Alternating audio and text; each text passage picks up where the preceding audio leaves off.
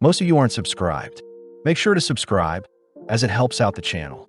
Without further ado, the series starts with our MC, Mao Mao, hearing her father call out to her, asking Mao Mao to deliver some medicine to the Verdigris house, but to be careful of kidnappers. As Mao Mao heads into town, we see a gorgeous woman, Perrin, renowned as one of the 3 famous princesses of the Verdigris houses, catch the attention of all the men in town. Having dropped off the medicine at the Verdigris house, Mao Mao begins writing up some notes on her most recent experiment, but is interrupted by Perrin, worried that Mao Mao's experiments are harming her. Just then, the granny of the Verdigris house greets Mao Mao, reminding Mao Mao to not perform any risky experiments, wondering if Mao Mao would like to serve his people and earn a little bit of cash as a courtesan. Not wanting any part of the offer, Mao Mao swiftly leaves, telling Granny that she had left her medicine. But right as Mao Mao leaves, the other 2 princesses appear, sad to not see Mao Mao.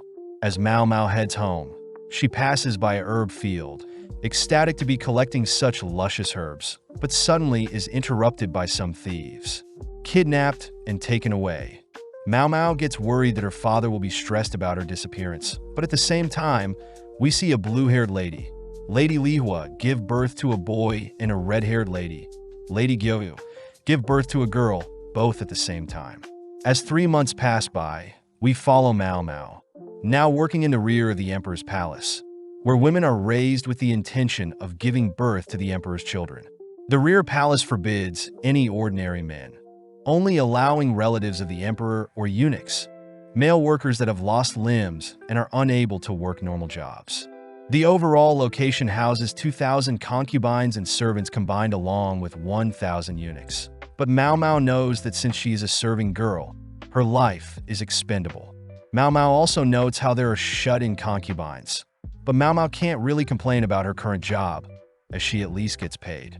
Running into a fellow service girl, Xiaolan, Mao Mao helps guide Xiaolan to her delivery location. Sad to see that girls are taught the bare minimum to work here, knowing that even servants like her have the opportunity to become low-ranking concubines. But due to her childlike body, Mao Mao brushes that thought aside.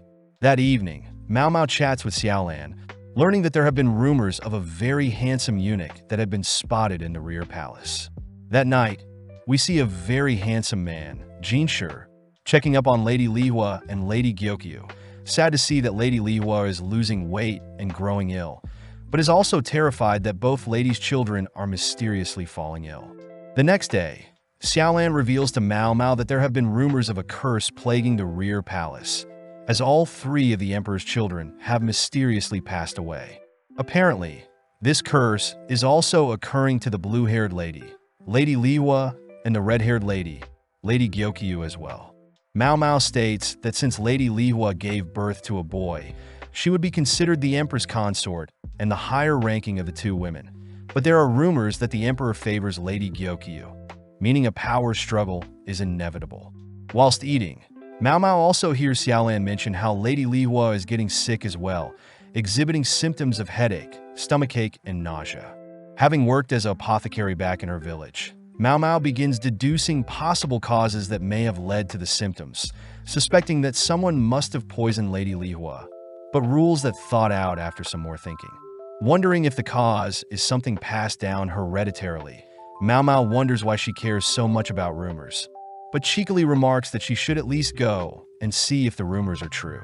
Upon entering a more high-ranking area of the palace, Mao Mao spots a crowd forming around the malnourished Lihua, who is accusing Gyokyu of cursing her child. Not wanting things to get out of hand, Jinshi is called to stop the fight, but as Mao Mao gets a closer look at Lihua, she manages to pinpoint the cause of this supposed curse, passing by Jinshi as Mao Mao wonders how she can help without exposing herself. Choosing to tie a note onto a mysterious flower, Mao Mao's message is ultimately ignored, leading to Lady Lihua's boy sadly passing away. Cutting to Gyokyu, she is seen having a private meeting with Jinshi, revealing that she had received a mysterious message a while ago, telling everyone that the rhododendron flower that the message was tied to had a white part that was poisonous. Sadly, the palace physicians had ignored the message, but Gyokyu would like to know who was the genius that gave them the message, asking Jinshi to track down the genius. Having suspicions of who this person could be, we cut to Xiaolan and Mao Mao on their break, gossiping about any new updates regarding the emperor, but suddenly one of the eunuchs asks for the girls to head to a part of the palace. Upon entering the assigned room, Jinshi appears, greeting the girls and introducing himself as the manager of the rear palace. Without saying another word, Jinshi writes a message on a piece of paper, asking only girls with freckles to remain in the room. Afterwards, Jinshi asks everyone to leave, shocking Mao Mao, as she realizes she was the only one that can read, meaning Jinshi has found his target. Asking Mao Mao to come quietly, Jinshi and Mao Mao begin heading through the palace, with Jinshi revealing that he had looked into Mao Mao, and records said Mao Mao couldn't read, but wanting to not stand out, Mao Mao feigns ignorance. As they enter a different part of the palace, Mao Mao prays that she doesn't get punished for anything, but upon entering Gyokyu's room, Mao Mao shows relief, seeing Gyokyu's daughter, Xiaoling, is alive and healthy. Not wanting to take credit for saving Lingli's life, Mao Mao tries to feign ignorance once again, but Jinshi pulls out the message received a while ago, stating that he knows the cloth used to write on was most likely from the skirt from a girl working with clothes. With no other reason to hide, Mao Mao reveals that she had figured out that the white powder concubines used to appear paler is poisonous, having seen various women in her village continue to use the white powder, but at the cost of their lives. Mao Mao also adds that she was able to identify the poison due to being an apothecary, having knowledge in medicine overall. Hearing this, Gyokyu states that a while ago, she was given the same white powder, but upon discovering that her child along with the nurse that provided the white powder was getting ill, Gyokyu had stopped using it entirely, ultimately sparing her baby's life.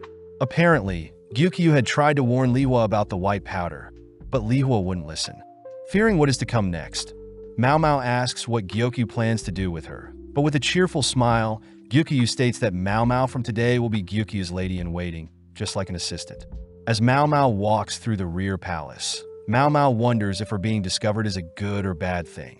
But at the same time, we see several soldiers suddenly collapse, suspecting that they've been poisoned. Seeing their men get poisoned, the leader of the soldiers accused the village leader for assisting the enemies. But just then we cut back to Jinshi, who has just learnt of the poisoning to their soldiers. Changing topics for a bit, one of the eunuchs asks Jinshi about Gyokyu's new attendant, but Jinshi states that compared to Lihua's 10 attendants, Gyokyu only has 4. But Jinshi reiterates that Gyokyu is quite smart, only choosing attendants that she can trust, which explains why Mao Mao is a candidate, as her knowledge of medicine is too valuable. Hearing the eunuch fear that Mao Mao may abuse her new positions as Gyokyu's attendant, Jinshi reasons that he should seduce Mao Mao a bit. The next morning, Mao Mao is seen packed up, chatting to Xiaolan, as she begins making her way to the Jade Pavilion, where Gyokyu lives. Just then, Mao Mao spots Jinshi flirting with several women, only to turn to greet Mao Mao, following up by grazing Mao Mao's hair in an attempt to seduce her. But this only weirds Mao Mao out. Upon arriving at the Jade Pavilion, Mao Mao is greeted by Hong Yang, the head lady in waiting for Gyokyu, who offers to show Mao Mao around the Jade Pavilion. First visiting Gyokyu, who warmly welcomes Mao Mao to her new home, remarking that her child Xiaoling also is happy to see her. Next, Hong Yang shows Mao Mao the guest waiting room, the kitchen and living room where all the ladies in waiting are cleaning, introducing themselves as Inghua, Good Yuan, Ailin. But when Mao Mao introduces herself, all the girls notice Mao Mao's wrapped up arm. Hong Yang states that there are no service girls in the Jade Pavilion, meaning that the 5 of them will have to do all of the work around here. But when Mao Mao offers to help them clean up, the ladies stop Mao Mao asking that she rest up for now, alluding to a special job that Mao Mao will have to do later on. As Mao Mao leaves, the 3 girls begin speculating on Mao Mao's tragic past, collectively shedding a tear for Mao Mao.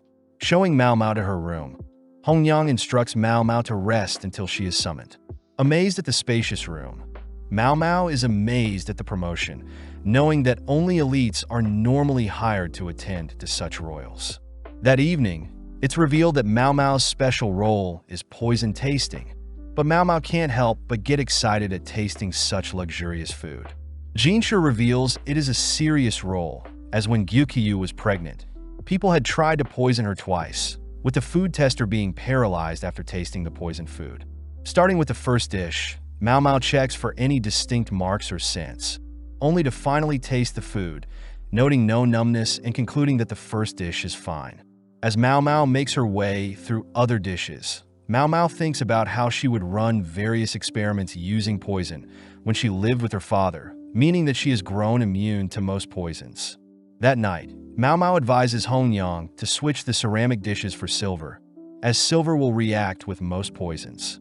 Amazed, Hongyang reveals that they had purposely used ceramic dishes to test Mao Mao's logic, wondering why Mao Mao doesn't reveal that she can read, write, and has knowledge in medicine and poisons.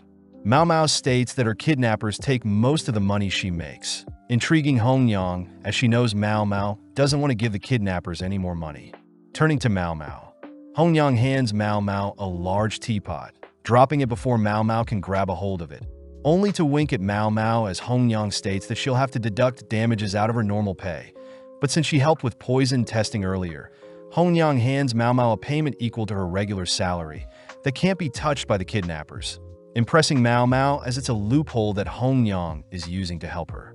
The next day, Mao Mao is told to once again rest, only called to test meals that may be poisoned, but easily gets bored. Just then, Mao Mao is called by Gyukyu and Jinshi, who once again tries to seduce Mao Mao, but no luck. Showing Mao Mao a case of baozi buns, Jinshi asks for Mao Mao to check the authenticity of the food, but upon smelling the buns, Mao Mao detects an aphrodisiac in the food. Amazed, Jinshi admits that he knew of the aphrodisiac in the food, which weirds Mao Mao out, believing that Jinshi wanted her to eat it, making Gyokyu laugh. Getting serious, Jinshi reveals that a group of soldiers had reported being poisoned not so long ago, exhibiting signs of nausea, difficulty breathing, and other ailments. Due to suspicions, the soldiers had planned to punish the head of the village, but luckily one of the officers convinced them otherwise, putting the punishment on hold. Asking if the soldiers ate outside, Mao Mao realizes the cause of the issue, heading to a nearby rhododendron flower to explain. Chewing on one of the flower petals, Mao Mao states that the flower gives the same symptoms listed, but in some cases, wood from trees can cause the same symptoms when burnt, making Jinshi realize that the soldiers did indeed use wood to start a fire. Relieved that the soldiers didn't harm the innocent villagers, Jinshi wonders if Mao Mao can make him an aphrodisiac.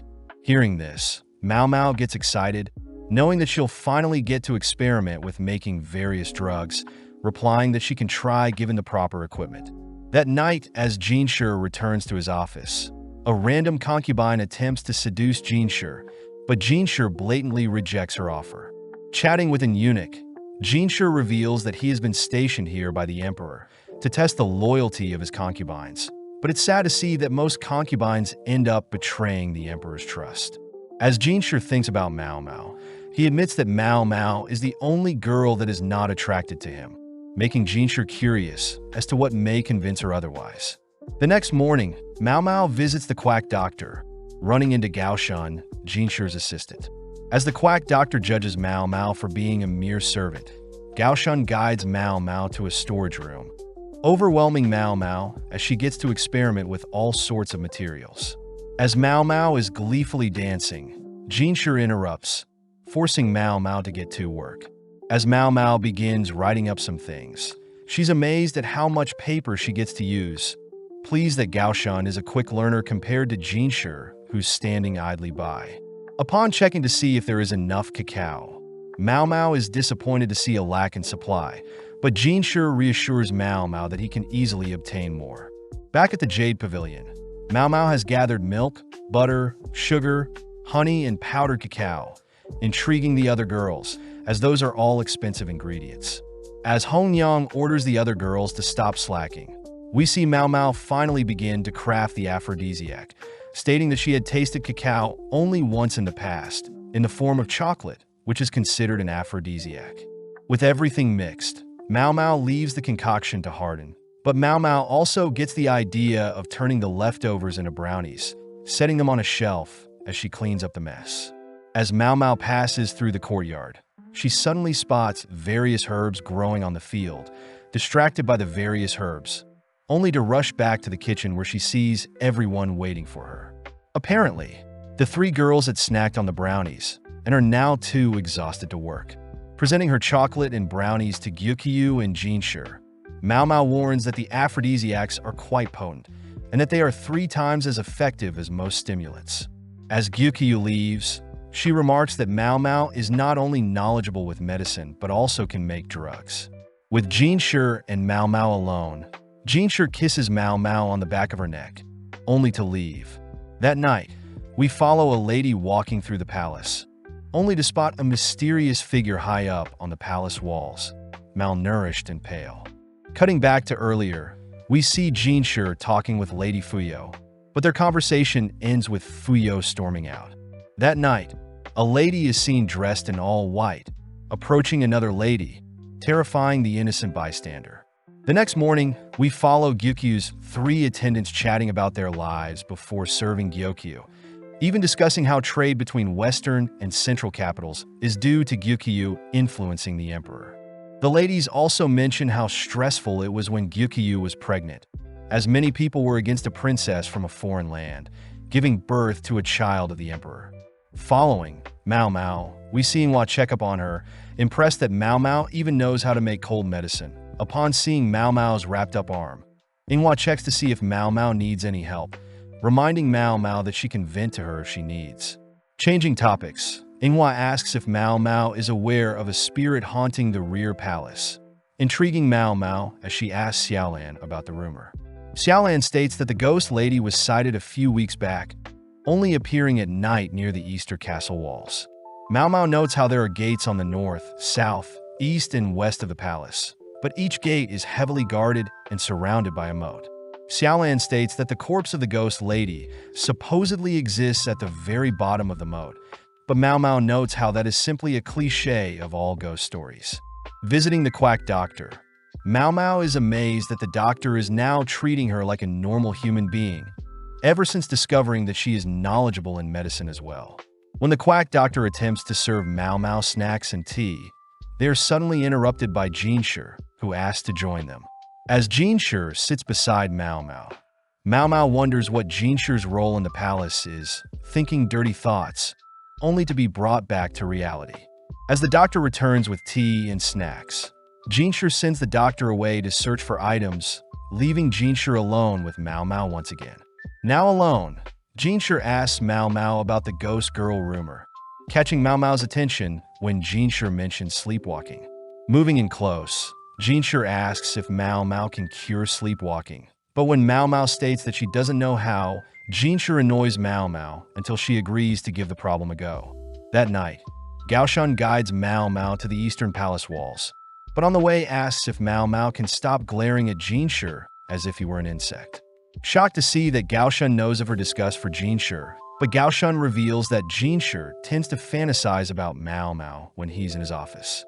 As they make it to the eastern wall, Mao Mao is captivated by Lady Fuyo, who is dressed in all white, marvelously dancing in front of the moon. The next morning, Mao Mao speaks with the quack doctor, learning that Fuyo was supposed to serve the emperor. But when she had failed to perform in front of the emperor, she chose to shut herself away from the world, ultimately scheduled to be a reward for a military officer. Knowing that she needs more information to cure Fuyo's supposed sleepwalking, Mao Mao asks for directions to Fuyo's room. But before Mao Mao leaves, she learns that Fuyo is from a poor country, which the quack doctor believes that Fuyo doesn't want to go back to.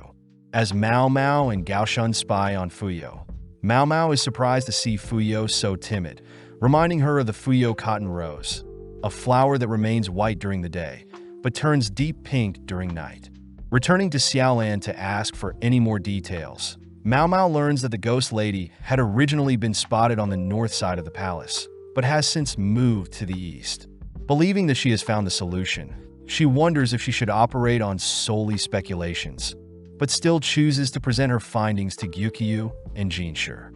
Mao Mao starts by recounting a tale of a concubine that lived in the town near her village, being a cheerful and skilled poet at first, but upon learning that she would be bought, had purposely acted demonic to avoid being bought. Additionally, Mao Mao adds that the person attempting to purchase the lady was a wealthy merchant that had a wife and kid. Hearing this, Gyukyu wonders if Fuyo was the same, but Jinshur smirks, asking if Mao Mao is telling them everything she knows. With nothing else to add, Mao Mao states that since that day, Fuyo had been forbidden to leave her room, but Mao Mao hopes that everything works out. As days pass by, people start noticing Mao Mao more quiet than usual, leading all the way until the day of Fuyo's departure with her assigned military officer. Having a private chat with Mao Mao, Gyukyu asks for Mao Mao's true answer to Fuyo's sleepwalking, convincing Mao Mao to reveal the rest of her solution. Apparently, Mao Mao believes that the military officer and Fuyo are childhood friends, having heard reports of the military officer insisting on Fuyo as his reward. Mao Mao hypothesizes that Lady Fuyo had purposely failed at her dance performance in front of the emperor to avoid any attention. Next, Fuyo had faked her sleepwalking symptoms as a way to devalue herself as a woman and give people reasons to get her out of the palace. Finally, Lady Fuyo's dance on the Easter Palace walls was most likely her way of praying for her military childhood friend to return safely from the eastern battlefields. As Fuyo leaves the palace, she shows her relief to finally reunite with her childhood friend, showing that Mao Mao's deductions were spot on. That evening, Mao Mao is seen wondering what it must be like to fall in love, but at the same time, a man asks Gyukyu a favor involving Mao Mao. Cutting to Mao Mao, we see several of Lihua's ladies in waiting scolding Mao Mao, having pushed Mao Mao down and begun berating Mao Mao for trying to feed Lihua such disgusting food. Flashing back, we see that the emperor is visiting Gyokyu, having Mao Mao taste the food for poison. But before Mao Mao can leave, after confirming that the food is not poisoned, she's surprised to see the emperor personally ask for a favor. Apparently, the emperor had asked for Mao Mao to solve and cure Lihua, as Lihua is acting strange, and since it's a request directly from the emperor, Mao Mao has no reason to refuse. Cutting back to the present, Mao Mao begins cleaning up the spilled food she had made for Lihua, only to be kicked out by Lihua's lady-in-waiting. Having lunch with Xiaolan, Mao Mao tells Xiaolan about Lihua's sick state, reasoning that the white powder must still be running through her body, but luckily, the white powder, along with the flour that it has come from, has been banned from the rear palace. Xiaolan is amazed that Mao Mao was personally asked by the emperor to cure his concubine, but Mao Mao notes how strange it is that the emperor is asking her instead of the quack doctor. Finishing up her meal, only to head to the kitchen. Knowing that she needs to expel the existing poison from Lihua's body, Mao Mao decides to create a better-looking porridge, but gets refused and kicked out by Lihua's lady-in-waiting. Trying once again, Mao Mao has no luck, but catches a glimpse of Lihua's normal prestigious meal, noting how the food may be delicious, but it's way too heavy for a sick person to be eating. As Mao Mao is kicked out, we see Jinshi off to the side observing her, watching as Mao Mao continues to try and serve Lihua, but her ladies-in-waiting continue to refuse Mao Mao's help. One day, as Mao Mao tries to bring food to Lihua, Jinshi appears, asking if Mao Mao needs any help, but seeing Mao Mao defeated, Jinshi charms Lihua's lady-in-waiting, allowing Mao Mao to finally serve Lihua a porridge. Slowly feeding Lihua the porridge, Mao Mao is happy to see that Lihua can still digest food on her own, but as Mao Mao wipes a stain from Lihua's face, she realizes that Lihua is covered in a white powder, similar to the poisonous one that had been banned. Getting serious, Mao Mao walks to the leader of the ladies-in-waiting, demanding to know who was in charge of applying the white powder to Lihua. When one of the leaders steps up, remarking that she was the one, Mao Mao slaps the lady to the ground, dragging her towards the draw, where she finds a poisonous powder.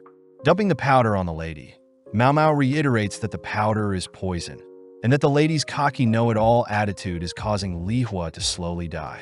As Mao Mao orders Lihua's ladies-in-waiting to clean up the white powder, Jinshi can't help but admire Mao Mao's serious sudden tone, which Mao Mao quickly corrects. Getting to work, Mao Mao dilutes her porridge, as Lihua is in worse condition than she thought. Next, Mao Mao opened up windows to allow ventilation, as the incense set up by Lihua's ladies were simply making it hard for Lihua to breathe. Mao Mao also orders Lihua's ladies to help wipe down and clean Lihua, only for Mao Mao to hydrate Lihua with tea to help flush out any toxins within Lihua's body. With Mao Mao spending more time taking care of Lihua, Lihua started to recover, allowing Mao Mao to begin adding fruits to the meal. As Mao Mao continues to take care of Li Hua, it's revealed that the leader of the ladies in the meeting was punished and confined, having hid the poisonous powder from everyone. Checking up on Mao Mao, Jinshi unveils a little treat for Mao Mao, who pleasantly accepts the gift, munching on the meal, but knows that the gift was from Gaoshan. Jinshi asks Mao Mao if they can help with Li Hua's recovery, prompting Mao Mao to ask Jinshi to begin constructing a steam bath, stating that sweating will help Li Hua as well. Returning to Li Hua's side, Mao Mao suddenly hears Li Hua speaking. Leaning in close to hear Li Hua ask why Mao Mao is helping her, stating that she doesn't want to live. Mao Mao reveals that she knows Li Hua doesn't want to die, prompting Li Hua to agree, as she thinks about the memories she had with her baby. With days passing by, we see Mao Mao help fuel the steam bath, where Li Hua is instructed to sit in. Afterwards, Li Hua is taken to her room, cleaned off, and fed, only for Li Hua's ladies to help Mao Mao clean off and dry Li Hua's dirty sheets. That evening, the leader of Li Hua's ladies had returned from confinement, declaring that she'll be taking over Li Hua's recovery, promising to never mess up again. Hesitant to speak to Li Hua, the leader of the ladies is relieved, seeing how much Li Hua has recovered. With 2 months passing, Mao Mao is happy to report that Li Hua is recovering well, even able to wander the palace gardens all by herself. Seeing Li Hua admire the garden's flowers, Mao Mao admits that she thought Li Hua would be arrogant and rude after the loss of her child, but it seems as if Li Hua has accepted the loss, making Mao Mao realize how pleasant of a lady Li Hua truly is. As Mao Mao rests for the day, we see Li Hua sit by her side, silently thanking Mao Mao for her help. With Mao Mao's final day attending to Li Hua, Mao Mao reports that she has told Li Hua's ladies in waiting how to proceed with Li Hua's diet, pleasing Li Hua. Before Mao Mao leaves, Li Hua asks Mao Mao if she's capable of having another child, believing that the emperor no longer loves her, but Mao Mao reveals that she was personally sent here by the emperor to make sure Li Hua lives. Seeing Li Hua still worried she'll lose the emperor to Gyokyu, Mao Mao reminds Li Hua that she has assets that exceed Gyokyu, whispering a technique that Li Hua can perform that may impress the emperor in bed. As Mao Mao leaves, she reveals that she had learned the technique from the ladies from her village when she was younger. Finally arriving back at the Jade Pavilion, Gyokyu and the other ladies are glad to see Mao Mao back, but that night, we cut to several men tossing trash into a fire. Out of nowhere, the fire erupts, changing into different colors that end up burning one of the men, who believes that he's been cursed. Sitting down and observing his wounds, the man begins to break down, terrified of the curse, but just then we cut to Jinshi on his morning training. Able to out-trade Basin, Jinshi commends his fellow eunuch, as Basin has greatly improved his swordplay. Getting cleaned off, Jinshi asks Gaoshan about Mao Mao. Happy to hear that Mao Mao is recovering well ever since returning to the Jade Pavilion. Cutting to Mao Mao, we see her digging through a garden, ecstatic to finally find some rare mushrooms, wondering where she should hide them. Just then, Mao Mao remembers that she has something to do, heading over to deliver Xiaolan some spare meals that Mao Mao was gifted. Sparking up a conversation, Xiaolan asks if Mao Mao had heard of a palace servant seducing a military officer, revealing that the servant had used an aphrodisiac, reminding Mao Mao of the chocolates she had created. Heading over to the quack doctor, Mao Mao reveals the matsutake mushroom she's dug up, exciting the quack doctor. As they both start grilling the mushrooms, they both secretly enjoy the delectable taste of the mushrooms. But just then, a man barges into the room asking if the quack doctor can cure his curse. Inspecting the man's burned hands, Mao Mao offers to make an ointment for the burns, all whilst the man recounts what happened. The man says that 2 nights ago, he was burning trash by the east side of the palace as he normally would, only to stumble onto a discarded women's dress that had both sleeves burnt off and several wooden tablets. Knowing that he shouldn't waste time, the man simply tossed the dress and tablets into the fire. But out of nowhere, the fire began changing colors, and next thing he knew his hands were burnt. Seeing the man in utter shock, Mao Mao takes out a stick, lighting it on fire, only to sprinkle chemicals to make the flame change color. When the man confirms that the color of the flames were the exact same, Mao Mao states that the chemicals are similar to what they use for fireworks. And as for the marks on the man's hand, Mao Mao reasons it's probably due to the man growing a rash from the wood. As Mao Mao hands the man an ointment, the man expresses his gratitude. But just then Jinshi appears, prompting the quack doctor to leave and prepare tea for Jinshi.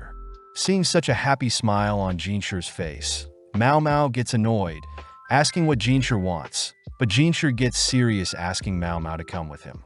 Setting up chemicals in front of Mao Mao, Jinshi asks Mao Mao how many colors he can make with the chemicals and how to apply them. Mao Mao states she's not too sure, but she knows some chemicals can be dissolved in oil and some in water. Before Mao Mao can leave, Jinshi asks for the chemicals to be teapot steamed, shocking Mao Mao, as Jinshi had found out she was hiding something. As Mao Mao leaves, Jinshi orders Gaoshan to find everyone that had suffered rashes from holding wooden tablets. But Mao Mao knows that the wooden tablets were most likely used to decode a secret message. Heading back to the Jade Pavilion, Mao Mao wonders why everyone is in a rush, forced to try on a dress, only to learn that twice a year a garden party is held for the emperor and the high officials. On top of the emperor, his 4 upper-ranking concubines, the prestigious consort, Gyokyu, the wise consort, Li Hua, the virtuous consort, Li Shu, and the pure consort Aduo. Hong Yang states that last time, Li Hua and Gyokyu couldn't attend due to giving birth, but this time, Gyokyu will be showing off her child, Princess Lingli, for the first time.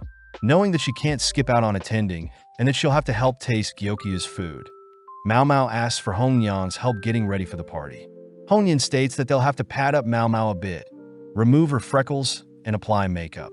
With Mao Mao dreading having to smile at the high-ranking officials and stand in the cold wind, Mao Mao gets an idea, rushing to prepare things. That night, Hong Yang checks up on Mao Mao, seeing that Mao Mao has cooked up some orange and ginger snacks to help warm up the guests. When Mao Mao shows off an additional layer she sewed onto her dress to keep hand warmers, Hong Yan begs Mao Mao to do the same for the other girls. Mao Mao immediately gets to work. As word spread of Mao Mao's pocket warmer trick and orange snack, Jinshi and Gaoshan ended up visiting, along with the emperor's seamstress and cook, asking to learn Mao Mao's techniques. With several days going by, Mao Mao rushes to prepare and learn everything needed for the garden party, managing to finish preparations the day before. But at the same time, Gaoshan reports that he hasn't been able to track down any other victims that have been received burnt marks like the cursed man. With the big day arriving, Mao Mao and the ladies all gather around Gyokyu, stunned at Gyokyu's crimson beauty. As a token of appreciation, Gyokyu lends a piece of jewelry to each of her ladies in waiting, reminding Mao Mao that she is now part of her family. Just then, the ladies grab hold of Mao Mao, beginning to transform Mao Mao into a true woman. But as one of the ladies cleans off Mao Mao's face, they all stop and gather around Mao Mao's face. With all 4 princesses entering the assigned area, we see Jinshi greeting all the princesses, managing to charm Li Shu, heading to greet Gyokyu last. As Jinshi greets Gyokyu, he notes how Gyokyu's crimson outfit and her jade eyes complement each other. But spotting Mao Mao to the side, Jinshi attempts to tease her a bit, but is stunned to see Mao Mao's gorgeous face. Having not recognized her, Jinshi compliments Mao Mao for applying makeup and removing her freckles, but Mao Mao reveals that she never had freckles to begin with. Finding it strange that Mao Mao would fake her freckles, Jinshi is shocked to learn that back in Mao Mao's village, men would prey on any women they can. But by faking freckles, Mao Mao would never be attacked or assaulted due to her ugly looks and childlike figure. Additionally, Jinshi learns that Mao Mao was kidnapped from her village, apologizing for something so sad to happen to such a talent like Mao Mao. Mao Mao states that it isn't Jinshi's fault, but Jinshi pulls Mao Mao close, giving Mao Mao his hairpin, only to leave. As other ladies voice their jealousy at Mao Mao, Gyokyu approaches Mao Mao, uttering that Mao Mao no longer belongs to a single person. Before Mao Mao can learn what that means, the garden party begins, overwhelming Mao Mao as the sheer scale of the party is unimaginable. But at the same time as the food for the guest is served, we cut to an ominous silhouette. As the garden party unfolds, we cut to Mao Mao and the other ladies all clinging to each other as the cold wind brushes past them. Peeking through the curtains, Mao Mao notes how the arrangement of the 4 concubines encourages rivalry. Looking around, Mao Mao spots Empress Dowager, having given birth to the Emperor and the Emperor's younger brother at a very young age. Sadly, the Emperor's younger brother couldn't make the party, supposedly being too sick to leave the house.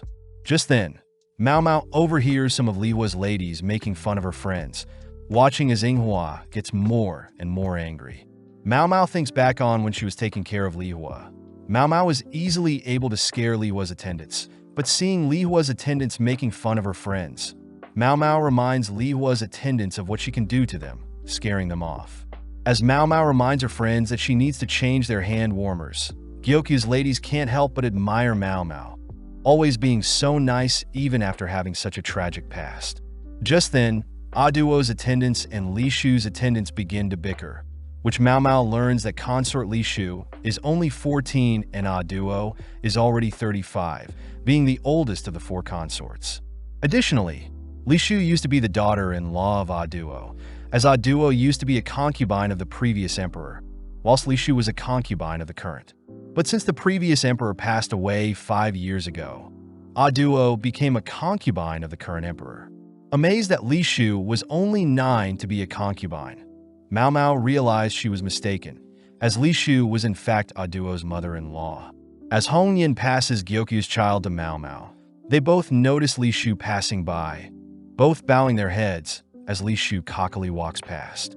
Hong Yin states that Li Shu is very young, as a virtuous consort like Li Shu would normally wear white, but instead Li Shu chose to wear a dark pink, a color similar to Gyoku's crimson red.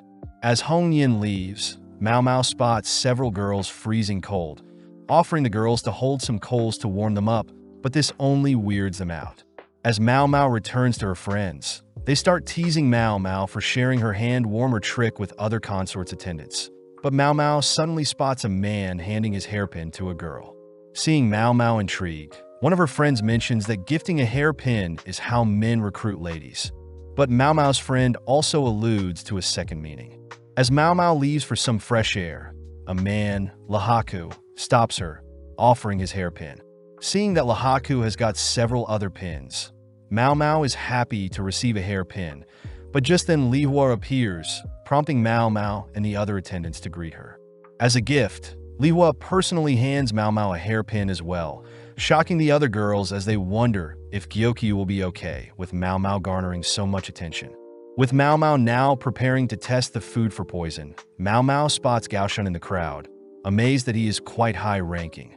Also, Mao Mao spots Lahaku is also quite high-ranking, but wonders where Jinshi is compared to the others. With the first soup dish served, Mao Mao notes that there is no strange clouding appear, along with no peculiar smell from the soup.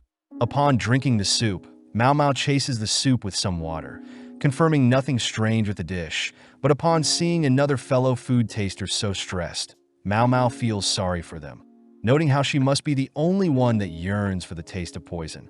Up next is a vinegar fish and vegetable dish, a favorite of the Emperor's, but instead of blueback fish there is jellyfish. With nothing too outlandish, Mao Mao pans over to see Li Shu sweating at the thought of eating fish, but forces herself to eat it as she is in public. But as she looks at Li Shu's food taster, Mao Mao spots the food taster smirking while staring at Li Shu. At the same time, one of Lahaku's friends asks Lahaku to watch one of the food tasters, realizing that it is Mao Mao from earlier. Slowly watching as Mao Mao sensually slurps and enjoys the next dish. But as Mao Mao finishes enjoying the dish, she declares that the dish she just tasted was poisoned, quickly walking off. As Jinshi begins slowly walking to the stage, he makes it just in time to see another person collapse from tasting the dish, but spots Mao Mao running off somewhere. Checking up on Mao Mao, Jinshi is shocked to see Mao Mao so happy, grabbing and dragging her to the infirmary. Mao Mao notes how she would have loved to swallow the poison, but states that the poison would have easily paralyzed her. But hearing this, Jinshi gets weirded out.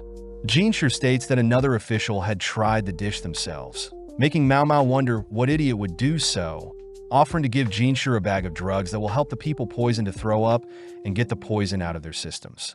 Accepting the drugs, Jinshi continues to drag Mao Mao along, but Mao Mao notes how Jinshi has gotten a new hairpin, wondering why he wasn't at the party until now.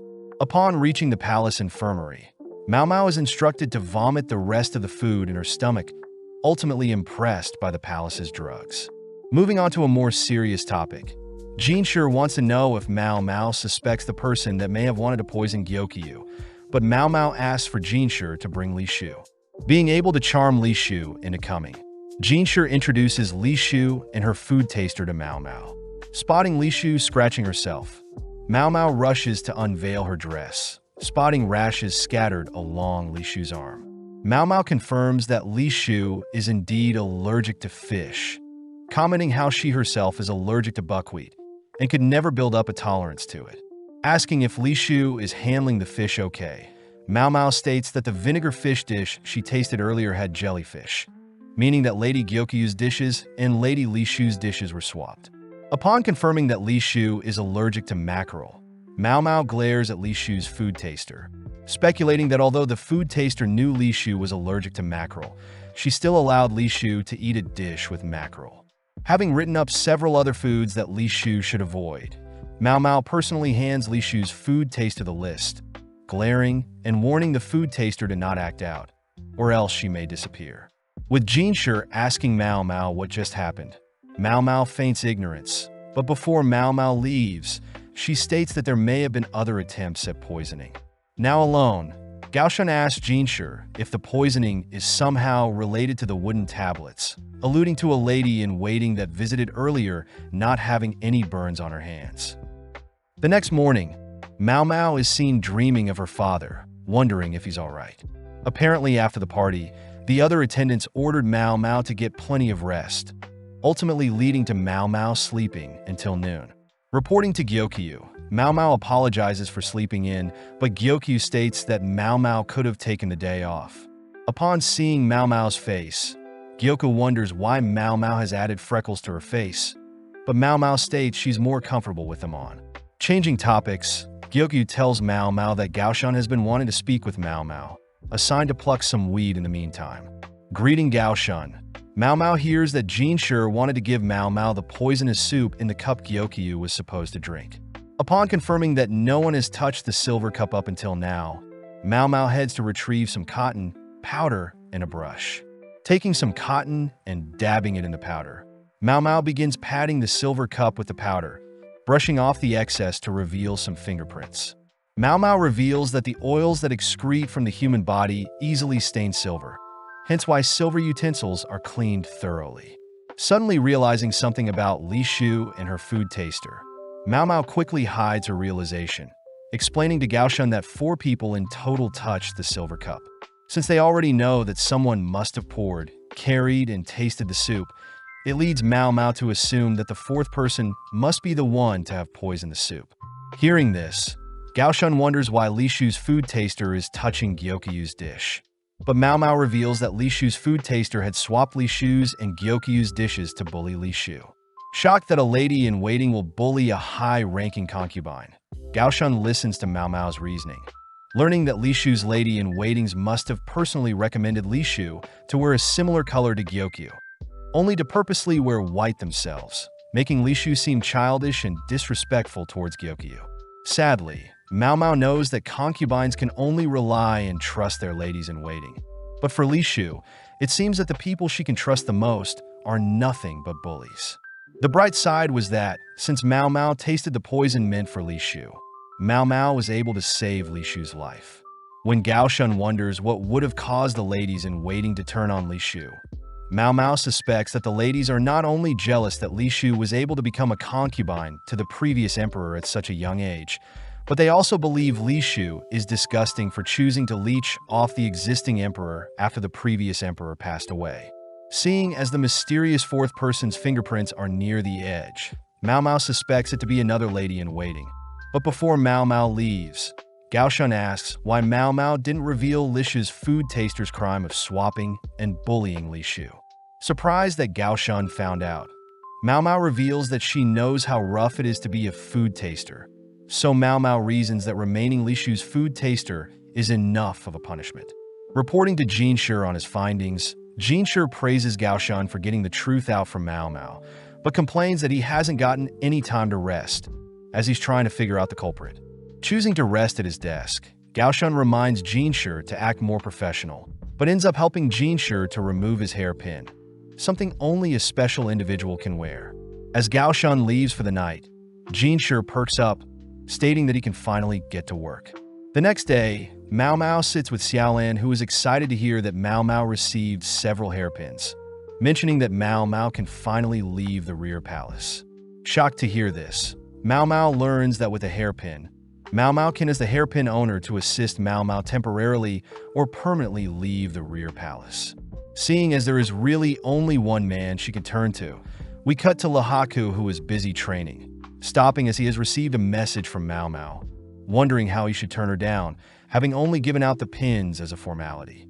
Choosing to privately chat with Mao Mao, Lahaku is shocked to see Mao Mao is completely different without makeup, but asks why Mao Mao had summoned him. Upon hearing that Mao Mao would like Lahaku to vouch for her to visit her home, Lahaku gets pissed, wondering what Mao Mao can give in exchange. As a trump card, Mao Mao reveals that she has special vouchers to the VIDZ house, a super-renowned brothel that would normally take up 1 year's worth of Lahaku's salary. Seeing Lahaku hesitant at first, Mao Mao chooses to play hard to get, taking back the vouchers only to show off 2 of her other hairpins. Upon realizing that the 2 other pins are far superior than his, Lahaku has no choice but to accept Mao Mao's offer, fearing that he'll never get a chance like this again. Reporting the good news to Gyokyu and the other girls, Mao Mao promises to bring back souvenirs. But Gyokyu and Hongyan note how Mao Mao probably doesn't know the full extent of what the hairpin means. As Mao Mao leaves, we see Jinshi finding out that Mao Mao had left the rear palace with another man, but Gyokyu adds that it'll only be for 3 days. With Mao Mao and Lahaku traveling by carriage, Mao Mao reveals that the town near her village is renowned as the Pleasure District, with the 3 princesses of the VIDZ house idolized by the whole country. Upon arriving at the entrance of the VIDZ house, Mao Mao rushes to hug Granny, but instead receives a swift blow to her stomach. Mao Mao reassures Lahaku that she's fine, as Granny used to perform the trick to allow Mao Mao to spit out all the poison she would test and consume. Happy to see Lahaku has lots of muscles, Granny assigns Lahaku Perrin, finally alone with Mao Mao. Wondering why Mao Mao left for 10 months, Mao Mao states that she had sent a letter, which the Granny confirmed she got. That's why she chose to service Lahaku for a discount. Taking out the money she earned at the rear palace, Mao Mao apologizes for not making enough to afford Perrin, but Granny states that Mao Mao simply needs to bring in more young guests like Lahaku, so they can squeeze them for all their money. As Granny leaves, she tells Mao Mao to quickly return to her father, heading back down the street that she grew up on. Upon entering her father's home, Mao Mao spots her father doing the same thing as when she left, sitting down and telling her father stories of her time at the rear palace. Telling her father that she'll need to return in 2 days' time, Mao Mao chooses to rest for the night. But as Mao Mao sleeps, her father reveals that he has connections with the rear palace. The next morning, Mao Mao wakes up, remembering that she is home, but notes how she is quite sweaty. Seeing that her father isn't home, Mao Mao reasons that her father is probably out in the herb field, wishing that her father would stop working at his age. Just then, a little girl begins banging on her home, prompting Mao Mao to approach her and ask what's the problem. Without saying anything, the little girl grabs Mao Mao, dragging her into the house, where she sees a crowd forming in front of her room. Upon entering the room, Mao Mao is stunned to see 2 people incapacitated, but snapping out of the daze, Mao Mao gets to work, assessing the situation. Seeing as the man isn't breathing and the woman is barely breathing, Mao Mao orders another helper to check if the lady has anything clogging the throats. With Mao Mao and the helper applying CPR to both people, Mao Mao orders the little girl to bring charcoal. With Mao Mao managing to resuscitate the 2, Mao Mao cleans out her mouth, sarcastically remarking that it's great to be home. As Mao Mao asks the house's ladies to not touch anything within the room, Mao Mao begins inspecting the room, noting how the 2 victims were a courtesan and a customer. Upon entering the room, Mao Mao picked up scents of alcohol and tobacco, also spotting 2 bottles, some broken glass, wheat stalks, a pipe, and some tobacco. With the little girl arriving with the charcoal Mao Mao had asked for, Mao Mao asks for something to write on, giving the little girl a message, asking the little girl to go fetch her father's in the herb field. As the little girl leaves, she gives Mao Mao a dark stare. But as the little girl returns with Mao Mao's father, Mao Mao reports that she has crushed the charcoal and it should be ready to be mixed with herbs to treat the two victims. Following the courtesan, we see that she has gotten better, learning that the male customer is also now stable. With Mao Mao and her father alone, Mao Mao reveals that her father is quite smart, able to piece together things with simple clues. Asking Mao Mao to sit with him, Mao Mao's father tests Mao Mao, asking what she thought caused everything. Mao Mao states that she believes the tobacco leaves are quite poisonous, being commonly used for suicides, which her father confirms is true. Asking if Mao Mao had them drink water, Mao Mao states that she didn't, which her father commends, as the stomach acid can prevent poison from being absorbed. But when water is added, it makes it easier for the human stomach to absorb the poison. Next, Mao Mao's father pokes a hole in Mao Mao's deduction, asking what if the tobacco leaves were soaked in water beforehand, prompting Mao Mao to confirm that there are no leaves in the vomit, meaning that diluting the poison with water may have actually been better. As the owner of the house thanks Mao Mao and her father, Mao Mao sees that the wheat stalks are used to drink liquids without messing up one's lipstick. As a thanks, the owner pays Mao Mao and her father, but when Mao Mao's father attempts to decline the payment, Mao Mao reminds her father that he has to pay for rent. Mao Mao notes how the man and women must have attempted a double suicide, as it's not too uncommon for something to occur, as usually poor men and an unhappy courtesan would agree to take their own lives. Mao Mao finds it weird that the man who wears such expensive clothes would choose to take his own life. But just then Mao Mao spots the little girl visiting the man, reasoning that she too should check up on the man as well. Upon entering the room, Mao Mao is horrified to see the little girl attempting to stab the man, swiftly disarming the girl. Hearing the little girl scream that the man deserves to die, Mao Mao headbutts the little girl, forcing her onto her knees. But just then, a lady arrives, asking to speak privately with Mao Mao. The lady reveals that the man poison was quite a problematic customer, always flirting and promising to purchase and give women a better life, only to lie and dump the girls. Having been stabbed and poisoned in the past, the man comes from a rich merchant, ultimately choosing to resolve issues with money. It's revealed that the man did the same thing to the little girl's older sister, but it turns out the older sister had fallen for the scummy man. The concubine that was poisoned is apparently friends with the little girl's sister and had tried a double suicide with the man. Since they can't ban the man, as it would be bad for business, they have no choice but to leave him as is.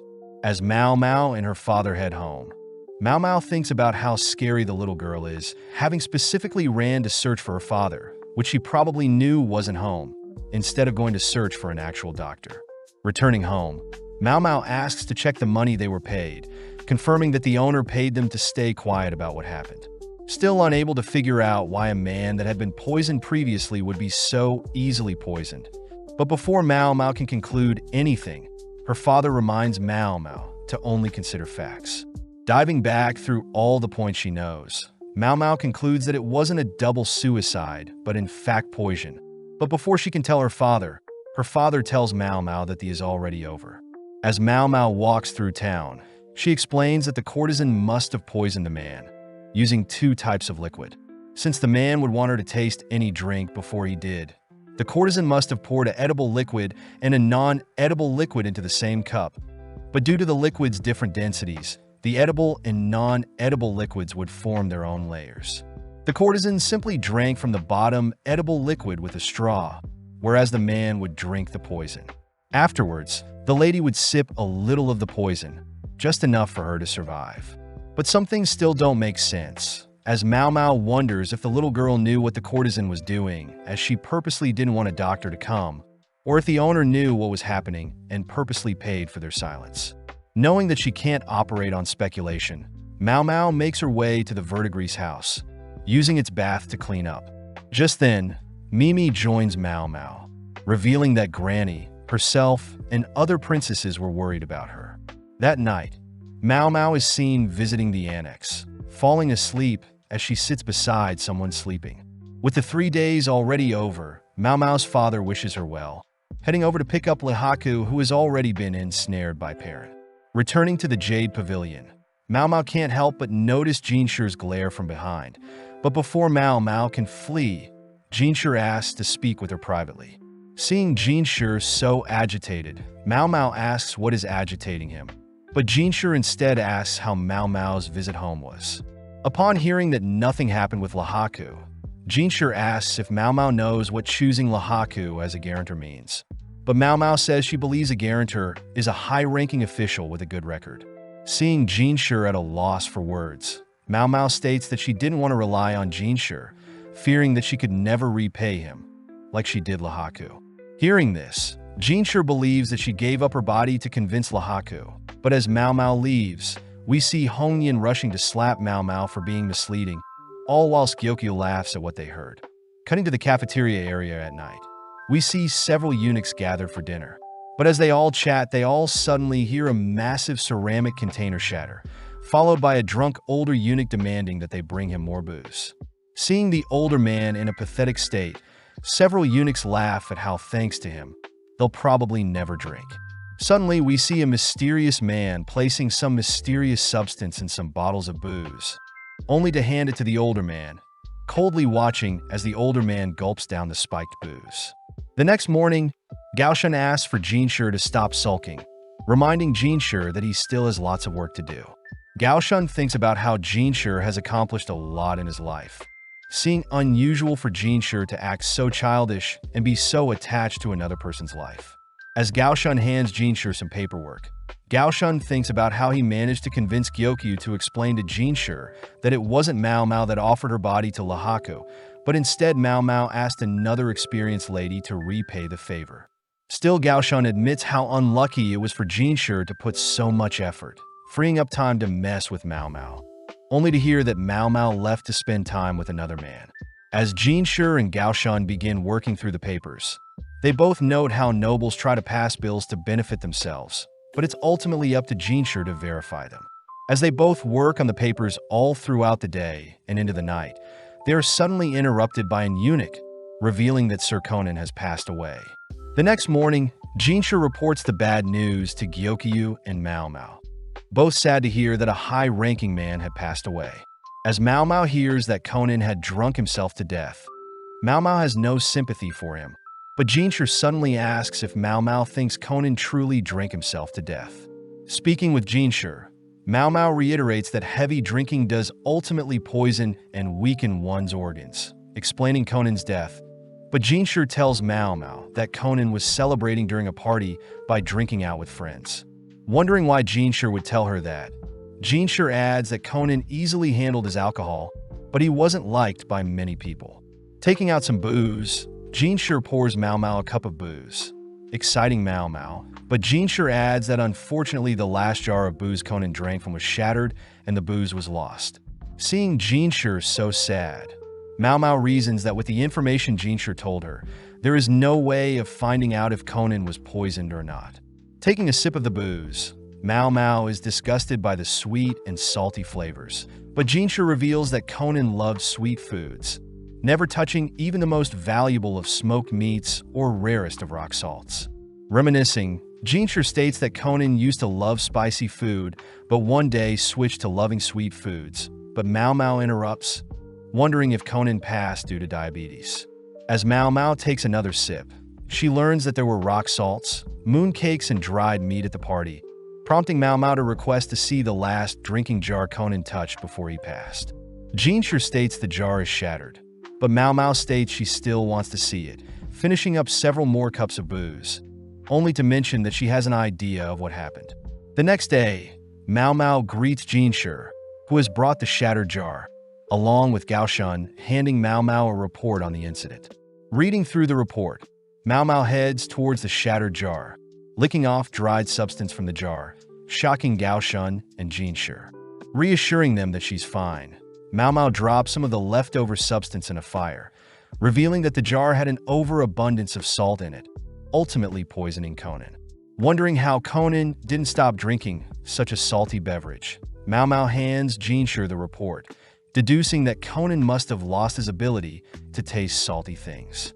Apparently, Conan was quite a talented and smart bureaucrat, but unfortunately, he had lost his wife and child to an epidemic, choosing to escape by drinking and consuming sweets. Mao Mao states that Conan's inability to taste salty things is a form of illness that stems from an unbalanced diet or stress. Hearing all of this, Jinshi asks Mao Mao who could have placed salt in Conan's drink, but Mao Mao states that she has no idea. Mao Mao does add that the booze she tasted yesterday had salt, so it could have been someone that didn't like sweet drinks, or it could have been co-workers that tried pranking Conan but simply took it too far and poisoned Conan. Hearing all this, Jinshi whispers something to Gaoshan, sending him off, but at the same time, Mao Mao thinks about how she doesn't want to reveal the culprit, fearing that she'll get someone punished, but notes how she had given Jinshi enough clues already. As Jinshi thanks Mao Mao for the insight, Mao Mao spots an obsidian tassel tied to Jinshi's waist, asking how close Jinshi was to Conan.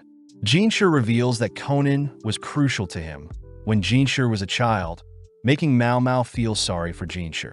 As a thanks for all the help, Jinshi gives Mao Mao a bottle of booze, exciting Mao Mao, but as Jinshi tries to tease Mao Mao, Mao Mao fires back, teasing Jinshi for slacking on his paperwork. Backed into a corner, Jinshi mentions how he has the ability to pass a law that forbids underage drinking until the age of 20 years old, finally getting Mao Mao to concede their little dispute. As several days pass, we see a mysterious lady suddenly being flung into a body of water, helplessly left to drown. The next day, Mao Mao and the quack doctor are called to inspect the body of the victim, impressing Mao Mao as the corpse had been preserved due to the cold weather. Asking about the victim, Mao Mao learns that the victim was most likely a servant from the rear palace, and her body was found in the moat surrounding the palace, but gets thrown off seeing how scared the quack doctor is. Too scared to touch the body, the quack doctor asks if Mao Mao can search and touch the body, but Mao Mao states that her teacher forbade Mao Mao from touching corpses. Just then, Jinshi appears, asking Mao Mao more on the reason she can't touch corpses, but Mao Mao shyly remarks that humans can become ingredients as well, and her father had foresaw Mao Mao experimenting with human corpses, forbidding Mao Mao from doing something so inhumane. As the quack doctor begins performing an autopsy on the corpse, they note how the woman is tall, has hard wooden shoes, bandages on one foot, and all her fingers are red, but Mao Mao can't help but feel bad for how cold the lady must have been in the water. That evening, Jinshi tells Mao Mao that the lady was fine yesterday, suspecting that she must have climbed the palace walls and threw herself into the surrounding moat.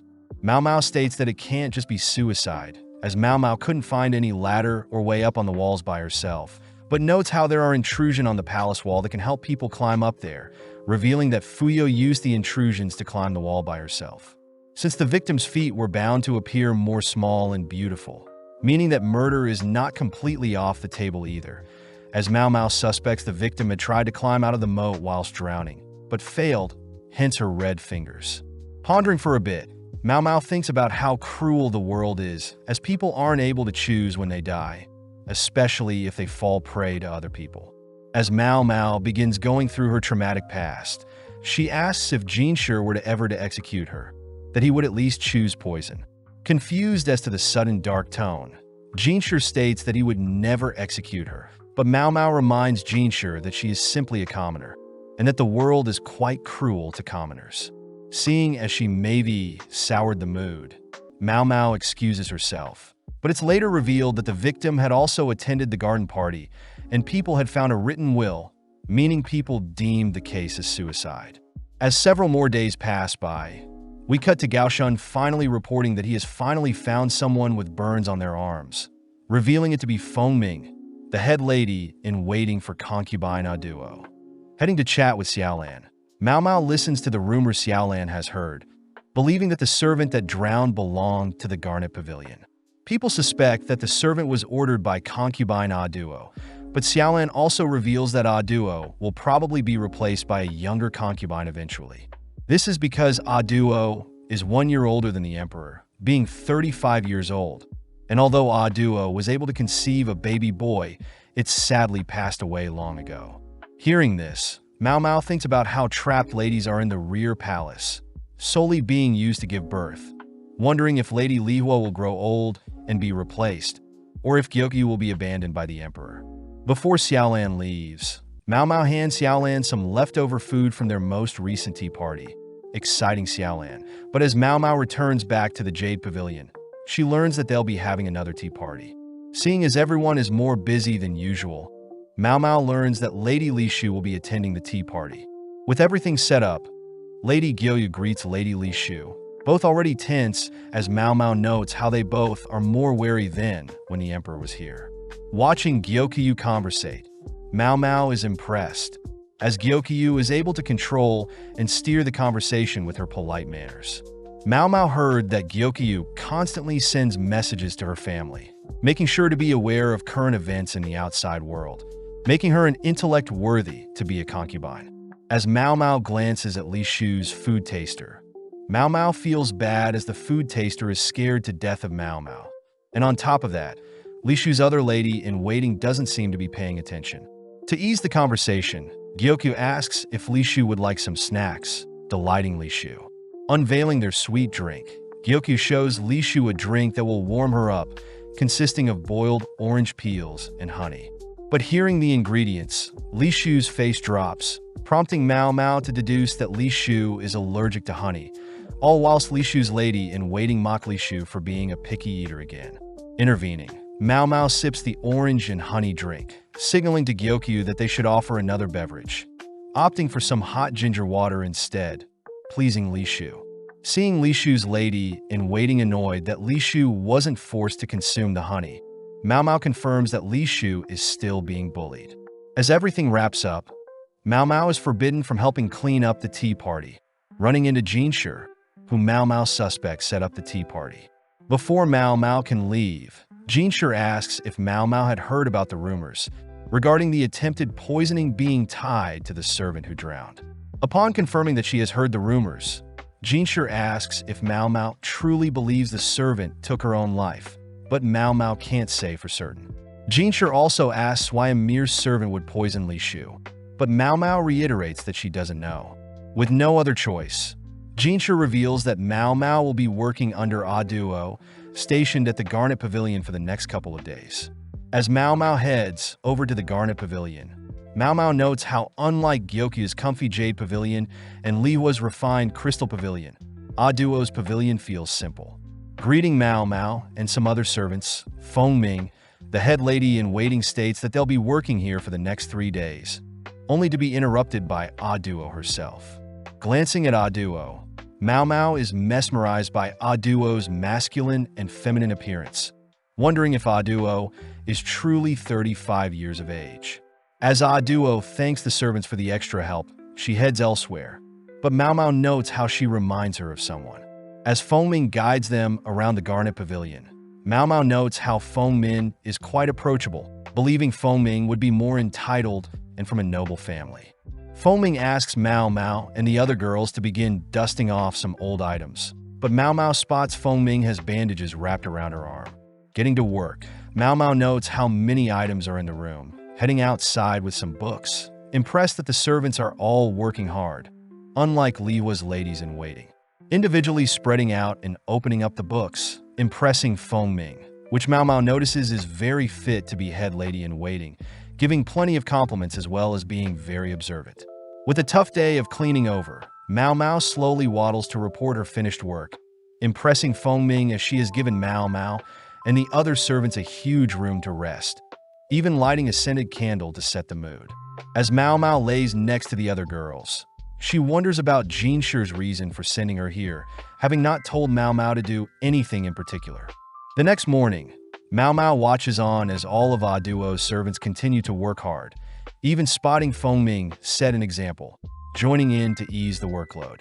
Seeing this dedication, Mao Mao wonders if Feng Ming ever considered marriage or if Feng Ming chose to serve A Duo for life. Mao Mao reasons if Feng Ming was deeply loyal to A Duo, it could possibly explain Li Shu's poisoning, as Feng Ming feared A Duo would be replaced, choosing to free up a spot by taking out another fellow concubine. As Mao Mao is called to help elsewhere, she notes the abundance of honey, learning that Feng Ming's family owns a bee farm, explaining the sweet candle scent last night. Beginning to move the honey elsewhere, Mao Mao spots Lady Li Shu and her food taster, both acting frightened, wondering why they are here at the Garnet Pavilion and if it has anything to do with honey. With her 3 days up, Mao Mao reports back to Jinshi, annoyed that Jinshi is acting so nonchalant and asking vague questions. Getting serious, Jinshi asks who would be most qualified to contact the outside world, out of the ladies in the Garnet Pavilion. Realizing that Jinshi is leading her somewhere, Mao Mao reveals that Fengmin would be the most qualified, having deduced that the bandages around her arm link her to the mysterious colored wooden tablets, believing the tablets to have some sort of code. Happy to hear that Mao Mao is on the same page, Jinshi dips his finger in some honey, slowly approaching Mao Mao as he intends to give her a reward. Creeped out, Mao Mao begins to back away, only to be cornered, calling out to Gaoshun for help, but no reply. Wondering if she should just give in or escape. But as Jinshi slowly moves his fingers closer to Mao Mao, he utters that it's not honey but an aconite syrup. Upon hearing this, Mao Mao begins realizing something. Realizing Li Shu's allergic reaction, the servants drowning along with realizing Fengming's involvement are all tied to syrup. Luckily, Gyokyu catches Jishin in the act, scaring Jinshi off, checking to see if Mao Mao is alright. Still mad that Gaoshun let Jinshi get away with such an act, Mao Mao asks to visit Li Shu, accompanied by Gaoshun. Li Shu is sad to see that Jinshi isn't visiting, but allows Mao Mao to speak her mind, prompting Mao Mao to ask if Li Shu is allergic to honey. Li Shu is surprised that Mao Mao knows, revealing that when she was younger, her nurses forbid honey, believing it was life-threatening. Before Li Shu can say anything further, one of Li Shu's lady-in-waiting butts in, scolding Mao Mao for digging into Li Shu's private life, followed by another lady-in-waiting asking Li Shu to kick Mao Mao out. Seeing Li Shu being manipulated by the ones so close, Mao Mao declares that she is simply following Jinshi's orders, getting the girls to back off. Getting serious, Mao Mao asks if Li Shu is aware of Fengming, spotting Li Shu's being terrified upon hearing that name. As Mao Mao and Gaoshun head back, Mao Mao asks if she can learn about past events in the rear palace, prompting Gaoshun to search previous court documents, wondering what Mao Mao has figured out. Sifting through the documents, Mao Mao realizes 17 years ago, the current emperor had their now deceased son with Aduo. Apparently at the same time, the current emperor's father had a son as well, the current emperor's little brother. The documents state that Aduo and the current emperor were raised by the same parents, making them foster siblings. But most shocking of all, the baby that passed away was delivered by Dr. Luomin, Mao Mao's father. Sadly, Mao Mao had already suspected this, spotting herbs that she saw her father growing when she was younger and can only be found in different regions. The documents state that Luomin was expelled, leading Mao Mao to wonder the reason for her father being kicked out. The next morning, Mao Mao heads to visit Fengming, telling Fengming that she has brought a gift for Aduo from Gyokyu. But when Mao Mao shows what's inside the gift, Fengming gets serious, inviting Mao Mao in. As Fengming begins cooking up some snacks, Mao Mao spots several pieces of luggages packed up, confirming her suspicions. As Fengming serves Mao Mao her snacks, Fengming asks Mao Mao what she's looking for, but Mao Mao immediately asks when Fengming will be leaving. With Fengming impressed, Mao Mao continues, revealing that she knows the cleanup for the Garnet Pavilion was simply preparations to welcome the new high-ranked concubine and that Aduo must leave soon. Mao Mao also states that she suspects Aduo can no longer give birth. But Fengming states that's none of Mao Mao's business, only for Mao Mao to reveal that her father, Luomin, was the one that delivered the babies at that time. Mao Mao suspects that since the former emperor and the current emperor had babies at the same time, Aduo was ultimately left to give birth alone, as Mao Mao's father was forced to prioritize the previous emperor. With Fengming by Aduo's side, Aduo was luckily able to give birth to a baby boy, but at the cost of her uterus. As Fengming glares at Mao Mao, Mao Mao states that Aduo's baby passed away shortly after, deducing that Fengming was the one taking care of the child instead of Aduo. Praising Mao Mao for figuring everything out, Mao Mao adds that people believe the baby passed away from toxic white powder, just like Li Hua's baby, but Mao Mao suspects it was another issue. With a serious glare, Fengming listens to Mao Mao as she notes Fengmin is quite smart, having kept the baby away from the white powder, unveiling the gift, revealed to be a flower and some honey. Mao Mao states that the nectar from flowers can be very poisonous, especially to newborns, revealing that Fengmin had unknowingly fed Duo's child nectar, believing that it would be good for the child, but sadly, it was poisonous. Mao Mao says that her father, the head doctor at the time, was ultimately blamed for the death of Duo's baby and kicked out of the rear palace. But later Fengming found out that she was the reason, choosing to hide it from Duo. Sadly, Fengmin had discovered that Li Shu was aware of such side effects of honey, so Fengming decided she would eliminate Li Shu. At the time, Li Shu was quite close with Duo, as Li Shu was a child with no parents, and Duo was a mother that had lost her child, both naturally gravitating to one another. One day, Li Shu had tried to tell Fengming about honey being dangerous to newborns, shocking Fengming as she didn't want Duo to ever hear, driving Li Shu away from the rear palace. On top of that, when the previous emperor had passed away, Li Shu was no longer wanted in the rear palace, relieving Fengming. Unfortunately for Fengming, Li Shu was reinstated as the current emperor's concubine, meaning that Li Shu was once again capable of revealing the truth of Fengming poisoning Duo's child with honey, prompting Fengming to poison Li Shu's soup during the garden party. With everything revealed, Fengming asks what Mao Mao wants, but as Mao Mao stares at the butcher knife behind Fengming, Mao Mao replies that she doesn't want anything.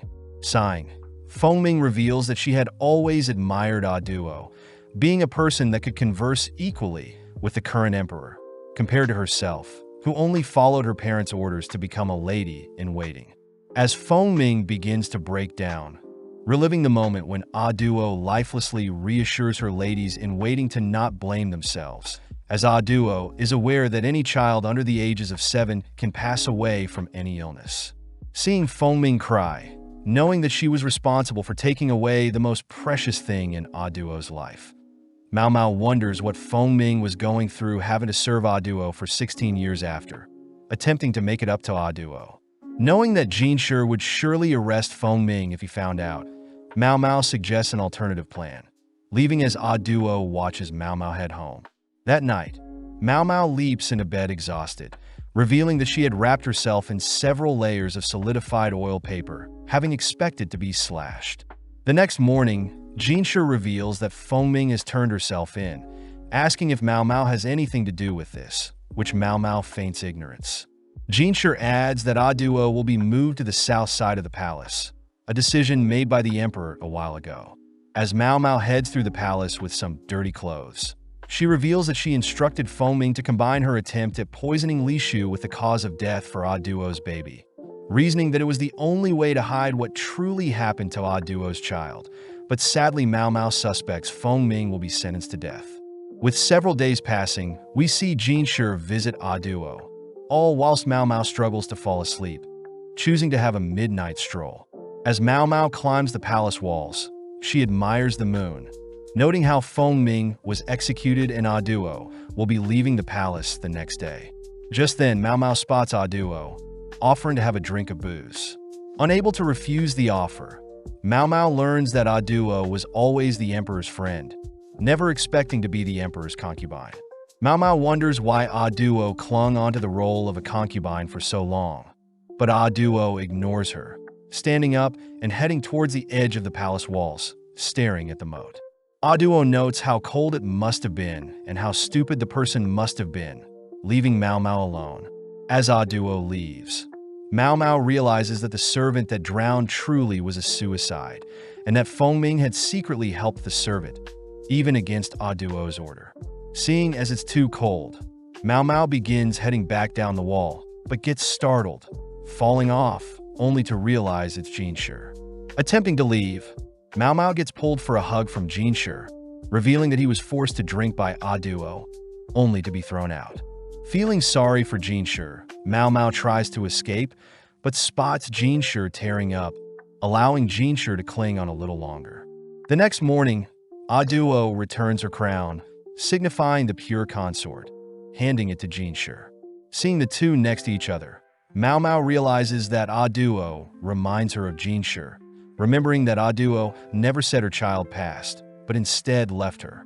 Mao Mao wonders if Aduo had purposely swapped babies with the previous emperors, knowing that her child would get a better life. And the reason she stayed in the rear palace so long was to ensure that her child would grow up right, also explaining why her father was punished for not noticing, and explains why the emperor's younger brother is never seen. But Mao Mao notes she shouldn't just speculate, spotting Li Shu calling out to Aduo all whilst a single lady in waiting chases after her. Happy to see Aduo comfort Li Shu, Mao Mao leaves as it's getting cold, but at the same time, we see Jinshi investigate Fengming's family along with Mao Mao's past. Reviewing what happened after Fengming's execution, Jinshi notes how Fengming's family was ultimately punished as well, but Aduo was deemed innocent as Fengming claimed all wrongdoings. Going through the list of family members connected to Fengming, Jinshi notices the types of business the related families owned, along with 80 children belonging to those various families, all present in the rear palace. Out of those 2,000 people connected, 80 were children, and sadly one of the families was the one that bought Mao Mao after she was kidnapped. Seeing Jinshi frustrated, Gao Shun mentions how they could simply cover the fact that Mao Mao is connected, but Jinshi knows that Mao Mao is a righteous person, and if she ever found out, Jinshi fears Mao Mao would hate him for keeping her in the rear palace. Not wanting to be hated by Mao Mao, Jinshi is suddenly reminded by Gao Shun that Mao Mao is nothing but a pawn to him, snapping him out of his days. Cutting to Mao Mao, we see her chatting with Xiaolan, learning that those connected to Fengming will most likely be let go, scaring Mao Mao as she hasn't been able to send any more customers to Granny. Fearing that if she returns home now, Granny will probably sell her off, prompting Mao Mao to begin running through the palace, checking to see if there are any connections between the merchant family that bought her after her kidnapping and Fengming's family. Out of breath and still unsure of her situation, Mao Mao spots Jinshi, running over to him and asking if they can chat. Moving to a private location, Jinshi hands Mao Mao the list of people that will be let go, which Mao Mao realizes she will be one of those being let go. Asking how Mao Mao feels about the situation, Mao Mao thinks about how life is quite pleasant in the rear palace, being able to taste all sorts of foods as Gyokya's lady-in-waiting, whilst also having access to all sorts of herbs through the quack doctor. Sadly, Mao Mao knows she shouldn't beg, telling Jinshi that she knows she's a servant, so she'll happily accept whatever happens to her. Even though she knows she shouldn't, Mao Mao asks to stay and in exchange take a pay cut, but Jinshi has to be stern, officially relieving Mao Mao of her duties in the rear palace. With Mao Mao packed up, we cut to Jinshi sulking in the corner, with Gao Shun attempting to cheer him up with no progress. With a week passing, Gao Shun notes how Mao Mao politely left, but Gyokyu was not very happy with the decision. But Jinshi had reasoned that he didn't want to keep Mao Mao only to be used, but Gao Shun wonders if there will ever be another like Mao Mao, as she probably was more than any other normal toy Jinshi was used to. With Mao Mao returning to the Pleasure District, she is immediately assigned to attend a party with the 3 verdigris princesses, shocked to hear that a noble was able to afford all 3 princesses at once. As Mao Mao gets ready for the party, she reveals that she was paid a good amount when she was fired, able to avoid being sold off, and instead is assigned to attend the upcoming party to help the verdigris princesses stand out. As Granny barges in to order the girls to hurry up with preparations, Granny notes how beautiful Mao Mao is, asking if Mao Mao would reconsider being a courtesan. As Mao Mao and the others head towards the nobles' party, Mao Mao notes how she doesn't have the features nor the talent to play the part of a courtesan, ultimately arriving at the noble party. Upon entering, Mao Mao is amazed at all the antique and valuable goods littered around the noble's palace, entering a room filled with young nobles that apparently Lahaku had introduced. With the verdigris princesses spotting their next prey, Mao Mao and several other ladies head to work, entertaining, dancing, singing, and serving the nobles. As Mao Mao makes her rounds, she suddenly spots a depressed nobleman, checking to see if he's okay. Surprisingly, it's Jinshi, who is surprised to see Mao Mao here, all dolled up and among other courtesans. Mao Mao reveals that their part-time job is a courtesan, shocking Jinshi, but Mao Mao reassures him that she's still pure. Seeing as this is the perfect chance, Mao Mao asks if she can work at the rear palace again, but Jinshi notes how he thought Mao Mao didn't like working there. Mao Mao corrects Jinshi, having tried to convince him to let her stay, but Jinshi fired her regardless. As Mao Mao begins listing the great memories she had in the rear palace, Jinshi laughs, apologizing for the miscommunication. Jinshi states that Mao Mao isn't the best at communication sometimes, which Mao Mao already knows, but this makes Jinshi reach towards Mao Mao's face, prompting Mao Mao to naturally pull away. Knowing that Jinshi is quite persistent, Mao Mao allows Jinshi to touch with only fingers, watching as he smears Mao Mao's lipstick onto his fingers, only to kiss his fingers, flustering Mao Mao. As the other concubines notice Jinshi and Mao Mao flirting, Mao Mao realizes that Gao Shun is also present, ultimately forced to explain what happened to her 3 verdigris sisters. Returning to being an apothecary, Mao Mao begins working at the verdigris house, recounting her life over the past year, being kidnapped, sold off, promoted, and finally fired. Just then, Granny appears, asking if she can help out with a patient, only to head to wash off. Spotting Granny join her, Mao Mao notes how the brothel and the rear palace are quite similar, promising to pay off her debt, but unsure what the future entails. That night, Mao Mao struggles to fall asleep, telling her dad that she needs to get some fresh air, heading into the garden, only to reminisce about her time in the rear palace, all whilst it begins to snow. The next day, Jinshi arrives at the verdigris house, offering Granny a huge amount of gold, along with a strange insect, all in exchange for Mao Mao. Flashing back, we see Jinshi sitting with the emperor, asking Jinshi to personally attend to his garden. Knowing how cunning the emperor is, Jinshi notes how he can barely outperform a regular person with intellect and martial arts, but he's grateful to be given looks more beautiful than any other. Being offered some wine by the emperor, Jinshi gulps down the cup of wine, accepting the emperor's offer to manage the rear palace. Cutting to the present, we see Mimi gifting Mao Mao all sorts of accessories, but Mao Mao notes how she doesn't have to look all nice to go to work. Scolding Mao Mao, Mimi states that Mao Mao should at least put in a little effort, as Mimi believes that she has to show gratitude for such an opportunity. Mao Mao thinks about how Mimi can basically retire with no worries, but her popularity as a courtesan persists, as Mimi is very intellectual, able to entertain customers through song, chess, and go. Just then, Perrin and Joka arrive. Joka wishes Mao Mao the best with her new job, but they also ask that Mao Mao send them some wealthy customers as well. As Mao Mao begins heading through the streets of town at night, she begins thinking about how she was lured in by the caterpillar fungus Jinshi had offered her. But Mao Mao also feels bad for leaving her father again. Mao Mao notes how her father did say he would allow her to do whatever she wants. But as Mao Mao heads back home, she greets her father, who is shocked at all the items she got from the verdigris princesses. Wondering how she'll bring her mortar, pestle, and notebook, Mao Mao's father notes how Mao Mao isn't a doctor, and by carrying around those heavy-duty items, it'll seem like Mao Mao is plotting something. Seeing as tomorrow is the big day, Mao Mao and her father head to sleep, with Mao Mao scooching close to her father.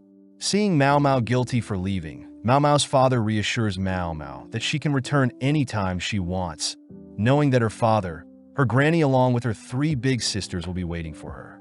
With the big day arriving, Jinshi is shocked to see Mao Mao being delivered by Granny and the 3 verdigris princesses, but before Mao Mao leaves, Granny reminds Mao Mao to bring back wealthy guests. With Mao Mao entering a carriage with Jinshi, Mao Mao blames Jinshi for drawing so much attention, but before Jinshi can say anything, he gets nervous, choosing to ride in silence. As they reach the rear palace gates, Jinshi spots Mao Mao catching the eyes of fellow guards, asking Mao Mao to put back on the freckles while she's working.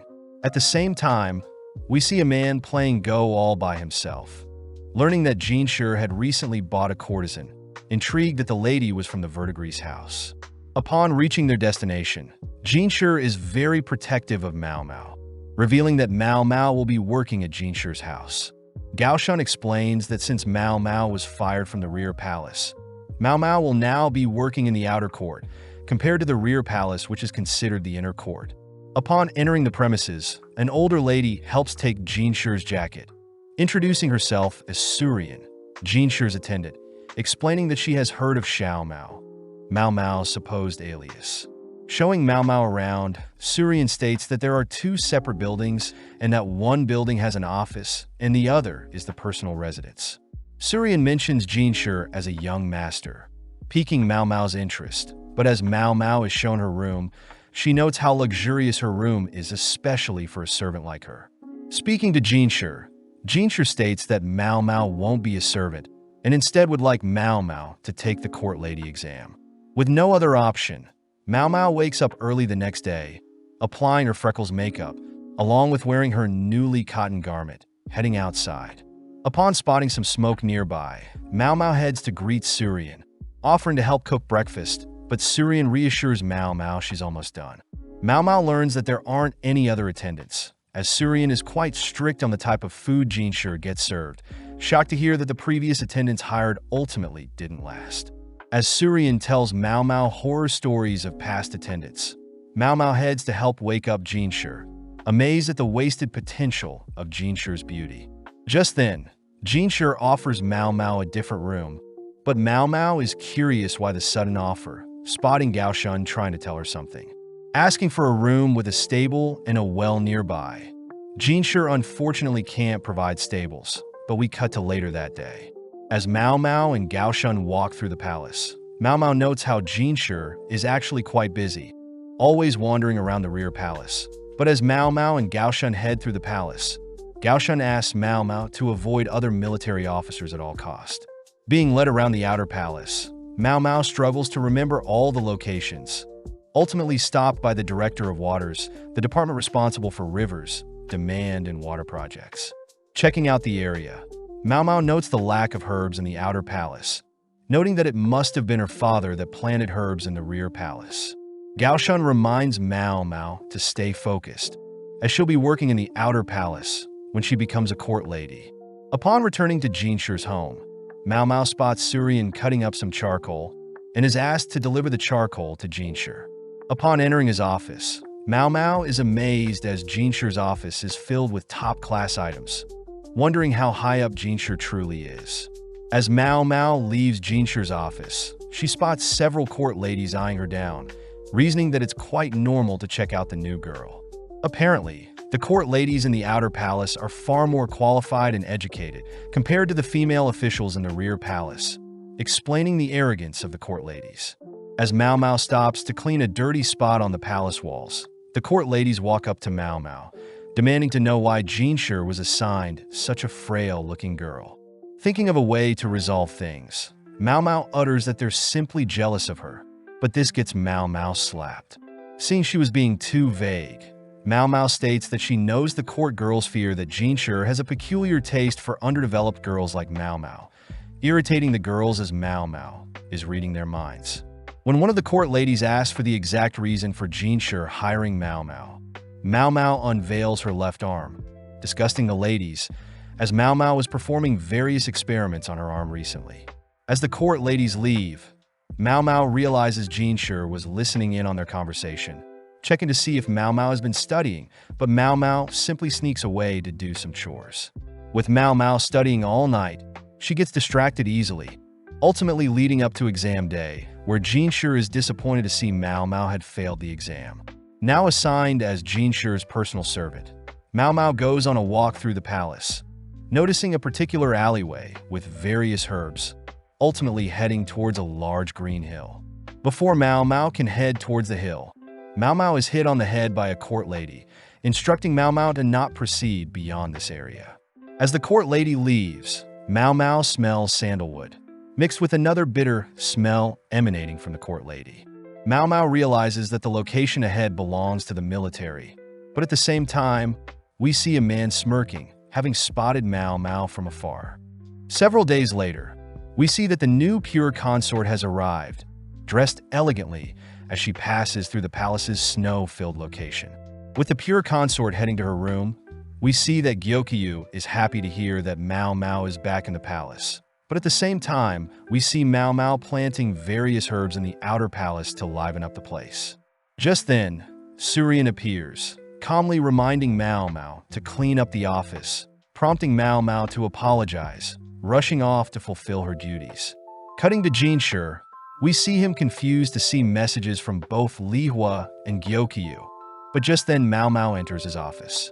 Jinshur asks if Mao Mao has heard of the new pure consort that was set to replace Aduo, but Mao Mao admits she hasn't, which Jinshur reveals that Mao Mao has been requested to educate the new pure consort. When Mao Mao calls Jinshur out for joking around, Jinshur reveals that Lihua and Gyokyu had recommended Mao Mao to be the teacher, which Mao Mao can't refuse. Immediately packing her stuff, Mao Mao notes how she's being paid pretty well, thanks to her granny bargaining for higher pay. Getting an idea, Mao Mao tries to up the price for her teacher fees, but Surian intervenes, stopping Mao Mao from scamming Jinshur. Seeing Jinshur curious about all her belongings, Mao Mao growls at Jinshur, stopping him from snooping around. With Gaoshan offering to help Mao Mao wheel all her belongings, Mao Mao states that she will carry everything herself, setting off to the rear palace with Gaoshan and Jinshur. With a nostalgic feeling re-entering the rear palace, Mao Mao is still amazed at how Jinshur is with the ladies, but seeing as there are too many ladies around, Jinshur charmingly asks everyone to leave. Seeing as Mao Mao will be holding a meeting for only the concubines, Mao Mao stops Jinshur and Gaoshan from attending her lesson, barely able to push Jinshur out of the room. Finally, in front of the high-ranking concubines, Mao Mao is happy to see Gyokyu and Hongyang are well. Mao Mao also sympathizes with Li Shu being nervous, but is also impressed that Lady Lihua has made a full recovery since she last saw her. Finally is the new pure consort, Lady Lulan, seemingly wearing a flashy southern-style dress. Getting right down to business, Mao Mao begins her lesson to help the ladies out, handing out copies of books and various items. As Mao Mao begins her lesson, we see Gyokyu is giddy, Lihua is flustered, Li Shu is shocked, and Lulan is bored. With several hours passing, we see Jinshur outside, trying to listen in on Mao Mao's lesson, but suddenly Mao Mao leaves the room, realizing that Jinshur was trying to peep on her lesson. Checking in on the concubines, Jinshur is surprised to see the various expressions on the ladies, but Mao Mao reiterates that she simply shared knowledge that should be kept between ladies. Happy to see that Gyokyu and Lihua are at least happy, Mao Mao locks eyes with Lulan for a second, but Lulan simply turns away, leaving for now. That night, we see Mao Mao collapse in her bed, tired from all her duties today. Just then, Mao Mao hears a massive explosion, springing out of bed, but realizes Surian will scold her if she leaves, so Mao Mao chooses to stay in bed. At the scene, we see a man calling out to Master Locken, who is inspecting the explosion, seemingly hiding something. The next day, Mao Mao helps clean up Jinshur's office, taking piles of paper to burn near the military office, but suddenly is thankful that Gaoshan and Jinshur have given her some extra layer of clothing. Heading around the rear palace, Mao Mao notes how it's such a shame that no medicinal herbs are being grown, making it her goal to plant herbs beside the already existing dandelions and mugworts. Getting distracted by various other plants, Mao Mao spots Lahaku from afar, rushing to greet him. Noticing he has a different belt color, Mao Mao realizes that Lahaku doesn't know she was fired from the rear palace, but commends Lahaku for working hard to get promoted in order to visit Perrin again. Mao Mao reveals that, in order to spend a night with Perrin, a commoner must fork over half of their annual salary. But since Lahaku couldn't afford Perrin, Lahaku had been sitting down to have tea with other ladies, hoping to catch a glance of Perrin. Noticing the destroyed building, Mao Mao learns that the massive noise was due to a fire last night, and Lahaku has been sent out to investigate. As Mao Mao walks closer to investigate, she learns that no one was injured in the fire, only to observe the fire had spread to adjacent buildings. With the various scattered shrapnel, Mao Mao realizes this must be an intentional attack, noting that the occasional barbarian attack against the Emperor's property is plausible. Inside the burnt building, Mao Mao spots a burnt potato, realizing the building must have stored food. Seeing something shiny, Mao Mao heads over to pick up a smoking pipe, but is suddenly scolded by Lahaku for snooping around. Putting things together, Mao Mao realizes something, escaping from Lahaku's grip, only to run across to the building in front of the burnt building. Upon confirming that this building also stores food, Mao Mao asks if she can make use of various items and tools, wanting to test out a hypothesis. Constructing a wooden box, Mao Mao fills the box with flour, asking for some water, along with everyone to be careful. As Mao Mao lights a flame, she reminds Lahaku that the experiment will be dangerous, but Lahaku doesn't believe Mao Mao. As Mao Mao tosses the flame into the box, a small explosion suddenly encases Lahaku, who is splashed with water to avoid burns. Mao Mao reveals that airborne flowers, when ignited, will cause a massive explosion, deducing that someone must have snuck into the storage room to have a quick smoke, unknowingly creating a massive explosion. Amazed that Mao Mao knows all of this, Mao Mao states that she had done something similar when she was younger, but Mao Mao is more worried of Lahaku catching a cold, asking Lahaku to visit her father for some medicine if he visits the Verdigris house again. That night, Mao Mao realizes that the steel pipe she found must have belonged to a high-ranking noble, choosing to clean it up and keep it for now. At the same time, we see a man crying that he is worthy too, but off to the side a mysterious man observes the crying man. The next day, we see several eunuchs chatting about how Lahaku had figured out the reason for the explosion in the storage room, but they all note how there are rumors that a servant girl was the one who solved it, believing she belongs to Jinshur. Just then, Lakan appears, having been sleeping nearby, asking if the men could tell him more about the rumors. That night, we cut to Mao Mao doing some housekeeping, only to run into Gaoshun, who asks Mao Mao to look at a scroll. The scroll is apparently about a poisoning that occurred 10 years ago, involving the poisonous pufferfish. Dreaming of the day she gets to taste pufferfish, Gaoshun offers to take her to a shop, piquing Mao Mao's interest. Gaoshun reveals that recently a colleague had asked for advice regarding a similar event that occurred recently, involving a high-ranking bureaucrat who ate a pufferfish and is now in a coma. Wondering if she should be hearing this top-secret information, Gaoshun is happy to share, trusting that Mao Mao will keep everything a secret. Continuing, Mao Mao double-checks that the bureaucrat was poisoned upon eating the flesh of the pufferfish, strange as the poison normally resides in its guts. Gaoshun corrects Mao Mao, as there are cases of poisoning upon eating a pufferfish's flesh, making Mao Mao reassess all the evidence. Mao Mao notes how both cases of pufferfish poisoning had chefs that didn't intend on using the pufferfish, and both victims were food connoisseurs, both loving raw fish, especially pufferfish.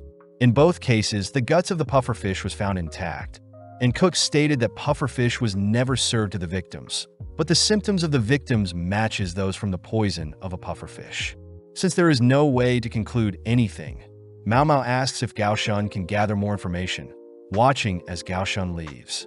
Mao Mao notes how it's common to have food sit in the trash for a few days, meaning the cooks don't seem to be lying.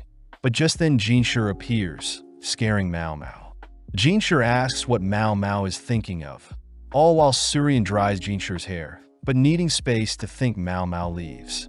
The next morning, Gaoshun hands Mao Mao one of the chef's recipe books, confirming that the instructions seem to be relatively normal. Gaoshun mentions how the dish containing fish and vegetables have different vinegar mixtures, but Mao Mao reasons the vinegar mixture changes depending on the type of fish and vegetable. Unable to figure out a solution, Mao Mao suddenly spots Jinshur curious about the case as well, forced to allow Jinshur to sit in on their conversation. Mao Mao learns that the bureaucrat poisoning happened a week ago, believing the vegetables used must have been radish or carrots, but upon hearing that the vegetable used was seaweed, Mao Mao smirks, asking to inspect the kitchen. Quietly walking through the palace, Mao Mao greets Basin, quietly following Basin into the carriage. Basin states that once they arrive at the kitchen, the servants will show Mao Mao around, impressing Mao Mao as Gaoshun was able to arrange a visit so quickly. Glancing at Basin, Mao Mao notes that Basin looks familiar but brushes it aside. Upon arriving into the kitchen, Mao Mao gets to work inspecting the area, but just then an angry man marches into the kitchen, demanding that everyone leave. Intervening, Basin states that they've been granted permission to inspect the kitchen, calming down the man, who is revealed to be the poisoned bureaucrat's younger brother. Getting back to work, Mao Mao notices that the cooks washed all the tools and kept their kitchen clean, but spots several vases on the shelf. Upon opening a vase, Mao Mao smirks, learning that the vase stores seaweed that is the bureaucrat's favorite food item. With the younger brother nagging everyone to leave, Mao Mao gives in, heading back into the carriage with Basin. Basin asks why Mao Mao left so easily, but Mao Mao reveals she stole some of the seaweed, finding it weird that the seaweed is able to be preserved for so long. Mao Mao hints at the fact that the seaweed must be imported from somewhere south, asking Basin to investigate where the seaweed came from. A couple hours later, Basin reports to Jinshi and Mao Mao that the seaweed was indeed not the chef's regular seaweed, but the chef still used the imported seaweed, believing it isn't poisonous. Mao Mao reveals that poisonous foods can initially start out poisonous, but after some process can become edible. An example is that eels are originally poisonous, but after draining their blood or cooking them, they become edible. Same case is true for this imported seaweed, as it needs to be soaked in lime water first. Having one pure batch of seaweed and one batch soaked in lime water, Mao Mao munches on the pure batch first, but Gao Shun and Jinshi feed Mao Mao the emetic agent to force Mao Mao to throw up. Moving on, Mao Mao states that the issue is the person that imported an irregular food item that no one is used to, meaning the poisonous seaweed was the culprit. But so is the person who imported the seaweed.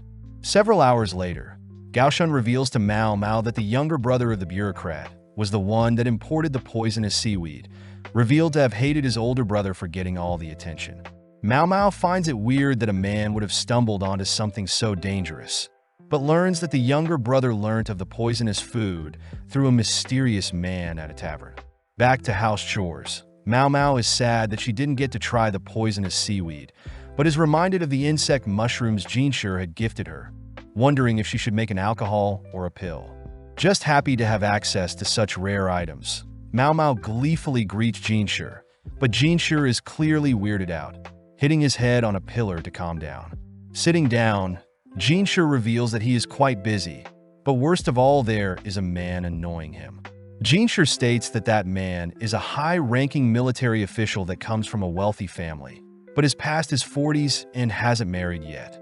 Jinshi states that the man is only interested in go, shogi, and stepping in on other people's business.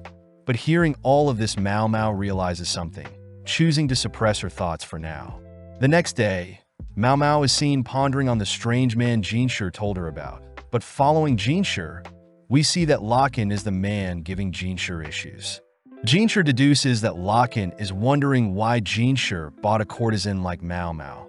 But Locken begins rambling on about a verdigris girl that he used to play go and shogi with. Curious as to who the girl was, Locken ignores Jinshi's question, stating that he was tempted to purchase the verdigris courtesan, but other men outbid him. Locken states that the courtesan treated everyone equally, revealing that he could never forget about her, uttering that he used a dirty trick to devalue the expensive courtesan.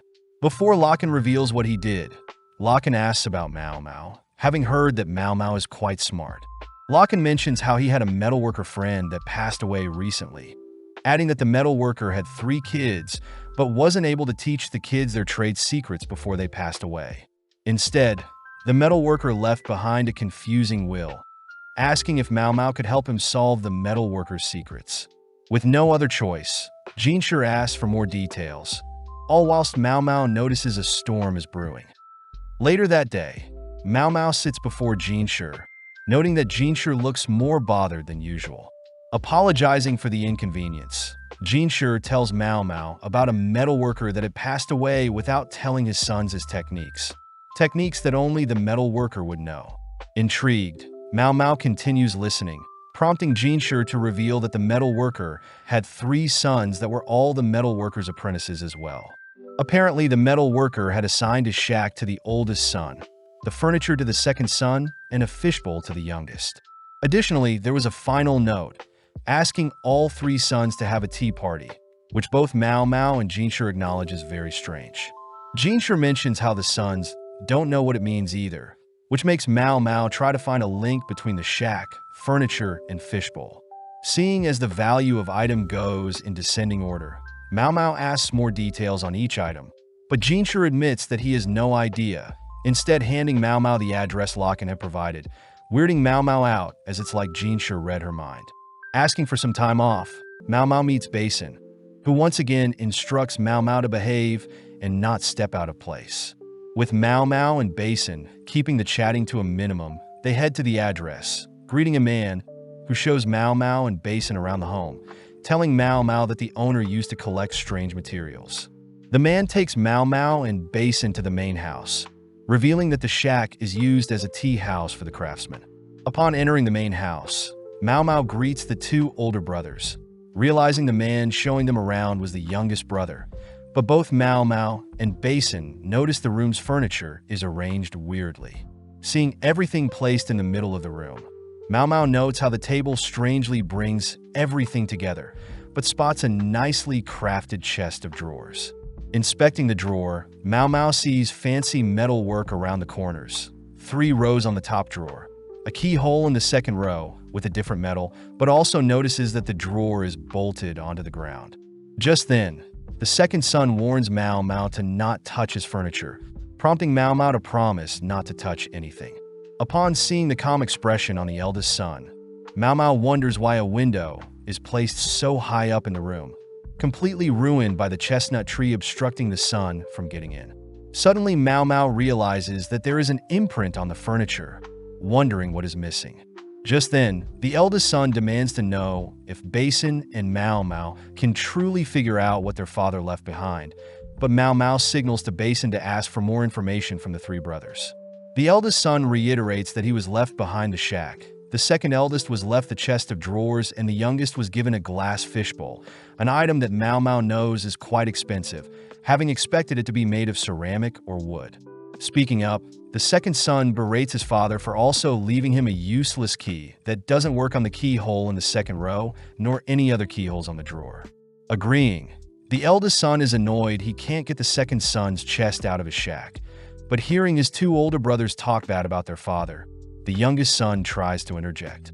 Sadly, the 2 older brothers talk over the youngest son, stating that the youngest is lucky to even be given an item that he can sell, but hearing all of this, Mao Mao can't help but feel sad for the youngest son. Suddenly, their mother appears, ordering the oldest sons to stop being negative, apologizing to Basin and Mao Mao, only to serve everyone some tea. Mao Mao realizes that the brothers have a set position in the room, perfectly allowing the sun to hit the chest in a few minutes. But Mao Mao notices that there is no sun damage on the chest. Realizing something, Mao Mao gets up and heads over to the drawer, noticing something is stuck in the drawer's keyhole. Seeing Basin following her around, Mao Mao realizes Basin looks like Gao Shan, but turns to the second brother, learning that the drawer used to open and that there is only one key. The second son also mentions that their father said whatever is inside will break if the sons force the lock open, giving Mao Mao enough pieces to begin thinking. Re-evaluating all the information the brothers had given her, Mao Mao stumbles onto a possible solution, asking the youngest if the fishbowl was originally placed near the window. The youngest son confirms that the fishbowl did indeed sit in front of the window, and even had a fish, as during winter the fish would be placed in front of the window to keep warm. Mao Mao rushes off to fetch some water, filling the fishbowl with some liquids, only to turn the markings on the fishbowl inwards. Just then, a concentrated beam of light shines across the room, perfectly burning whatever is clogging the keyhole of the drawer. With the sun now retreating behind the chestnut tree, the beam of light disappears.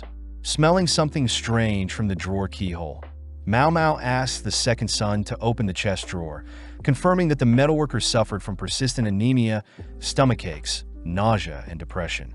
Taking out the middle drawer, Mao Mao spots a key, realizing that the beam of light must have melted a piece of metal and reshaped it into a usable key. Using the key to open the remaining drawers, Mao Mao recognizes the material from when the youngest son gave her a tour, but the second and oldest son are complaining that they don't know what is happening. Mao Mao sees that the youngest knows what one of the metals are, being a mixture of lead and tin, reminding Mao Mao of a time when she tried to copy her father's medicine, but ended up poisoning herself. Mao Mao wonders if the youngest son knows what his father was truly trying to convey, knowing that solder will melt faster than other metals, noticing that 2 of the 3 pieces of metal are lead and tin. Mao Mao wonders if they need to mix the 3 metals together, wondering if the metal's melting points are quite low, also realizing if the shape of the drawers represent the ratio of each metal to be melted together. Annoyed at these random items, the second and oldest brother begin to storm off, but the youngest brother speaks up, stating that he believes their father wants the three of them to work together. The oldest brother reminds the youngest that their father only cared about the youngest, but the youngest reveals that their father always believed the eldest son to be reliable and accurate, whilst the second son was always good with people. With nothing else to do, Mao Mao and Basin take their leave. But before Mao Mao leaves, Mao Mao tells the youngest son to visit her father if he ever gets ill. Several days later, Locken thanks Jinshi for the intel, but Jinshi knows that Locken already figured out what the metalworker wanted for their sons. Apparently, the youngest son will take over their father's craftsmanship, whilst the oldest will focus on bookkeeping and the second son will focus on getting more clients. Jinshi wonders what Mao Mao did to convince the brothers to begin working together, but can't help but wonder what Locken is planning, as Locken utters that talent shouldn't be hidden away. Jinshi actually agrees with Locken's statement, noting how Locken was able to find talent and climb the ranks. Changing topics, Jinshi asks to know the remaining part of the courtesan story, but Locken utters that he should find out for himself. As Locken leaves, Gaoshun personally asks Jinshi something, but as we cut to later that night, Jinshi is seen asking Mao Mao to apply makeup on him. With Swearin leaving Mao Mao and Jinshi alone, Mao Mao notes how Jinshi doesn't need makeup to appear more beautiful, joking that Jinshi would topple a nation and seduce everyone if he were any more beautiful. Stating that he's serious, Jinshi asks Mao Mao to make him less beautiful, asking Mao Mao to give him freckles. Happy to help, Mao Mao reveals that she mixes dried clay with oil. But as Jinshi tries mixing a mixture for his face, he learns that the lacquer chemical can permanently change his looks. Hearing that Jinshi wants to become a commoner, Mao Mao says that she can help out, staying up late and creating multiple mixtures that can help with Jinshi's disguise. The next morning, Mao Mao visits Jinshi, jealous to see that Jinshi is gorgeous, asking Jinshi once again if he wants to disguise his beauty. With Jinshi reiterating that he wants a disguise, Mao Mao leans in close, sniffing Jinshi's hands, surprising Jinshi, Gaoshun, and Swearin. Mao Mao states that Jinshi smells like expensive incense, and his outfit still imply that Jinshi is a noble of some sort. Surprised that Mao Mao can detect his faint incense, Mao Mao reveals that she is capable of detecting smells from medicinal and poisonous herbs. Additionally, Mao Mao adds that at the brothel, customers are defined through their scents, with rich people being covered in multiple scents, but usually very sexually active. Whereas on the other hand, those with more potent smells are poor as they usually can't afford showers. Therefore, most new visitors are told to leave. Turning to Gaoshun, Mao Mao asks Gaoshun for some clothes that haven't been washed yet. Next, Mao Mao mixes oil and salt to help roughen up Jinshi's luscious hair. As Mao Mao applies the oil and salt to Jinshi's hair, Mao Mao follows up by tying Jinshi's hair with a piece of throwaway cloth, reasoning that commoners use whatever they can. With Gaoshun returning with some dirty clothes, Mao Mao nonchalantly confirms that the clothes will work, asking Jinshi to take off his clothes. As Jinshi unveils his muscular body, Mao Mao is impressed at Jinshi's well-proportioned body, asking Swearin and Gaoshun to wrap Jinshi with some towels to make Jinshi's body less perfect. Having finished stuffing Jinshi's body, Mao Mao moves on to changing Jinshi's face, beginning to apply several dye mixtures to darken Jinshi's complexion. Inspecting Jinshi's face, Mao Mao is jealous at Jinshi's hairless and poreless face, wondering what Jinshi would look like with feminine makeup. Taking out the lipstick that Mimi gifted her, Mao Mao gives Jinshi some makeup, but seeing Jinshi's expression, everyone is glad that Jinshi's beauty is hidden from most people. Back on track, Mao Mao adds random blotches to Jinshi's face, along with eye bags and various moles. Additional blotches are added around Jinshi's body and under Jinshi's fingernails, but seeing Jinshi's masculine hands, Mao Mao realizes Jinshi has calloused hands, most likely from wielding a sword. Next, Mao Mao unveils a potent mixture, asking Jinshi to drink it in order to change his voice, as the drink is made from several irritants. Finally, Mao Mao asks Jinshi to stuff his cheeks with cotton to change his face structure, revealing Jinshi's new look, but Mao Mao is still amazed that Jinshi is quite good-looking, even after all of her hard work. Cleaning up all her tools, Mao Mao mentions how she's heading home to visit her family, but gets scared seeing Gao Shun smiling. Gao Shun reveals that Jinshi will be accompanying her home, but utters that having Gao Shun or Swearin accompany Jinshi would make Jinshi stand out, asking Mao Mao to accompany Jinshi. Trying to come up with any excuse she can, Mao Mao is cornered by Swearin, offering to disguise Mao Mao herself. With no other choice, Jinshi and Mao Mao travel by carriage, with Mao Mao occasionally giving Jinshi pointers on how to look more common. With Mao Mao so gracefully dressed, Jinshi asks Mao Mao to call him Jinka, and Jinshi will address Mao Mao as lady, seeing as Swearin lent Mao Mao her daughter's prestigious dresses. With Gao Shun dropping the two off with a map, they both begin exploring the town, all whilst Mao Mao wonders if Jinshi could have blended with a woman's disguise.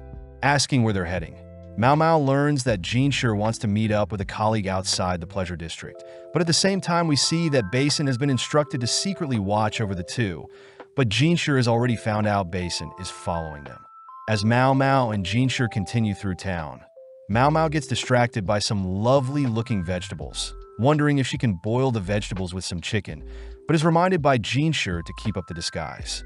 Sad that she can't make a meal for her dad, Mao Mao notes how sad that a genius like her father doesn't care about money, probably able to earn a good living with his skills, but chooses to live in a shack. With Mao Mao deep in thought, Jinshi grows agitated, asking Mao Mao why she is so quiet. Mao Mao wonders if they should chat for a bit, but gets distracted by a familiar smell, running off to buy some chicken skewers. With Mao Mao graciously offering Jinshi a skewer, they both head into an alley, where Mao Mao begins savoring the nostalgic taste. With Jinshi joining in, he remarks that the skewers remind him of his time in camp, something Mao Mao knows only soldiers go through, wondering what Jinshi was like in the past. With Jinshi thoroughly enjoying the skewers and Basin jealously watching nearby, we cut back to Gao Shun, who has returned back to the palace, greeting Swearin, who is on the floor. Swearin asks Gao Shun to not touch a suitcase, having covered it with a persimmon smell, which Gao Shun knows is filled with toys Jinshi used to play with. Swearin reminisces on how Jinshi would always cling to a single toy, never wanting to let it go, but is impressed that Jinshi has now found a new toy to obsess over. Seeing the sun setting, Jinshi spots Mao Mao picking up the pace, accusing Mao Mao of wanting to leave him, which Mao Mao secretly admits, wanting to head back to buy some vegetables and chicken. Getting serious, Jinshi asks if Mao Mao is happy in the palace, prompting Mao Mao to mention how she is definitely grateful to be given an interesting job, but Mao Mao still worries about her father, saying that he adopted her. Jinshi wonders what's so impressive about Mao Mao's father, letting Mao Mao brag about how her father had studied both Eastern and Western medicine, shocking Jinshi as only talented people get to study abroad. Since only people acknowledged by the empire get to study abroad, Jinshi wonders why Mao Mao's father works in the pleasure district, shocked to hear that Mao Mao's father was unlucky and became an eunuch. Realizing something, Jinshi wonders where he had heard of a talented apothecary turned eunuch before, but at the same time, Mao Mao checks their map, realizing their destination is a restaurant just up ahead. Seeing several ladies clinging onto wealthy men nearby, Mao Mao realizes why Jinshi needed a disguise, uttering that Jinshi could have just come to the pleasure district instead. Seeing as Mao Mao has caught on, Jinshi asks if Mao Mao can tell him the names of the frequent customers at the VIDZ's house, but upon hearing that Mao Mao can't tell him due to customer privacy, Jinshi boldly asks Mao Mao how someone could devalue a courtesan. Insulted by Jinshi's question, Mao Mao gives in, mentioning that there are multiple ways, since all girls are trained even when they are still servants. Afterwards, the girls are split into beautiful and non-beautiful, with the less fortunate having to sell their bodies. The beautiful and talented are given more opportunities to learn and grow, ultimately skyrocketing their value as a lady, until the day they are bought. Mao Mao reveals that a courtesan's value is based on their purity, meaning the less pure drop in value in a pregnancy will completely devalue a courtesan. Having told Jinshi everything she can, Mao Mao leaves, only to be stopped by Jinshi, but Mao Mao utters that if she joins Jinshi into the restaurant, Jinshi's plan will be ruined. With Jinshi letting Mao Mao go, Mao Mao notes how she was able to hide her emotions, spotting Jinshi enter the restaurant. That night, Mao Mao has a nightmare of a disheveled lady, holding a child down, seemingly ready to slay the child. Waking up, Mao Mao wonders if the nightmare was when she was a child, but blames Jinshi for making her remember.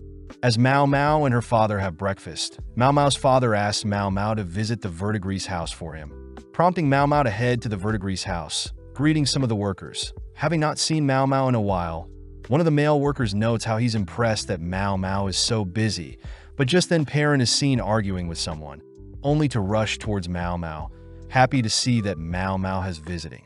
Seeing Granny storming after Perrin, Mao Mao states that Perrin seems busy as well, watching as Perrin and Granny argue.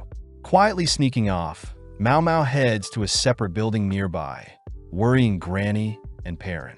Quietly heading into a building, Mao Mao greets the lady inside, revealing that the lady used to chase her off, but is now comfortable with Mao Mao bringing her medicine. Knowing that the lady is suffering from an illness, Mao Mao feeds the lady some of her dad's medicine, worried that the medicine won't even help relieve the lady's pain. Cutting to Granny, we see her worried that a customer has appeared again, asking for Mimi to keep the customer busy. At the same time, Mao Mao thinks about how popular the VIDZ house is today, as the VIDZ house used to be a place of shame with most courtesans catching syphilis due to unsafe practices. Apparently, Mao Mao's father had tried to warn and cure those affected by syphilis, but Granny and the courtesans didn't want a random eunuch to touch them, ultimately allowing rashes to grow on those affected by the disease. The lady in this room was one of the victims, locked away from society, which is better than being thrown away. As Mao Mao begins tidying up the room for some fresh air, Mao Mao is told by another servant girl that a man is currently visiting, and Mao Mao is to not leave this room. With Mao Mao understanding the situation, Mao Mao notes how that man is dangerous, but suddenly sees the lady sit up, only to begin placing random rocks in a sort of pattern. As Mao Mao sits in the room waiting for the man to leave, Mimi is seen entering the room, happy to report that the man is gone, but sadly tells Mao Mao that she is getting an offer again. With Mao Mao and Mimi heading back, Mao Mao wonders how Mimi can speak to such a strange man. But Mimi notes how as long as the man pays, she's happy to serve him. As Mimi and Mao Mao head to a nearby bathhouse, Mimi wonders if she should take retirement seriously, which Mao Mao notes that retirement age for courtesans is around 30, and Mimi is not even 30 yet. As the two relax in the bath, Mao Mao hears that Mimi plans to stay a courtesan for a little while longer, curious as to whether Mimi is in love or not.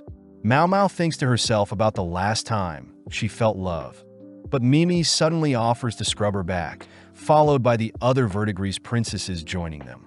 Several days later, we see that Jinshi has returned home, shocked by the types of things offered to him in the pleasure district.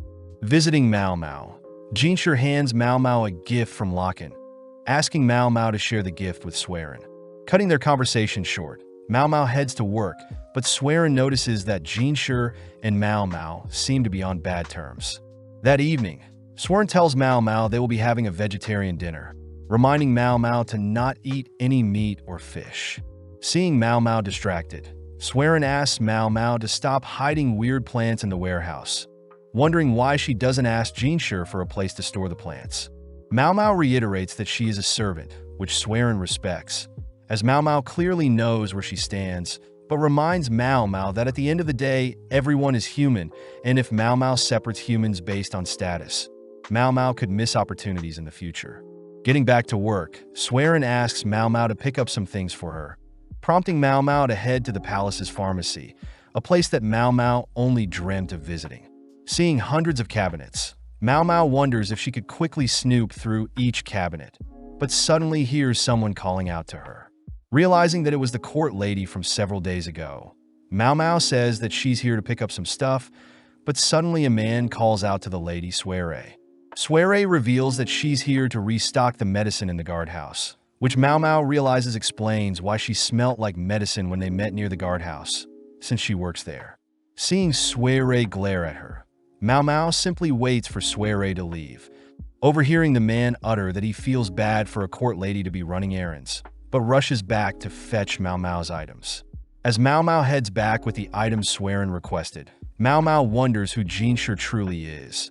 seeing that he is always busy, constantly taking long baths and burning incense, along with eating vegetarian food. Mao Mao wonders if Jinshi is associated with some sort of ritual, even though he's a eunuch, making Mao Mao wonder if Jinshi was made a eunuch like her father. At the same time, we see Jinshi stating that it makes sense that Mao Mao is so knowledgeable due to her father being a doctor, but Gaoshun states that he's never heard of such a skilled doctor-turned-eunuch that used to work in the palace. Just then, Locken barges in, offering to continue their conversation from before, glaring at Jinshi. Jinshi reveals that he knows Locken's dirty tricks, but Locken fires back stating that Jinshi stole what he was after, having spent a lot of time and is willing to pay whatever to get his prize back. Glaring back, Jinshi states that he refuses, shocked to hear that Locken also knows who Jinshi truly is. But Jinshi is pissed knowing that Locken is Mao Mao's true father by blood. With a smirk, Locken leaves, asking Jinshi to tell Mao Mao he'll be visiting sometime. That evening, Jinshi runs into Mao Mao, telling Mao Mao that Locken wants to meet Mao Mao, but seeing Mao Mao glare at him, Jinshi says he'll turn down Locken's offer. With Mao Mao sad to see that Jinshi knows she is related to Locken, Mao Mao heads for the flower hill near the guardhouse, distracted as there are so many herbs on the hill. Suddenly, Soiree appears with a scythe, demanding to know what Mao Mao is doing here. Defusing the situation, Mao Mao says she's here to visit, prompting Soiree to kneel down beside Mao Mao, telling Mao Mao to be careful to not visit this hill too often. Seeing Soiree quietly pull out weeds, Mao Mao wonders what Soiree is planting. But upon hearing that Soiree has a herb that can bring back the dead, Mao Mao rushes towards Soiree, demanding to know what this magical herb is. Sadly, Soiree apologizes for lying, revealing that she knows Mao Mao is an apothecary, curious as to how smart Mao Mao truly is. With the mood tense, Soiree says she'll be planting some morning glories soon, heading off without saying another word. The next day, Gaoshun reminds Jinshi that he has to attend another ceremony, but notices Jinshi is clearly distracted. Following Mao Mao, she is seen cleaning up the garden, only to see Lahaku frantically rush towards her, revealing that on the day of the storage room burning down, someone had used the chaos to steal things nearby. Wondering what was stolen, Lahaku and Mao Mao head somewhere more private, prompting Lahaku to reveal that several ceremonial tools were stolen. Lahaku utters that the managers in charge of said ceremonial tools are all gone, with one passing away the previous year and one recently falling ill due to some seaweed. With Mao Mao recognizing the manager that fell ill to seaweed, Mao Mao remarks that having a house burned down and the manager falling ill at the same time is too suspicious, asking who was the manager that passed away the previous year. Upon hearing that the manager had a sweet tooth, Mao Mao instantly knew the manager was Conan, surprising Lahaku. Seeing as these two managers are related to Jinshi somehow, Mao Mao racks her brain for a motive, but first asks Lahaku for what he needs. Pulling out the metal pipe that Mao Mao found, Lahaku says he tried to return the item to the owner, but the owner refused to accept the item, having obtained it from a random court lady. Lahaku heard that on the night of the explosion, a guard had helped escort a court lady out of the palace, only to receive the valuable metal pipe as a gift. Wondering if the court lady had planted the pipe on the guard, knowing the guard would use it, Mao Mao asks if Lahaku knows anything about the mysterious court lady, but reports state that the court lady covered her face. Luckily, Lahaku does mention that the court lady was tall and smelt like medicine, but this makes Mao Mao suspect someone, but Mao Mao holds back her suspicions until she's 100% sure, just like how her father would. With Mao Mao asking if anything else occurred during the night of the explosion, Mao Mao points out that 2 or 3 things happening at once isn't too abnormal, but Mao Mao hints at the fact that Lahaku should search for this tall court lady, fearing that she may cause more issues. Happy to hear Mao Mao's advice, Lahaku gets too close, spotting Jinshi spying on them, prompting Lahaku to leave for now. Back in Jinshi's office, Jinshi notes how close Mao Mao is to Lahaku, but Mao Mao simply says Lahaku was asking for some advice. Wondering if Jinshi knows anything, Mao Mao chooses to explain everything she spoke about with Lahaku, telling Jinshi that it's almost like someone had laid out several traps, hoping for a certain outcome. Hearing this, Jinshi and Mao Mao both agree that these incidents could still be coincidences. But Jinshi notices that Mao Mao is not excited about this mystery, stating that she doesn't want to step out of line. Getting an idea, Jinshi reveals that he had received some ox bezoar recently, completely catching Mao Mao's attention, being a very important item to obtain. With Mao Mao completely captivated, Mao Mao asks if she can have the item, which Jinshi promises to give to her, as long as Mao Mao continues to work hard. Heading to work, Mao Mao learns that the manager that was food poisoned originated from the Board of Rights, a division that Mao Mao doesn't recognize. As a man helps bring Mao Mao studying material, Mao Mao asks the man if he knows what the Board of Rights is, shocked to hear that the division deals with ceremonies. Realizing that Jinshi and the two managers are connected by ceremonies, this means that the theft that stole the ceremonial tools weren't a coincidence as well, prompting Mao Mao to begin digging deeper into the ceremonies that take place in the palace. Seeing Mao Mao focused, the man provides Mao Mao a picture of a ceremonial building near the west end of the outer court, deemed the altar of the sapphire sky. The man points out that there is a pillar in the middle of the building, along with several banners that are hung during ceremonies, which makes Mao Mao wonder why the man knows so much about the ceremonies. The man embarrassingly reveals that he also used to work in the Board of Rights, having been demoted for stepping out of line once, but comments that he's happy that the building is holding up fine. Elaborating, the man says that the central pillar in the building always seemed sketchy, as it seemed as if it would break and collapse on whoever was underneath. But when the man brought up the issue, he was demoted. Hearing this, Mao Mao realizes someone very important could be killed if things went wrong, suddenly realizing something horrible will happen.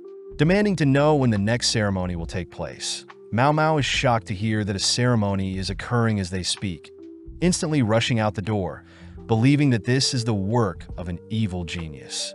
As we see a man walking towards the middle of the ceremonial building, Mao Mao realizes that the several traps laid out will eventually cause something catastrophic to happen today, finally reaching the ceremony building. As Mao Mao dashes past some guards, Mao Mao ultimately gets stopped and questioned, but Mao Mao cries that the guards need to stop the ceremony or else something terrible will occur. With the guard reminding Mao Mao that she is a slave, Mao Mao realizes she's a hypocrite, but seeing as someone's life is at stake, Mao Mao once again asks the guards to stop the ceremony. Coming up with an idea, Mao Mao smirks, accusing the guard to be working with the perpetrator and praying for the downfall of the person inside. But this only causes the man to whack Mao Mao to the ground. Barely able to stay awake, Mao Mao is seen badly bruised. But seeing as everything is going according to plan, Mao Mao reveals that she knows who the important person is inside, begging the guard to allow her through, and in exchange Mao Mao will personally take all the blame if the ceremony is ruined. With the guard still refusing Mao Mao's offer, a man suddenly speaks up, shocking everyone, as Locken scolds the guard for injuring Mao Mao. With Locken personally granting Mao Mao permission, Mao Mao has no time to think about what Locken is planning, rushing through the ceremony building, only to stop in front of the ceremony room. Knowing that she has to avoid being beheaded, Mao Mao steals her resolve, rushing directly at the person in the middle of the ceremony, tackling right as the massive pillar above them collapses. With the important person revealed to be Jinshi, Mao Mao notes how she has injured her leg, asking if she can be rewarded with the ox bezoar now. Before Mao Mao can explain everything, Jinshi begins tearing up, realizing how beaten up Mao Mao is, crying as Mao Mao falls unconscious. With a serious glare, Jinshi carries Mao Mao out of the building, passing by Locken, but upon seeing Jinshi appear, every single person in the vicinity bows their head to Jinshi, shocking Locken, as Jinshi is clearly a very important person. Suddenly waking up, Mao Mao recognizes Jinshi's incense smells, wondering how she got here. Happy to see Mao Mao awake, Swearin tells Mao Mao that Jinshi brought her here, handing Mao Mao a drink and apologizing as Mao Mao needs to get dressed to explain the situation. With Basin, Gaoshun, and Jinshi meeting with Mao Mao, Jinshi asks to know how Mao Mao found him and knew that the pillar would fall. Mao Mao begins going over all the coincidences that ultimately allowed her to figure out what the perpetrator had bet on. First was Conan's death, a member of the board right and had passed 1 year ago, Next was the fire at the warehouse along with the ceremonial tools being stolen. Finally was the manager that was poisoned. Hearing this, Jinshur learns that these incidents were probably staged, with the ceremonial tool being stolen, done on purpose to increase the likelihood of failure of the screws that held the pillar in the ceremony room. Not able to believe what Mao Mao is saying, Basin states that the stolen items would have been easily replaced without issue, but Mao Mao reveals that the metal worker that passed away was most likely tasked with rebuilding said screws. But seeing as the metal worker isn't alive anymore, the likelihood of tampering during the building process is quite likely.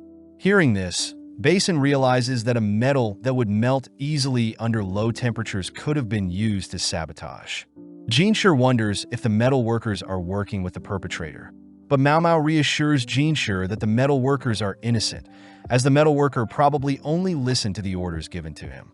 Mao Mao suspects that the perpetrator most likely requested the dodgy replacement material prior, and only afterwards would kill off the metal worker to ensure that the perpetrator's identity would be kept a secret.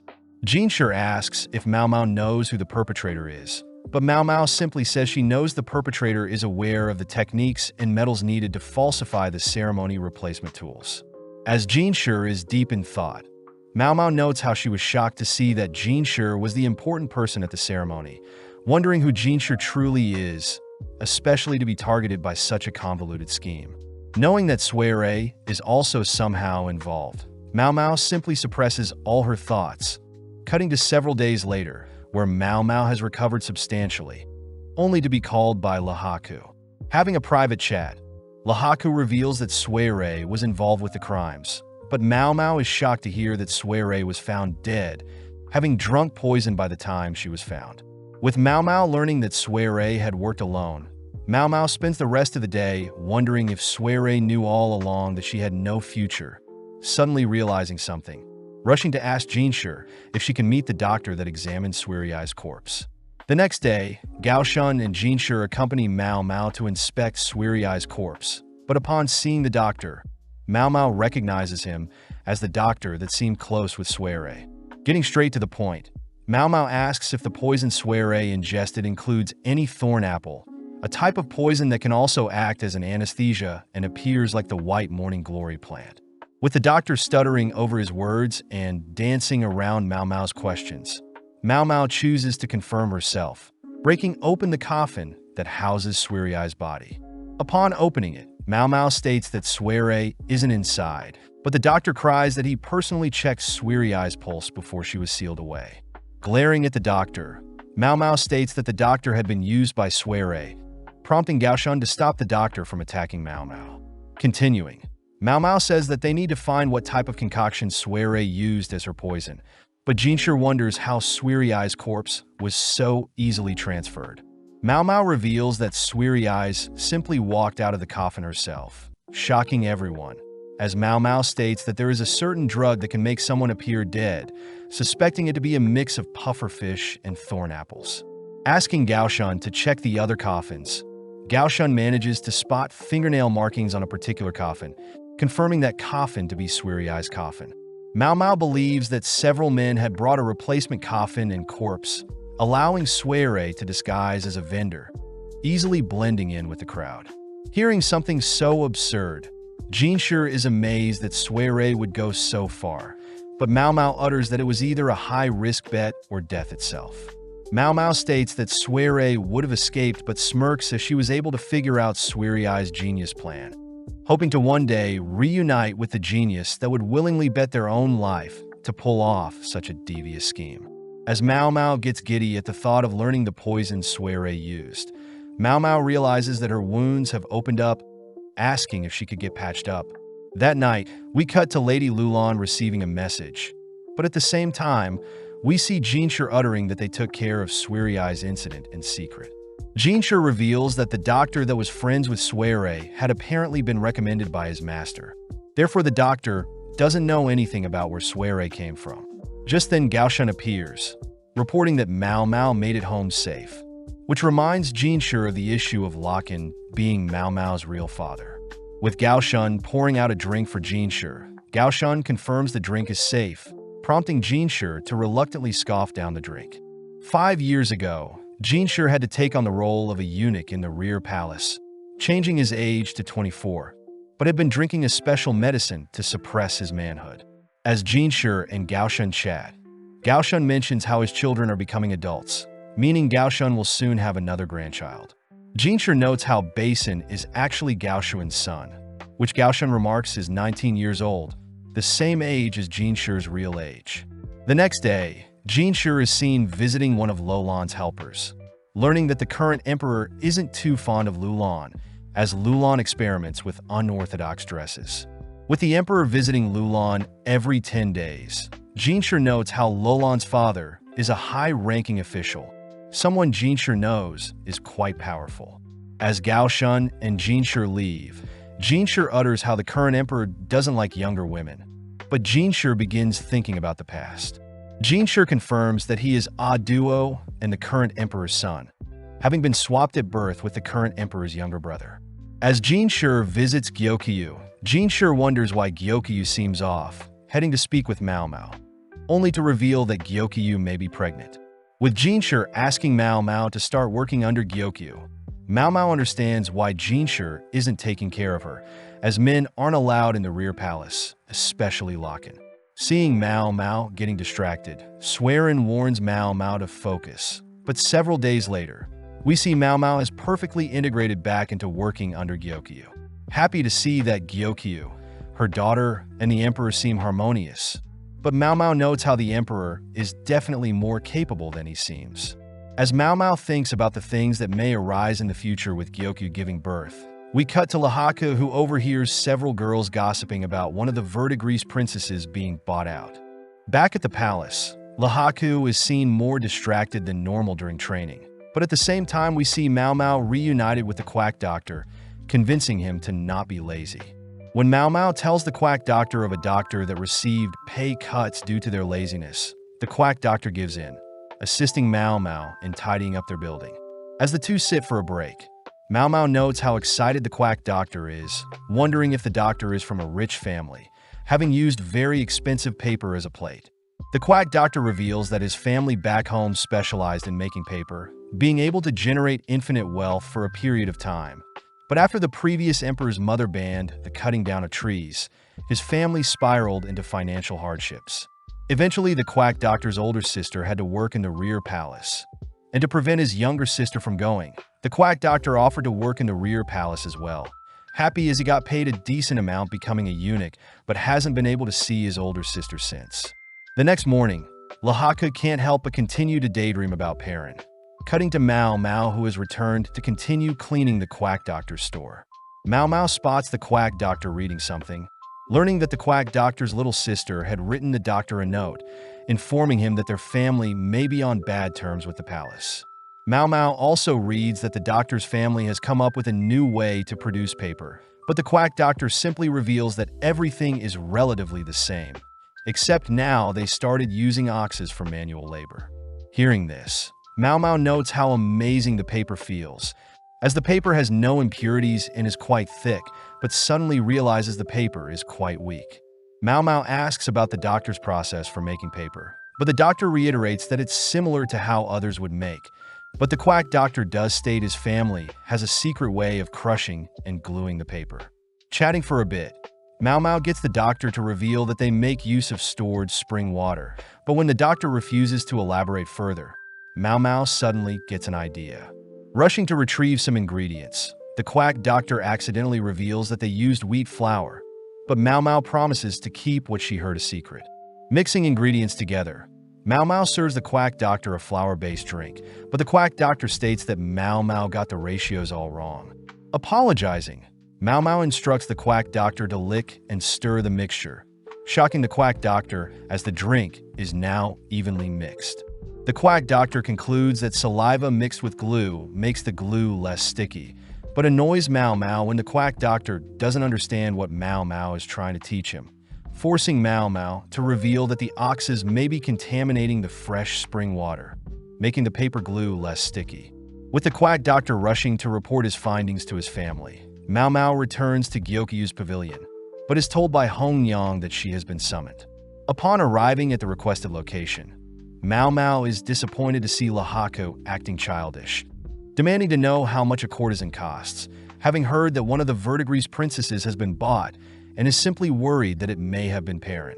Running through various calculations, Mao Mao reveals that there are only two candidates that come to mind that can afford to purchase a high-ranking courtesan, and these include a wealthy older merchant, whilst the other is a high-ranking official in his 30s.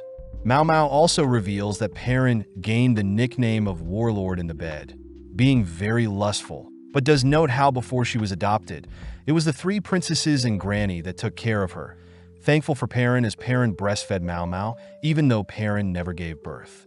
Mao Mao also begins factoring Lahaku as a candidate, noting how although Lahaku isn't the smartest, he definitely is a hard worker and has sufficient stamina to satisfy Perrin.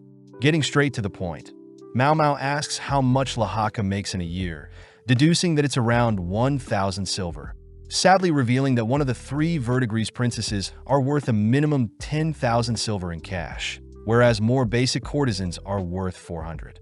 Completely at a loss for words, Lahaku wonders if Perrin will accept him if he manages to scrape together the amount, but seeing Lahaku so desperate, Mao Mao offers to help. With Mao Mao asking Lahaku to strip, Mao Mao begins inspecting Lahaku's muscles, impressed as Perrin does prefer a manly body. With most of Lahaku's body perfect, Mao Mao asks to inspect Lahaku's private area, but just then Jinshur enters, demanding to know what is happening.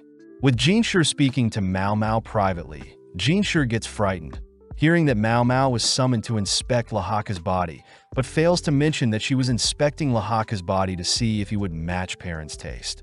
With Jinshur misunderstanding the situation, Jinshur asks what Mao Mao thinks about Lahaku, prompting Mao Mao to reveal that Lahaku is quite above average in terms of looks and physical features. Jinshur wonders how Mao Mao could discern so much simply looking at Lahaku's body, but Mao Mao reveals that back at the Verdigris house, the girls had to learn how to quickly discern the capabilities of clients, simply by glancing at the clients' bodies.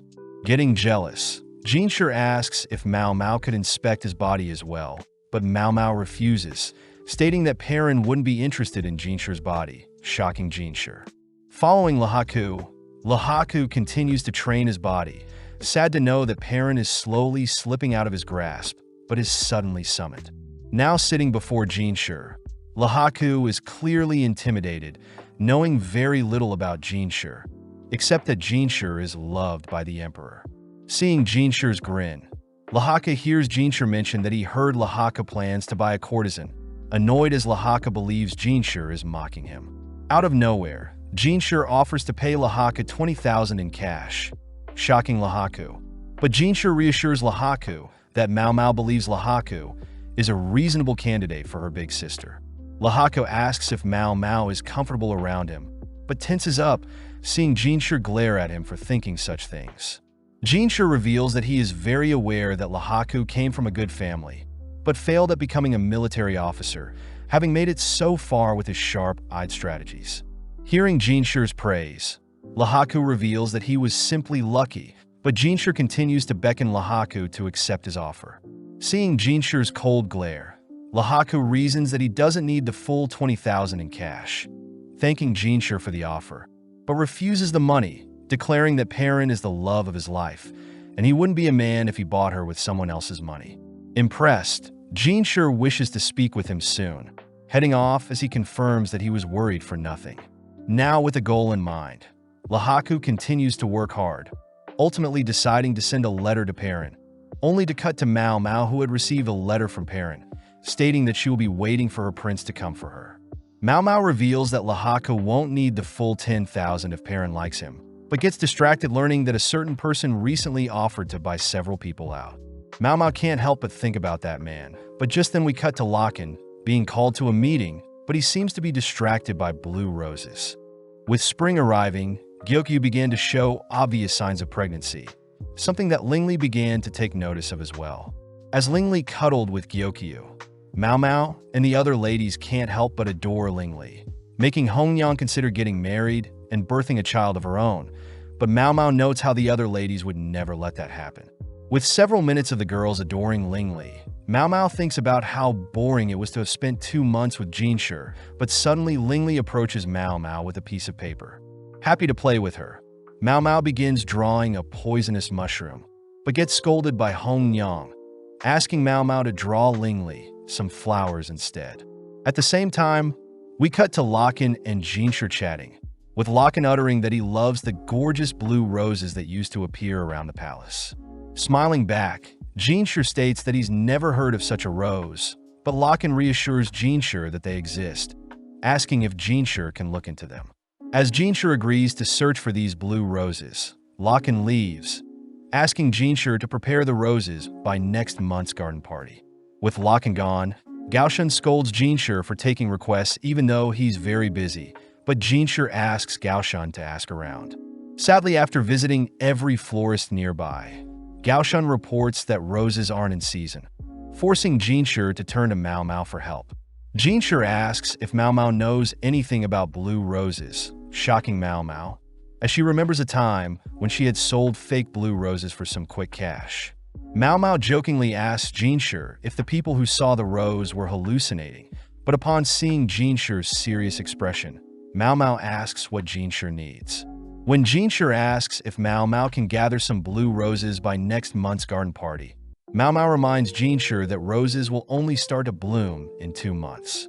Knowing that it's impossible, Jinshi states that he'll turn down the person who requested the roses, but Mao Mao deduces that the man requesting the impossible is Locken. As Jinshi confirms this, Mao Mao changes her mind, stating that she'll figure something out, as she knows she can't run away from Locken forever. As Mao Mao asks Jinshi for several things, we cut to Mao Mao visiting Li Hua, thanking Li Hua for allowing Mao Mao to use the steam room. In exchange for access to the steam room, Mao Mao sneaks a naughty book to Li Hua, only to head outside, running into Jinshi and Gaoshan who have relocated the steam room. When Jinshi asks what Mao Mao is planning, Mao Mao reveals that she plans to make the roses go mad, making use of the abundant sunlight and steam. Mao Mao hopes to simulate the correct environment to allow roses to bloom, but can't guarantee any results getting to work. As Mao Mao helps move several plants into the steam room, Mao Mao suddenly realizes her leg's wound has reopened, happy to see that Jinshi and Gaoshan have summoned Xiaolan to help out. With an energetic Xiaolan by Mao Mao's side, Mao Mao begins instructing the eunuchs to place over 100 unbloomed roses in the steam room, happy that preparations are done. That night, Mao Mao mans the steam room, being the only one who knows how to regulate the steam room's temperatures so as to not kill all the roses. On sunny days, Mao Mao takes the roses out of the room, completely exposing them to the sun and lightly feeding the plants water. Just then Gaoshan checks up on the girls, gifting them a light snack, something Xiaolan is grateful for, being able to skip work and hang out with Mao Mao. At the same time, Mao Mao and Xiaolan spot some of Li Hua's ladies in waiting, spying on them, only to run away. With several days passing, Mao Mao instructs Xiaolan and the eunuchs to trim down the number of sprouts in each plant pot to allow even distribution of nutrients for the plant. Seeing as it's beginning to rain, everyone rushes the roses inside the steam room. But as night falls, Mao Mao begins to worry that the roses aren't growing fast enough, staying up all night to regulate the steam room's temperature. With the next day arriving, Xiaolan is shocked to hear Mao Mao get no sleep, offering to watch the roses as Mao Mao sleeps, but Mao Mao can't help but notice Li Hua's ladies in waiting are watching them again. Mao Mao comes up with something to distract them, giving Xiaolan a manicure, something that spreads among the ladies within the rear palace, and even Lady Li Hua. As Mao Mao heads back to Gyokyu's pavilion to taste for poison, Mao Mao learns that Gyokyu won't be attending the upcoming garden party, which Mao Mao knows is to give Lady Lulan a chance to shine along with hiding Gyokyu's pregnancy. Before Mao Mao leaves, the other ladies get worried, seeing Mao Mao exhausted. As Mao Mao heads to her room to sleep, she musters up the strength to continue looking after the roses. But as she approaches the steam room, Xiaolan reveals that a single bud has finally grown, relieving Mao Mao as they may make it in time for the garden festival. With the day of the garden festival finally arriving, Jinshi asks Gaoshan if there are any updates on the roses, both admitting that they aren't sure, having both been very busy.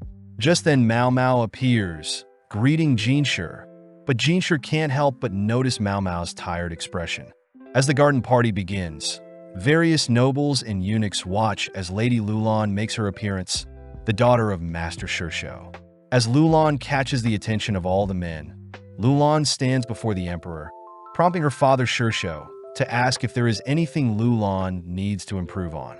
At the same time, Jinshi appears, carrying various roses, presenting said roses to the emperor, impressing the emperor.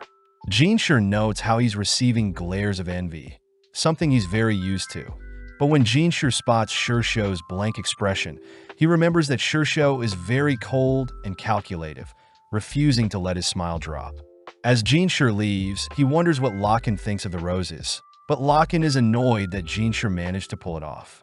Following Mao Mao, she's seen resting on Inghua's lap, but as Jinshi arrives, Inghua leaves Mao Mao and Jinshi alone.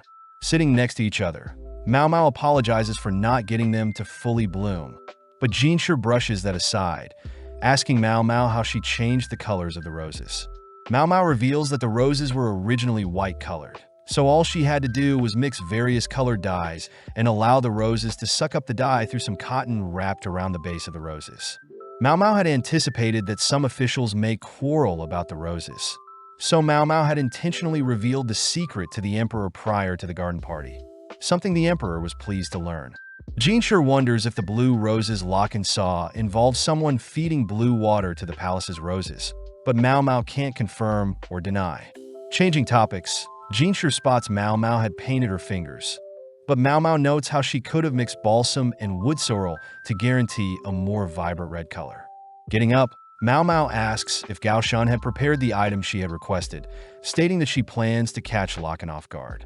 Cutting to Lakan, we see him bored with the garden festival, revealing that he sees everyone as ghost stones, with men being black stones and women being white stones. Lakan states that by viewing his subordinates as pieces in his game and his ability to maneuver and place said subordinates that gained him such a high rank in the art of war. Glancing around, Lakan gets a headache from seeing all the ladies having red manicures, a color he knows resembles balsam, but out of nowhere, Lakan spots Mao Mao appear alongside two other men. As Mimi is seen taking care of the sick lady, we cut to Mao Mao offering to play Lakan in some games, exciting Lakan as he gets to play with his daughter. As Gao Shun and Jinshi watches, Mao Mao offers to play a best-of-5 match, prompting Lakan to offer to give Mao Mao a handicap, but Mao Mao refuses the offer. Getting right to the point, Mao Mao states that she wants a prize for winning, which Lakan accepts, stating that Mao Mao must come live with him if he wins. Hearing this, Gao Shun is forced to stop Jinshi from interfering, with Mao Mao reassuring Jinshi that she's fine with the punishment. Mao Mao states that if she wins, Lakan must purchase a courtesan of her choosing, but refuses to elaborate further. With Lakan having a general idea of Mao Mao's scheme, Mao Mao adds 2 more rules, pulling out several ingredients. Pouring liquor into 5 cups, Mao Mao takes out an additional ingredient, a poison that becomes lethal after 3 or more sips. By dissolving the poison in 3 cups, Mao Mao begins mixing up the cups, stating that the winner after every match will force the loser to drink from 1 cup. Secondly, Mao Mao states that if her or Lakan leave their match, they are automatically deemed the loser. With Lakan agreeing to all of Mao Mao's scary conditions, Jinshi is shocked to see Lakan unfazed, wondering what Mao Mao is planning. As their first match of Chinese chess begins, Lakan manages to defeat Mao Mao, selecting the first cup for Mao Mao to drink from.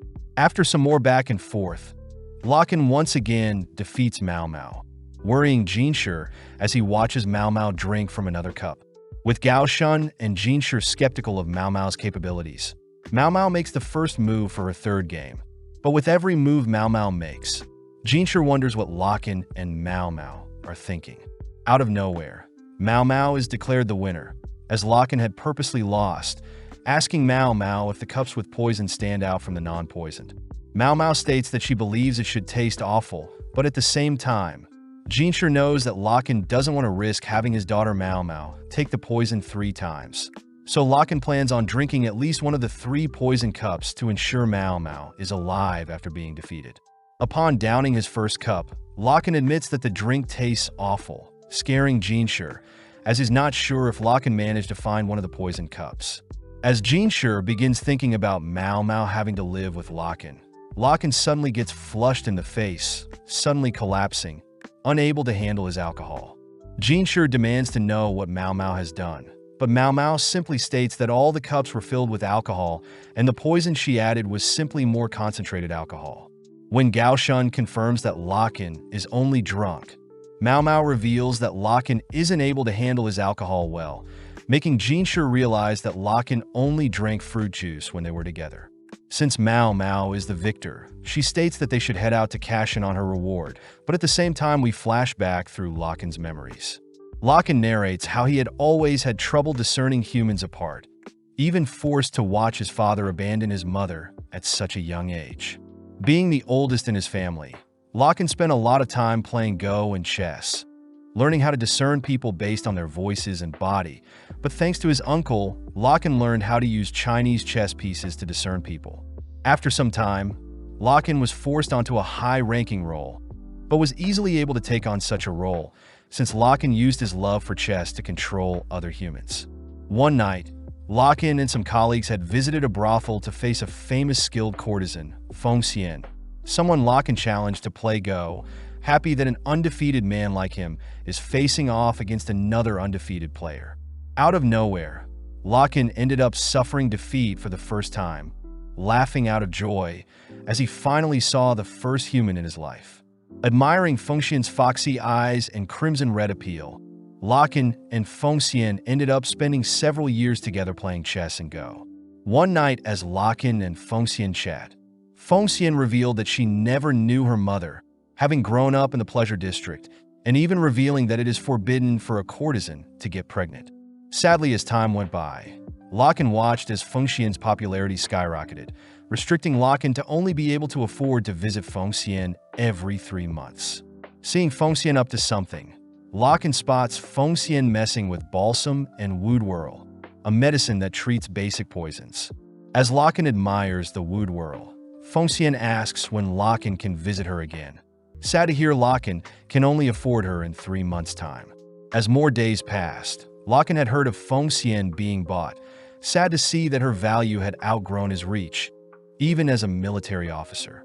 On one of the last days, Feng Xian had asked that the winner can do whatever they wanted with the loser, but as their match of Go began, they wound up embracing each other.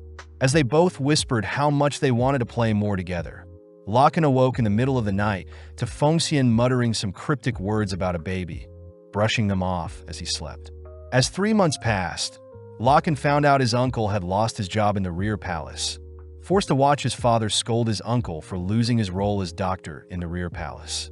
Out of anger, Locken's father ordered Locken to go study abroad, but around the same time, Locken had learned that Feng Xian's buyout was cancelled, and Locken had expected to return within 6 months. Sadly, with 3 years passing, Locken finally returned from abroad, shocked to see so many unread letters from Feng Xian, spotting a peculiar bag as well. Upon opening the bag, Locken is confused by the 2 pieces of branch, one long and one small, but suddenly Locken realizes something. Rushing towards the VIDZ house, Locken recounts a popular way to curse someone involving one's fingers being severed. When Locken made it to the front of the VIDZ house, Locken demanded to know where Feng Xian was, but was beaten up by one of the servants, learning that Feng Xian was pregnant because of Locken, and was forced to take any job she could to make money. Back in the present, Locken awakens in one of the beds in the VIDZ house, greeting Mimi, who used to be Feng Xian's servant and someone he often played games with. Handing Locken some disgusting medicine, Locken gets giddy when he learns Mao Mao made it for him. But Locken also receives a box from Mao Mao, opening it only to see a withered blue rose. When Locken asks to know what Mao Mao is thinking, Mimi utters that the withered rose was able to retain its shape even after all this time. But at the same time, we cut to Mao Mao heading somewhere with Basin, pulling out the head of an unblossomed rose. As Locken sits in bed, he reveals that he only wanted to take care of Mao Mao, but he also doesn't blame Mao Mao for hating him after what he did to her mother Feng Xian. Striving to bond with Mao Mao next time, Locken curses at Jinshi for being so close with Mao Mao, but just then Granny enters, informing Locken that he must now select the courtesan he'll be buying. With Locken happy to spend a few thousand on any courtesan, he heads downstairs, amazed at the lineup of courtesans, but is surprised to see one of the Verdigris princess being sold as well. Seeing as they all still appear as stones to him, Locken reasons that he should pick Mimi, being the most comfortable with her. As Locken approaches Mimi, Mimi stiffens up, admitting that she prefers to work at the Verdigris house, only to head to some nearby doors, opening them. With Granny scolding Mimi for disobeying her, Locken suddenly hears a familiar voice. As the voice overwhelms Locken's senses, Locken trips and falls whilst rushing towards the source, completely disregarding his own well-being, all whilst remembering Mau Mau's words regarding a withered rose that retains its shape. As Locken rushes into the sick lady's room, completely speechless upon spotting Feng Xian, but upon hearing Feng Xian utter such familiar words, Locken sheds tears. Having chased after Locken, Granny reveals that Feng Xian is very contagious, demanding Locken leave and pick a courtesan. Ignoring Granny's words, Locken kneels before Feng Xian, stating that he'll choose the courtesan in front of him and offers to pay whatever amount Granny wants. As Mimi holds Granny back from interfering, Locken sits in front of Feng Xian, placing a black and white go piece in Feng Xian's hand, completely ignoring Feng Xian's scars, and instead choosing to treasure this nostalgic feeling. Playing Go, Locken compliments Feng Xian, believing she taught Mau Mau how to play Go too, something that makes Mimi cry, knowing how significant it was for Locken and Feng Xian to reunite. Following Mau Mau and Basin, they both head back to the palace, only to spot Lulan and her wicked father. Seeing Basin bad-mouthing Lulan's father, Mau Mau attempts to leave, but learns that Jinshi wants to speak with her.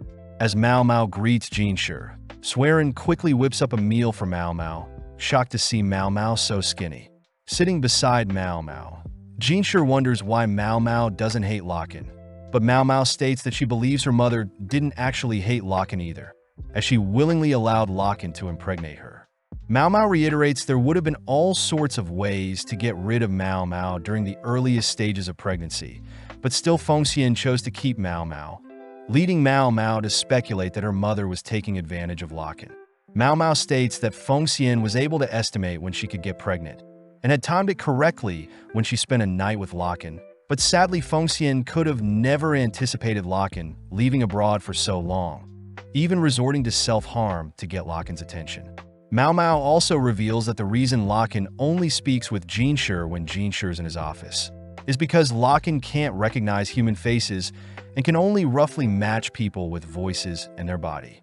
Mau Mau says she learned everything from her adopted father, and for some reason Locken is only able to see Mau Mau and her adopted father, Lawman's face.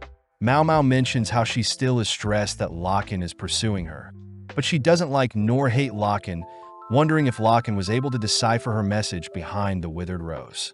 Jinshi states he thought Mau Mau despised Locken, but Mau Mau reveals that Locken actually assisted Mau Mau to save Jinshi from the falling pillar during the ceremony, revealing that Locken doesn't deduce based off evidence, and instead works off gut feelings. But surprisingly, Locken has been very accurate. Mau Mau begins thinking about how talented Locken is, jealous to see such talent be wasted by such a lazy man, but warns Jinshi to never ally nor make enemies of Locken.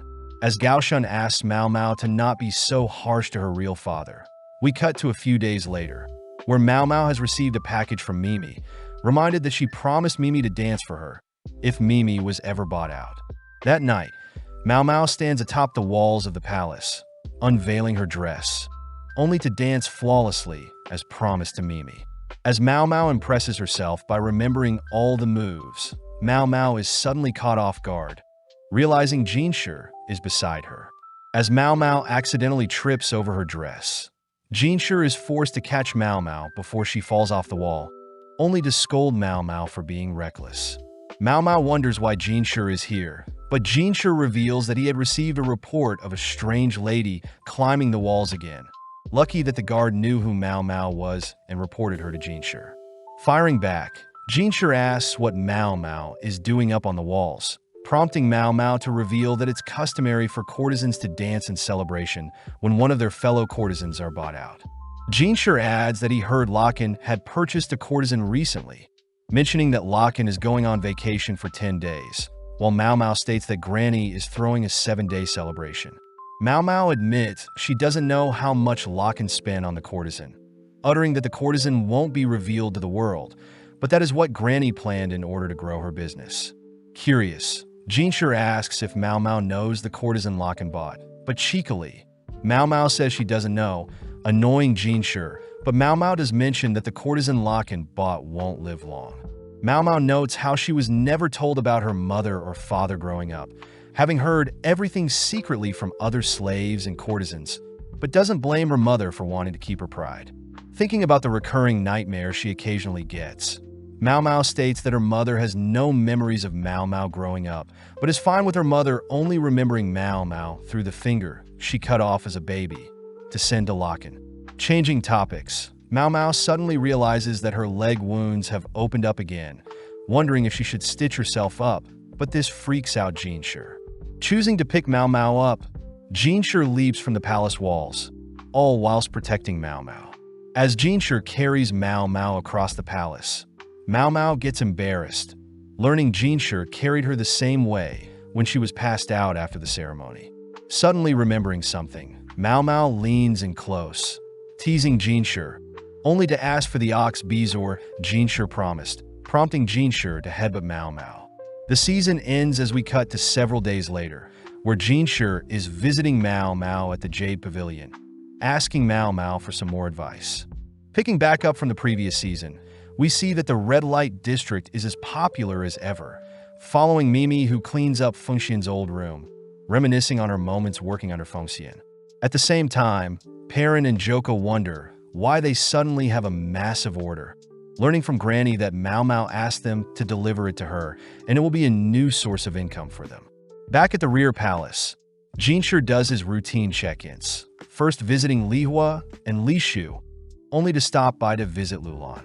Upon entering Lulan's pavilion, Jinshur and Gaoshou note how Shishou had asked for more ladies in waiting for Lulan, but they're surprised by how many Lulan has now. Finally stopping by to visit Gyokyu, Jinshur is caught looking for Mao Mao, learning she is currently at the clinic, all whilst Gyokyu remarks it's already spring.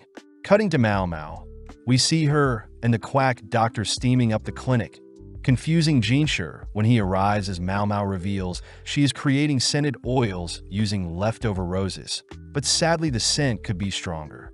Jinshur wonders why Mao Mao is doing her experiments in the clinic and not in the Jade Pavilion, but Mao Mao whispers that some scented oils can cause miscarriages, but this shouldn't require a ban on scented oils overall. Mao Mao thinks about how Gyokyu's pregnancy still needs to be kept a secret from everyone, including the quack doctor, who can't keep secrets, but Jinshur asks what Mao Mao is cooking. Mao Mao says she is simply distilling alcohol to make it more concentrated, a concoction she plans to clean with especially since Lingli is still a child. With Mao Mao demonstrating the sanitizer, Jinshur is impressed by Mao Mao's vast knowledge, reminded that her adopted father studied medicine from the West as well. At that moment, Mao Mao's package arrives, intriguing Jinshur as Mao Mao silences the quack doctor from revealing anything. When Jinshur gets more intrigued, Mao Mao blurts out that the package contains pieces of her clothing from back home, but Gaoshun points out that clothes shouldn't be this large or heavy. Backed into a corner, Mao Mao reminds Jinshur that women in the rear palace are lacking experience and knowledge in bed, making it unfavorable for when the emperor finds someone to their liking, as the women aren't able to meet the emperor's expectations. Jinshur wonders why Mao Mao bought a huge amount of books, realizing they're the same books Mao Mao gave to the concubines. But Mao Mao thinks about how the emperor had originally wanted to read them, but now she plans on starting a business by selling these books to others. Spotting Gaoshun indulging in the books, Mao Mao gets weirded out, but realizes Gaoshun was admiring the paper quality and craftsmanship. Mao Mao points out brides are normally gifted these books and can interpret the books based on pictures alone, but Jinshur is intrigued to hear the printing method doesn't use woodblocks and instead metal plates. Seeing Jinshur sifting through the books, Gaoshun whispers that Jinshur can keep some for himself, but Jinshur cries he would never. Clearing his throat, Jinshur says Mao Mao can keep her books, but must tell him which shop made the books, reassuring Mao Mao he has good intentions. With Mao Mao divulging the shop details, Gaoshun mentions how some books are too explicit and should be censored, confiscating them as both men leave. Later that day, Xiaolan recites a novel she had heard about, asking Mao Mao what she thinks about the novel. Mao Mao is more amazed Xiaolan can read, but Xiaolan corrects Mao Mao, stating that a girl earlier was reading it, and the novel itself has spread throughout the rear palace. As Mao Mao heads to the Jade Pavilion, she spots the other girls indulging in a book, hearing that the emperor personally handed them out and wants all the girls to read it. Inspecting the book, Mao Mao notes the stamp shows it's from the same store she received her naughty books, believing Jinshi must have asked the emperor to circulate 100 copies. Mao Mao wonders why novels are considered low class, and why now of all times are the concubines receiving such an item. Given some time to think, Mao Mao deduces it to be due to politics, overhearing Yinghua report that Gaoshun will hand out the next volume as soon as they're ready.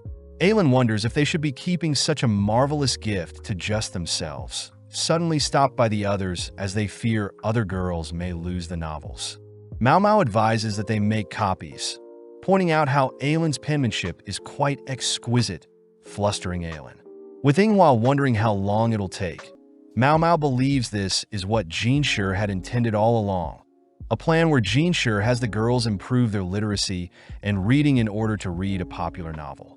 The next day, Xiaolan begs Mao Mao to teach her how to read, mentioning that the girl that would normally read for her lost her voice and instead handed out copies for everyone else to read.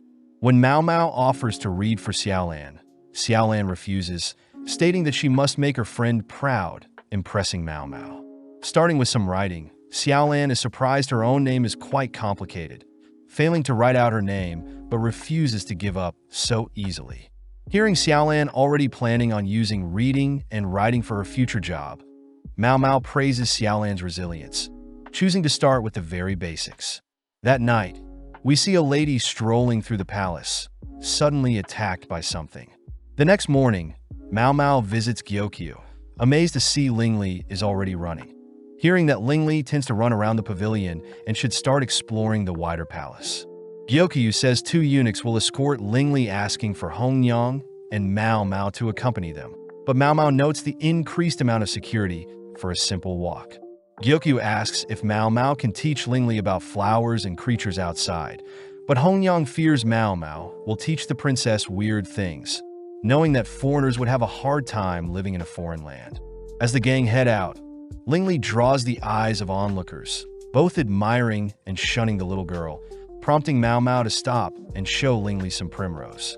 Suddenly hearing something, Lingli runs off somewhere, attempting to crawl into a small alleyway, but is stopped by Hongyang. Instead, Mao Mao volunteers, creeping down said alleyway, suddenly spotting a small kitten that sprints out the alleyway and into a nearby forest. Seeing no other choice, Mao Mao and the others follow it, preparing to capture it, but the kitten easily outmaneuvers Mao Mao. Out of nowhere, another girl intercepts the cat, catching it and handing it over to Mao Mao, remarking that the kitten may be hungry only to run off. Seeing Lingli admiring the cat, Mao Mao says Lingli shouldn't touch the kitten since it's dirty, making Lingli cry. Heading over to the clinic, the quack doctor is surprised to see a kitten, rushing to boil some water to warm it up. Mao Mao says owning animals in the rear palace requires permits, and all animals need to be castrated, curious as to where the kitten was born. Wrapping up some hot water in a cloth and placing it under some bedding, the quack doctor asks for Mao Mao to place the cat on the bedding, revealing he too had found a calico cat in the past. Mao Mao asks if the quack doctor has milk and intestines, freaking out the doctor, but Mao Mao says the intestines are a substitute for the mother's breast. Seeing as a bath would harm the kitten, Mao Mao chooses to manually wipe off any dirt only to clean any bacteria with oils. As Mao Mao nurses the kitten, she's called by the emperor later that night, happy to hear the emperor plans to keep the kitten, exciting Lingli. As time passed, the kitten grew stronger to have baths and eat chicken, but Mao Mao got to work trimming the kitten's claws to ensure no harm to the princess. With Jinshi visiting as well, Mao Mao spots Gaoshun acting weird, getting distracted by Jinshi, who admires the kitten. Sitting down and serving Jinshi some snacks, Mao Mao spots Gaoshun and the quack doctor gleefully bonding over their love for cats, something Jinshi will never understand, But upon realizing that Mao Mao herself acts like a cat, Jinshi embraces the kitten with open arms. A few days later, the kitten had been given the title of Admonisher of Thieves, tasked with chasing down rats scurrying around the clinic, but Mao Mao wondered why the kitten had been given her name of Mao Mao as well. Later that day, Mao Mao and the other ladies rush to tidy things up, hearing that a caravan is soon to arrive. Following Jinshi, we see him receive reports of a foreign envoy arriving, asking Gaoshan to ensure everything runs smoothly during their stay. Back with Mao Mao, Hongyang says they'll be changing wardrobe since it's getting humid, asking Ge Yuan to tend to Lingli whilst the others search for alternative clothing. Seeing Yinghua sifting through old clothing, Mao Mao asks where the old clothing goes, learning that most of Gyokyu's old clothes are handed out to Gyokyu's home region in the west. Aelin takes the chance to tell Mao Mao another lady in waiting is coming to help now that Gyokyu is pregnant. Something Yinghua adds is because of Lulan, seeing as Lulan had recently totaled 50 ladies in waiting. Although Gyokyu is the emperor's favorite, she only has 4 ladies, whereas Lihua has 30 and Lishu has 60. Additionally, Yinghua mentions how a caravan filled with goods visits the palace every so often, but suddenly Hongyang appears ushering the girls back to work. Cutting to Lihua, she is seen petting her belly only to summon Shin, her new head lady in waiting, asking Shin to do some shopping for her. Heading out, Shin suddenly receives a message from the clinic, putting on a sour face. Near the entrance of the rear palace, the caravan has officially set up shop and plans to stay for 5 days, making Xiaolan envious as she wants to buy and try on new clothing as well. Mao Mao notes how strangely peaceful the rear palace is even though there are no stores or doctors except the quack doctor, wondering what a disease outbreak would cause. Mao Mao thinks about the amazing underground waterway that carries waste into the Great River, coupled with the water technology from the west, making most diseases would fail to be contracted. Suddenly hearing Xiaolan mention how she might be free on her last day, Mao Mao says she is glad she has Xiaolan as a friend. That evening, Gyokyu's ladies help display the items Gyokyu bought, worrying Gyokyu as she fears she bought too much, but Mao Mao knows the other ladies definitely didn't hold back either. Seeing as there will be another day of shopping tomorrow, Mao Mao helps clean up the dresses, suddenly spotting something. Seeing all the dresses with belts tied around the chest, Mao Mao states Gyokyu's pregnancy shouldn't be known to the outside, as normal dresses have belts around the waist, and only when pregnant will dresses with belts around the chest be needed. Suppressing her suspicions, Mao Mao hints at Hongyang and Gyokyu to buy more varied dresses to conceal Gyokyu's pregnancy. Before the stores closed on the last day, Mao Mao and Xiaolan explore what is left, exciting Xiaolan as she admires a small drinking cup, prompting Mao Mao to give Xiaolan some hair ties. Graciously hugging Mao Mao, Mao Mao notes Xiaolan could pass off as her little sister, both continuing to explore the stores as Mao Mao is dead set on getting discounts. After several purchases, Mao Mao sets her sights on some jasmine tea, running into the girl from earlier who intends to buy the tea as well. With Xiaolan calling out to Shui, Mao Mao deduces that Shui must be a court lady using the same laundry area. As the three head back to the clinic, the quack doctor is surprised Mao Mao has friends, but the girls are more excited seeing the kitten alive and well. Making jasmine tea with the bud, Mao Mao mentions how it's a special day, watching as Xiaolan indulges in some mooncakes. As the quack doctor mentions how a special envoy from a foreign land is arriving soon, Shui utters that she smells something weird towards the north of the palace, making the others wonder if the waterway got clogged. Xiaolan wonders if Shui works near the north often, but Shui reveals that she often visits the north side to sketch bugs, remarking insects and their eggs can be used for medicine and aphrodisiacs. Since the south is well kept, only the north contains intriguing bugs, exciting Mao Mao as they both grow close due to their strange addiction. That night, a mysterious figure heads to unveil several bottles, cutting to a few days later where the caravan has left. Since then, scented oils became popular in the rear palace, disgusting Mao Mao as intertwined scents are unbearable. But suddenly a dress is accidentally dropped onto Mao Mao. Upon smelling a rose-scented smell, Mao Mao regrets not selling her own rose-scented oils, but suddenly uncovers something. Sniffing other dirty dresses, Mao Mao rushes to the Crystal Pavilion, sniffing Lihua's lady's scents, only to run into Shin.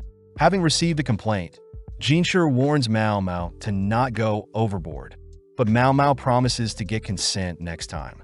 Changing topics, Mao Mao has Jinshi read out the list of scents she smelt on the court ladies, stating that scents can have harmful effects on pregnant women. Additionally, Mao Mao unveils the spices and herbs sold at the festival, stating that they all increase the possibility of a miscarriage. Mao Mao asks if Jinshi can ask which merchants sold such harmful goods, but Jinshi says it'll be hard tracking down the source, prompting Mao Mao to state that this incident is very similar to the toxic white powder craze. Jinshi is surprised someone would try to bring poison into the palace, but Mao Mao says all the items can be consumed in moderation without issues, but asks Jinshi to warn the other concubines just in case. With Jinshi sending Gaoshan off, Gyokyu also has her ladies check their scented oils along with items they purchased, all whilst Mao Mao wonders who the mastermind behind Suirai's disappearance and Jinshi's attempted assassination could be. Heading back to the kitchen, Mao Mao fears she must be blowing everything out of proportion, noting how everything that caught her attention was coincidental. As Mao Mao indulges in some more jasmine tea, Jinshi visits, asking Mao Mao why she is drinking tea that could be poisoned, but Mao Mao reminds Jinshi that all poison can be medicine in small amounts. As Jinshi sits down, she learns Gaoshan is off delivering messages, prompting Mao Mao to prepare some tea for Jinshi. Hearing Jinshi curious as to what jasmine tea could do, Mao Mao utters that the tea can help calm someone and improve their sleep, but can harm pregnant ladies, but overall is more beneficial than harmful. Seeing Mao Mao serve him a different drink, Jinshi slurps up Mao Mao's cup of tea, heading outside only to discover that concubine Jin of middle rank had passed away due to poison. The next day, Jinshi and Gaoshan decide to head to the Jade Pavilion, all whilst Gyokyu is notified of concubine Jin's passing due to poisoning. Gyokyu mentions how she heard Jin was sick for a year prior, greeting Jinshi only to cut to Mao Mao, who is proud seeing Xiaolan practicing her writing. Later that day, Mao Mao learns of a court lady by the name of Tao going missing. Sad to hear she was scheduled to be married, having been given a hairpin by a high-ranking bureaucrat at a garden party, but was heard the matron didn't want her to leave. With the quack doctor reminding Mao Mao that such incidents are quite normal in the rear palace, Mao Mao heads out only to spot Jinshi and Gyokyu having some tea. Mao Mao praises Gyokyu for hiding her pregnancy so well, suddenly called over by Gyokyu, who asks Mao Mao to assist Jinshi out, leaving them with Jinshi as Lingli can be heard crying. Now alone, Jinshi asks what Mao Mao thinks about the books being spread by the emperor, something Mao Mao thinks highly of as the novels are encouraging the girls to read and write, prompting Jinshi to unveil the next step in his grand scheme. Jinshi shows off some blueprints of a penmanship school, a school for servant girls, and an idea Mao Mao fully supports, but this shocks Jinshi and Gaoshan. Mao Mao gets weirded out realizing Jinshi wanted Mao Mao to glare at him, but tells Jinshi the penmanship school will not only help the slave girls, but also help other high-ranking girls find jobs. Mao Mao does wonder why the southern courtyard is so close to the main gate, advising Jinshi to move the courtyard elsewhere, as lots of prideful concubines gather near the location and wouldn't be too pleased seeing servants begin to be educated. Mao Mao mentions how moving the courtyard north and renovating some rundown buildings would be more suitable, asking Jinshi to call the school service vocational training to attract those seeking a job, and that snacks should be occasionally rewarded to lure girls back for more. Mao Mao notes how Jinshi hasn't even thought about his plan all the way, happy to hear he is seeking her personally for advice, but Jinshi also takes the chance to ask Mao Mao about her mushroom expertise. Mao Mao reiterates that she makes food and medicine with mushrooms, hearing that court ladies frequently get food poisoning when they hunt for mushrooms they aren't too sure about. Jinshi points out how he knows Mao Mao secretly digs up and devours matsutake mushrooms herself, something Mao Mao can't refute. Jinshi asks Mao Mao to solely focus on removing and noting down the poison mushrooms she uncovers, having Mao Mao sit out on all her duties except tasting to ensure things run smoothly. But Mao Mao wonders why he hasn't told Gyokyu any of this. Immediately getting to work, Mao Mao recognizes the locations the court ladies frequent and the entirety of the south side to be already been surveyed, choosing to head north, only for Mao Mao to begin uncovering various mushrooms.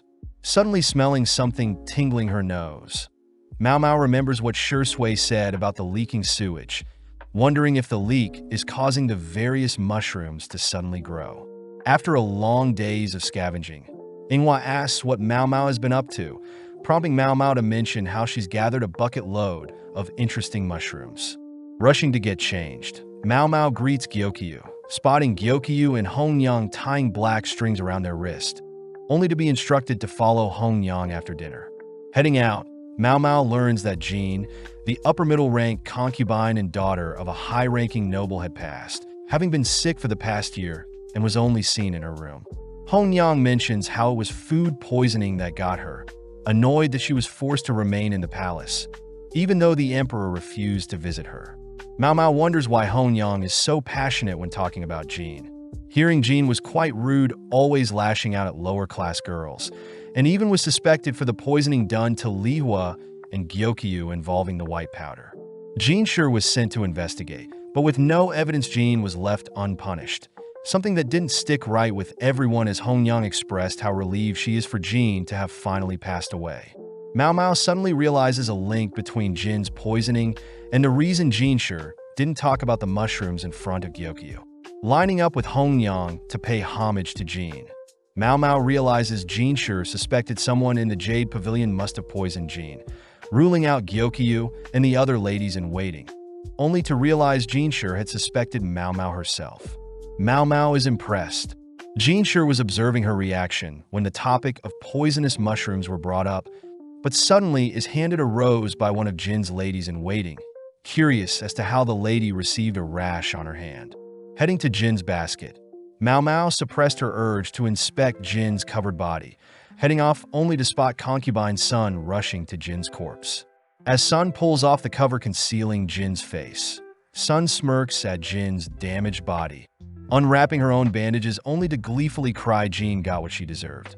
Seeing Sun's inflamed face, the rash on Jin's lady in waiting, and Jin Shi's words involving poisonous mushrooms, Mao Mao finally realizes what is happening.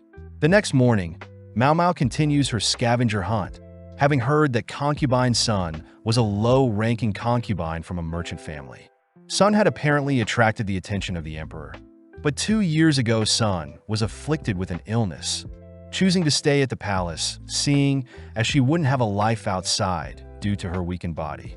Mao Mao suspects that Sun believed Jin to be the one who targeted her, heading through the forest with some protective mask only to run into the red mushroom she was searching for. Back at the clinic, Mao Mao asks Jin Shi and Gao Shun to be careful, unveiling a red mushroom she found, a mushroom that is extremely dangerous. Before Jin Shi can lean in for a close look, Mao Mao stops Jin Shi, revealing her own markings from a similar mushroom she encountered in the past. Mao Mao states that she had merely touched the mushroom and rushed to rinse it off, but even still it left a scar, something that horrified Jin Shi. Mao Mao utters that Jin had similar rashes and lost a lot of hair, asking Jin Shi if he's looking for the poison that caused such illness, forcing Jin Shi to admit that he has been trying to figure out the illness that afflicted Sun 2 years ago. With everyone believing it to be the work of Jin, it was a surprise when 1 year later Jin herself was afflicted by the same illness, becoming depressed and even refused to speak to Jin Shi when he visited. Jin Shi states that Jin was proud till the very end, having chosen to take poison to end her own life, something the ladies serving Jin had reported. Thinking for a bit, Mao Mao states that the red mushroom before them only causes stomach ache, vomiting, and paralysis, with inflammation being spread inside the mouth, but not onto the face. Mao Mao suspects that since the symptoms don't match up, it must mean someone spread the red mushroom onto Jin's face afterwards, and it can't be Jin herself seeing as her hands were clean.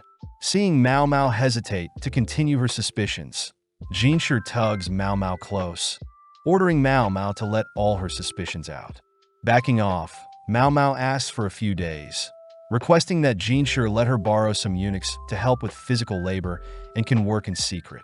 With Jin Shi and Gao Shun leaving, Jin Shi is excited to hear what Mao Mao comes up with, cutting to the next couple of days where Mao Mao performs her usual routine, only for a particular day where Gao Shun and two other eunuchs accompany Mao Mao into the forest. Weirded out seeing Mao Mao using her nose to sniff the surrounding area, stopping only to ask Gao Shun and the others to begin digging. In mere moments, everyone is shocked seeing a decayed corpse, surprising even Mao Mao. Later that day, Jinshi reported that the body belonged to the real concubine Jin, having passed away a year ago when she first received the illness. As for the imposter, Mao Mao suspects the lady to be concubine Tao, holding up a sketch of Tao that closely resembles Jin's face. Mao Mao utters that with the added bandages around Tao's face, only the most observant would realize the discrepancy, meaning Tao conspired with Jin's ladies-in-waiting. With Mao Mao stating she doesn't know any more than that, Mao Mao secretly believes that Jin had gotten jealous that Tao had found love before she could. Mao Mao suspects that Jin would normally abuse Tao, leading to an altercation that led to Jin's passing, forcing Tao to work with Jin's ladies-in-waiting and cover up the incident. When things got too stressful for Tao to keep up the act, Jin's ladies disposed of Tao, but Jinshi wonders how Mao Mao found Jin's real body. Mao Mao proudly declares that she simply looked for an abundance of mushrooms growing nearby, having known that mushrooms tend to grow around animal feces or carcasses. Jinshi calls out Mao Mao for fiending over mushrooms grown around a human corpse, something Mao Mao realizes is quite weird, but before Mao Mao can defend herself, Jinshi has Gao Shun confiscate Mao Mao's mushrooms. Now left alone, Mao Mao spots a mushroom that had fallen out of her basket, wondering what a mushroom grown from a corpse would truly look and taste like. That night, we see the Emperor greet some visitors, cutting to the next day, where Mao Mao is shown a massive mirror. The mirror amazes all the girls, as it's a Western invention, making it hard to obtain, especially the one before them, as it would easily be worth another's life. Mao Mao learns that Gyokyu had owned a smaller mirror in the past, but Inghua broke it, intriguing Mao Mao as to how mirrors are made and how they can mass-produce them. Gyokyu tells Mao Mao the mirror is a gift from a foreign envoy, reminding Mao Mao that the foreign stores were in preparation for a special envoy arriving. But Mao Mao also hears that each concubine received an equally expensive mirror, wondering what business this envoy has with their nation. That evening, Gao Shun visits Mao Mao and Hong Yang, asked by Gao Shun to borrow one of their rooms, but Hong Yang is disappointed to hear that Gao Shun is married and has a child. As Mao Mao serves the two some tea, she hears Gao Shun asking for some advice, explaining a story involving a rich family with two daughters. Since the daughters were close in age, they were both loved dearly by their overprotective parents, forcing the girls to remain inside. When a lady-in-waiting was assigned to the girls, the lady would occasionally sneak them out, but when the father found out, he locked the girls inside permanently, stationing men to guard and watch over them. Although the girls grew up introverts and spent their youths embroidering, the father soon discovered his younger daughter was pregnant with the child of a wizard, a story that confuses Mao Mao, as she simply believes the lady had continued to sneak the girls out. Gao Shun corrects Mao Mao as the lady-in-waiting had been fired to warn future ladies-in-waiting from getting too comfortable, but when Hong Yang wonders if the men watching the girls pulled any moves, Gao Shun states the men would monitor each other as well, forbidden from approaching the daughters. Unfortunately, Mao Mao doesn't know what to make of Gao Shun's story, stating that she knows that people can trick themselves into thinking they're pregnant, having once seen a young courtesan claim she was pregnant with the man she loved. The courtesan had reported skipping her periods and her skin began to grow tender, but this was all in her head, making Mao Mao ask Gao Shun if he's sure the younger daughter was pregnant. Acting strange, Gao Shun states he knows for sure, asking Mao Mao if she can figure out ways the daughters could have snuck out given the surveillance they were under. Showing Mao Mao a map of the daughter's home, Gao Shun points to a separated house where the daughters were kept, and only a corridor connected the daughters to the main house, with a built-in washroom included in the separated house. Gao Shun adds that there are windows opposite of the corridor, with two men at different levels watching each window, but Mao Mao points out how limited the men's vision must have been. Gao Shun utters that the girls would normally be seen near the windows embroidering, a hobby Gao Shun admits is unorthodox. But Mao Mao knows that Gao Shun seems to be hiding something from them. Knowing that the daughters also had separate bedrooms, Mao Mao deduces that the separated house must have been originally for guests, something Gao Shun confirms as he reiterates only 2 men were ever watching through the windows. Mao Mao begins to squirm, holding back her speculations. But just then Gao Shun remembers to give Mao Mao the ox bezoar Jinshi promised her. Mao Mao wonders why it took so long, learning that the demand for it suddenly rose. But Jinshi has been recently receiving all sorts of medicine from different people, with Mao Mao ecstatic to finally be receiving her reward. Hongyang learns that a ox bezoar is a dried bear's gallbladder used as medicine for the digestive system. Getting back to Gao Shun's story, Mao Mao heads off to retrieve some tools, using 2 nuts to represent the daughters, placing them by the windows on the map. Next, Mao Mao takes out a mirror, declaring that the daughters must have used a mirror to reflect the older daughter in place of the younger daughter, making it seem like nothing was happening from a distance. Gao Shun points out that the girls were stitching different animals at the time, but Mao Mao states that images can be made with 2 results in mind, showing off a face that can be flipped to show a completely new face. This explains how the daughters were seen stitching a bird and rabbit, but in reality the oldest was doing all the work whilst the youngest fled through the exit. Mao Mao thinks about a story her dad told her about, having heard needlework was common amongst high-class daughters, suspecting that Gao Shun had twisted the story a bit, believing the daughters may have been hiding a bigger secret than a mere child. Not wanting to question things further, Mao Mao watches as Gao Shun leaves, wondering what she should do with her new gift.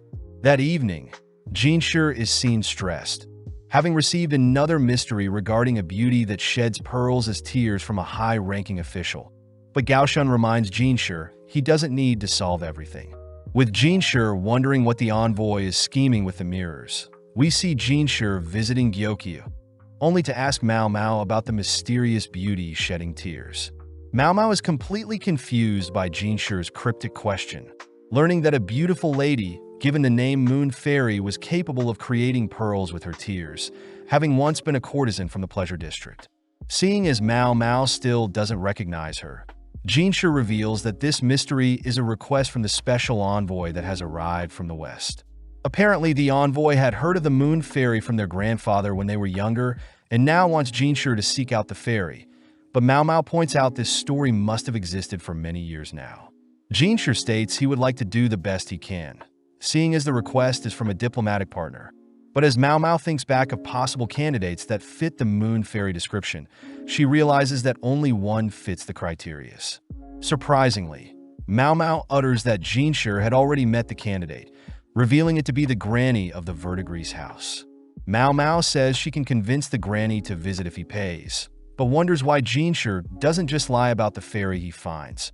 But Jinshi reveals he already tried to present other beautiful ladies, but the envoys refuse to accept them as worthy of being a moon fairy. Hearing that the envoys are females, Mao Mao fears what they may do to Jinshi if he were to ever seduce them, instead asking how important these envoys are. Jinshi says the envoys control all western and northern trading points, making Mao Mao curious as to how gorgeous Granny was to have captivated the eyes of Westerners who are already conventionally good-looking. Seeing Jinshi distraught, Mao Mao gets to work inviting Granny to the palace, sitting down with her only to ask Granny if she welcomed an envoy 50 years ago. Granny confirms she did, remembering that the city was originally an ancient ruin that accepted tourists, but seeing as there was no grand palace at the time, a ceremonial site near a pond and orchards was used to welcome guests. Mao Mao recognizes the description as a ruined orchid on the north side of the rear palace.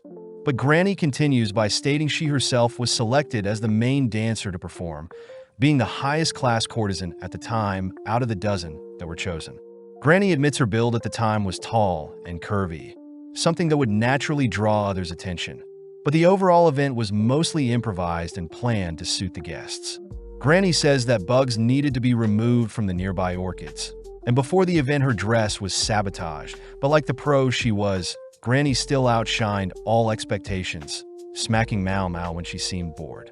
Taking out a painting, Mao Mao is amazed to see Granny in her prime, learning that the envoy had personally sent Granny the painting after seeing her perform. Granny proudly claims that the envoy never set foot on their land again, but Mao Mao wonders why Granny drew the envoy's attention so much, disappointed to see Granny doesn't know. With Mao Mao curious as to what garnered Granny the title of a goddess, Mao Mao shows Jinshi what he needs to find, all baffled as they wonder where they can find a 175-centimeter tall lady with natural curves, long limbs, and is skilled at dancing. Gaoshun mentions how the envoys are tall themselves, being cousins with the same grandfather, intriguing Mao Mao as to how pretty these envoys are. Seeing as they need someone pretty enough to even stun the envoys, Mao Mao identifies someone that could satisfy their needs, glaring at Jinshi. That night, we see the Emperor meeting with Lulan all while Shui spends time hunting for items near a pond and orchards. At night, Mao Mao sits with Granny's painting, wondering how much the rumors had twisted Granny's legacy. But heading out the next day, Mao Mao heads towards the north orchards and the rear palace, spotting a shrine-like building and a pond as well. Noting how the location used to belong to a different ethnic group, but out of nowhere a pair of hands covers Mao Mao's eyes. Recognizing the voice to be Shui's, Mao Mao asks why Shui's here, handed a leaf sandwiching a cute caterpillar. Weirded out herself, Mao Mao hears that Shui is uncovering many bugs near the orchids that can only be found in books. Something Mao Mao realizes is due to the orchards being a common trading hub for foreigners, so it's natural for insects to have flocked to the area. Mao Mao wonders what type of butterfly the caterpillars will evolve into, but Shui corrects Mao Mao, uttering that the bugs will actually become gorgeous moths, nocturnal creatures that light up the night sky. Shui invites Mao Mao to see the moths at night, emphasizing that the moths will sparkle at night, something that catches Mao Mao's attention. Mao Mao asks if the moths mate after evolving, but Shui says they have to since they can't eat and perish soon after maturing. With Mao Mao confirming the Shui can decipher the gender of the caterpillars, Mao Mao gets to work, updating Jinshi on her findings as they all make preparations for the upcoming banquet. In a few days, the envoys are invited to said banquet, marking the 50th year since the Moon Fairy had graced them, as men and high-ranking concubines are invited to view the show from their carriages. Mao Mao spies on the blue-eyed ladies, admitting that their beauty truly is unorthodox. Seeing as the two ladies are also showing their full faces, Mao Mao sees they're quite bold, with Eileen acting timid and quiet whilst Isla seems more confident. As the music and performance begin, Mao Mao sees the ladies are not impressed whatsoever, wondering if the girls are twins, having only heard they were cousins that shared the same grandfather. At that moment, Isla exits her carriage, bowing before the Emperor only to ask to be closer with the Emperor. Isla also asks where the Emperor's brother may be, upsetting several people, as they know Isla and Eileen seem to be after the Emperor and his brother. Before Isla can say anything else, Eileen appears, asking Isla to stop, both bowing as they return to their carriage. Off to the side, Mao Mao wonders if the cousins truly believe there is no one more beautiful than themselves and that the mirrors weren't a gift but a declaration of their beauty. But nonetheless, Mao Mao heads to show them a new Moon Fairy, heading into a shack, only to ask Gaoshun how preparations are going. With no time left, Mao Mao helps escort Jinshi, all whilst Isla praises the banquet's colorful music, but even still the overall performance is subpar.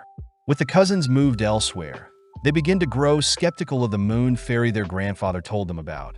But as the carriage comes to a halt, Mao Mao is seen standing off to the side. In an instant, Mao Mao unveils Jinshi as the Moon Fairy, catching the cousins' attention as Jinshi works his magic. With elegant movements and the night breeze working in his favor, Jinshi puts on a show, dazzling the girls only to disappear. Having not had enough, Isla demands to know who the lady before them was, but Mao Mao merely utters the name Diana, the name Westerners give to the moon goddess. Returning to Jinshi, Mao Mao reports that the performance was a success, revealing that Jinshi appearing out of nowhere was due to a black cloth placed and removed over him. As for the bright lights in Granny's painting, Mao Mao says they were simply mature moths, having remembered that Granny was sabotaged when other ladies rubbed insect carcasses on her dress. But surprisingly, the carcasses drew in other moths, giving Granny the effect of lights dancing beside her at night. Mao Mao adds that Jinshi's cross-dressing was only for the eyes of the cousins, having placed Gaoshun and few other eunuchs to deal with any intruders. As for Jinshi, he had to leap into the lake to avoid any others from noticing. Seeing Jinshi annoyed, Mao Mao helps to dry Jinshi's wet hair, cutting to later that night where Ayla is seen scheming something. The next day, Mao Mao runs into Xiaolan, happy to hear that Jinshi's school for servants has actually been put in place, wishing Xiaolan and several others the best whilst Mao Mao herself sits under a tree. Mao Mao mentions how she's bored, seeing as the quack doctor is busy with scented oil stuff, seeing as scented oils in bulk can become poisonous. Even Jinshi admitted he wasn't able to track down the buyer of the scented oils, seeing as ladies from across the rear palace purchased them, meaning the envoys can't be blamed. Mao Mao does utter that she fears the envoys could care less about being a concubine, reassessing the situation as Mao Mao sketches out the 4 current concubines. Starting with Lulan, Mao Mao knows she's the most powerful, being backed by her father Shishou, a retainer that existed during the previous emperor's reign.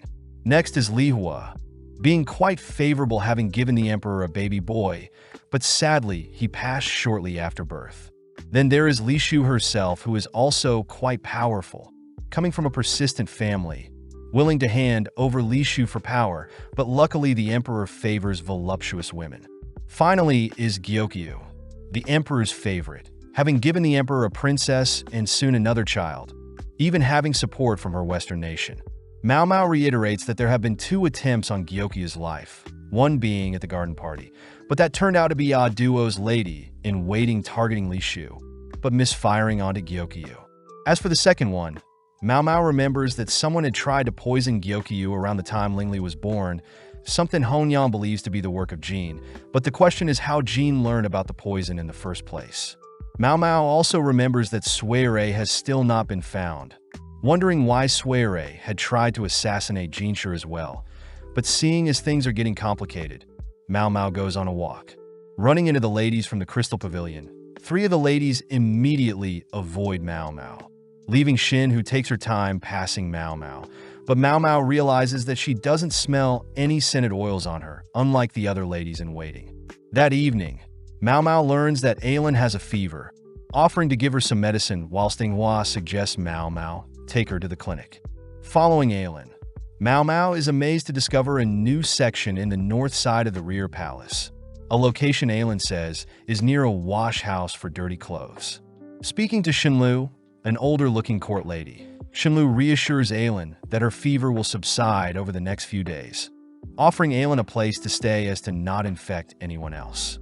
Mao Mao is impressed by Xinlu's efficiency, even amazed that they're heading through a location that has been sanitized with alcohol and nicely ventilated. With Ailin assigned a room for the night, Mao Mao is asked to leave, rushing back home only to notice an abundance of older court ladies. Mao Mao deduces that once a lady has reached a certain age, they're removed from the rear palace, but they also get offered to work behind the scenes, explaining the abundance of older ladies. Just then, Mao Mao bumps into Jinshi, who asks Mao Mao to pay more attention to her surroundings, but this only annoys Mao Mao.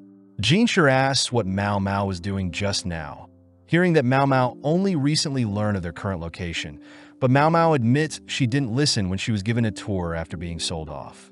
Seeing Jinshi saddened, Mao Mao asks why the clinic can't be the official medical office, but Gaoshun states that only men can be doctors as anyone can treat small wounds, but only doctors can make medicine and treat major injuries. Mao Mao realizes why she didn't smell any medicine in the clinic, wondering why she is allowed to make medicine, only to hear that Jinshi is making a special exception for Mao Mao. Seeing as things are quite complicated, Jinshi wishes he could allow non-eunuchs to create medicine, reminding Mao Mao that the current emperor had banned the surgery that created eunuchs, wondering how long it'll take to be understaffed. As Jinshi leaves, he advises Mao Mao to keep her medicine practices a secret, cutting to later that night where Ailin is taking the medicine she received from Mao Mao, but at that moment Xinlu appears, asking if Mao Mao was the one who created the medicine. The next day, Gyokyu tells Mao Mao that court lady Xinlu would like to speak with Mao Mao, something Ailin apologizes for as Xinlu found out Mao Mao had given her some medicine. Seeing Gyokyu worried, Ailin reveals that Xinlu wants to borrow Mao Mao, prompting Inghua to help escort Mao Mao, only to formally greet Xinlu. Seeing Xinlu's green-tinted eyes, Mao Mao wonders if Xinlu is foreign, admiring how intimidating Xinlu appears at the moment. Shenlu apologizes for shooing Mao Mao away yesterday, having only learned recently that Mao Mao serves the precious consort Gyokyu. But seeing as this is the perfect time, Shenlu asks if Mao Mao can make medicine for one of Lady Lihua's servants. Immediately, Yinghua reminds Shenlu that Mao Mao's medical practices are to be kept a secret, but Mao Mao calms Yinghua down, asking Shenlu to further elaborate. Shenlu reveals that she came to know a servant girl, Susu, that would frequently use the laundry area, but around the time the caravan arrived, Susu began to grow ill. Soon after, Susu went missing, but Mao Mao speculates Susu simply uses another laundry area. Hearing that it's been half a month and Susu has yet to receive any medicine for her coughs, Mao Mao knows that a servant must receive permission from the head lady in waiting before receiving medicine. Feeling bad for the girl as she leaves for now, Mao Mao fears that an uncontrolled cough could be contagious, but Yinghua advises Mao Mao to get the proper permissions first before believing everything Shenlu is saying. Seeing as she'll need to speak with Jinshi, Mao Mao suddenly leaps into some nearby grass, retrieving the tail of a lizard, but this scares Yinghua to death. That night, we see Susu coughing uncontrollably, even spewing out some blood. The next day, Shin is seen towering over the servant girls, only to spot a servant, Yu, running off with some resources. Shin orders Yu to not intrude on their little secret, forcing Yu to apologize only to hear that a doctor is visiting them. With the quack doctor and Mao Mao appearing, the quack doctor asks to see Lihua, handing over a letter from Jinshi that convinces Shin to let them in. As Shin escorts the two, she states that all who work in the Crystal Pavilion are nobles, suddenly remembering back to a time when herself and Lihua were told to earn the love of the emperor no matter what. Passing through the building, Mao Mao suddenly hears a cough, learning that the Crystal Pavilion has a storage shed for gardening equipment, but there hasn't been any gardening done recently. When the quack doctor asks why there are newly placed bushes near the storage shed, Mao Mao suddenly points out Shin's use of perfume, scaring Shin as she recognizes Mao Mao as the girl from earlier. As the quack doctor rushes towards the shed, Mao Mao holds Shin back from interfering, allowing the quack doctor to open the shack, suddenly crying for Mao Mao to come have a look. Upon seeing Susu malnourished and on the brink of death, Mao Mao orders for some boiling water, all while Shin enters the shed as well. Whilst Mao Mao feeds Susu some medicine, she demands to know why Shin is treating Susu like this. But Shin boldly states that she was simply isolating the sick girl to not spread her illness. Mao Mao reveals that the blood stains imply Susu is on the brink of death, pointing out that in the past Shin had burned incense to cover up Lihua's sickness, but today Shin seems to be using the sickness to cover up some incense. Inspecting the storage room, Mao Mao is disappointed to see so many scented oils, even after they've been banned. Stealing her resolve, Mao Mao turns to Shin, demanding to know why Shin is trying to make an abortion drug. Washing away her makeup, Mao Mao is escorted into a room with Shin, Lihua, Jinshi, and Gaoshan, all confronting Shin for hiding away banned goods. Seeing as Shin is refusing to answer, Mao Mao utters that Shin is actually Lihua's cousin, both sharing amazing features. Speaking up, Jinshi asks what Shin was doing with the banned goods, but Shin simply utters she was quarantining a sick girl in the storage shed and that she had no idea the banned goods were in there as well. Mao Mao is disgusted knowing that the servant girl had been used to conceal the banned goods, but Shin continues by adding that it was inappropriate for Mao Mao to enter their shack without permission, plus multiple people have access to the shed, not only herself. Jinshi asks what would happen if they questioned the servant girl, but Shin states they can't trust the girl since she has a fever, something that makes Mao Mao speak up as she mentions how Shin knew the servant had a fever. Mao Mao also adds that Shin has the smell of incense on her, whereas the other day, she smelt of nothing, choosing to retrieve a scented oil that best suits Shin's current smell. Mao Mao says that the oil Shin used is quite strong, rushing to confirm her suspicions. But before Mao Mao can investigate, Shin slaps Mao Mao, accidentally scratching Mao Mao in the process. Seeing as Shin won't let her through, Lihua offers to check Shin's smell, asking what would happen to Shin if she were guilty. Jinshi reluctantly states that an attempt on the Emperor's child would mean death, prompting Lihua to reveal that she fears Shin was after her child, something Mao Mao realizes seeing as Li Hua's dress is similar to Gyokyu's dress. Mao Mao utters that Li Hua had purposely been surrounded by incompetent women, but it seems that Shin was the one who gathered the incompetent ladies. Li Hua states that she knows Shin never considered Li Hua to be worthy of being the emperor's concubine, uttering that it was a last-minute decision between the two of them. But seeing Li Hua looking down on her, Shin loses it. Shin cries that it wasn't fair Li Hua was selected over her, even though Shin excelled in so many more things than Li Hua, both given the names pear and apricot for Li Hua and Shin. Mao Mao knows that even the brightest of people will succumb to their emotions, something both Shin and Li Hua have experienced.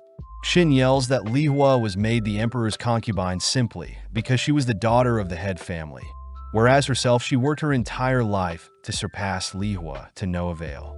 With Jinshi hearing Shin's confession, Shin rushes over to the scented oils, preparing to douse Li Hua in the poison, all whilst cursing Li Hua's child. Luckily, Gaoshan intervenes, restraining Shin only for Mao Mao to lean in close, stating that she knows Shin values the title Empress, compared to Li Hua, who truly loves the Emperor. With Shin defeated, Li Hua walks toward Shin, choosing to slap Shin, something that surprises everyone. Li Hua apologizes, seeing as she was infuriated, but when Jinshi asks Li Hua what she's doing, Li Hua prepares to discipline Shin further. As Jinshi rushes to stop Li Hua, Mao Mao giggles seeing how much Li Hua has grown. Hearing that Li Hua wants Shin banned from the rear palace, an elegant punishment for the prideful Shin, even better than death. That evening, Jinshi hands Mao Mao a cloth to wipe off the blood from her scratch, only to ask how Mao Mao knew Susu was in the shed. Mao Mao admits she wasn't 100% sure, hence she went in with a disguise, but when she saw the white bushes planted near the shed, she knew the servant's location. Apparently, the white flower was meant to be red, having been abruptly plucked up and moved to help give off a positive feng shui. Ironically, the seeds in the white bush can be used for an abortion, making Jinshi ask if there may be someone spreading methods to ensure an abortion, but Mao Mao admits she is still unsure who the culprits may be. As Jinshi leaves, Mao Mao spots you holding some flowers, asking how Susu is doing, relieved to hear that Susu is getting the proper treatment she needs. That night, the emperor is seen visiting Li Hua, having heard that Mao Mao once again saved Li Hua, staring off into his glass of wine as he thinks of something. Flashing back, we see a younger Jinshi playing with a ball, only to be greeted by an older man who reaches out to Jinshi, but Jinshi's mother appears, stopping the man from touching Jinshi. When an older lady appears, Jinshi and his mother immediately bow, but Jinshi wonders why his mother is glaring at the others, all watching as the older lady has several eunuchs drag the man away. But as the man leaves, he drops a strange object. Before Jinshi can remember what happened, he suddenly awakens, choosing to squeeze in some nightly training to relax his mind. Jinshi reveals that the older man in his dream was his father and the older lady was his grandmother, combined with the fact that the current emperor is his brother. Something Jinshi wonders if Mao Mao has figured out, but having trained all morning, Jinshi heads back to bed. Later that day, Jinshi goes on his usual stroll, spotting Mao Mao peeping in on the other slave girl's history lesson, all learning about how their land was formed when a distant noble woman got pregnant and gave birth to the first emperor Li. Scholars assert that the woman who gave birth to the first emperor was known as a Mother Royal, a sorcerer that could see in the dark, but out of nowhere, Jinshi flirtatiously asks what Mao Mao is doing. Annoyed, Mao Mao reminds Jinshi that the girls will get distracted if they knew he was here, but Mao Mao hears that the number of students is around 20, lower than expected.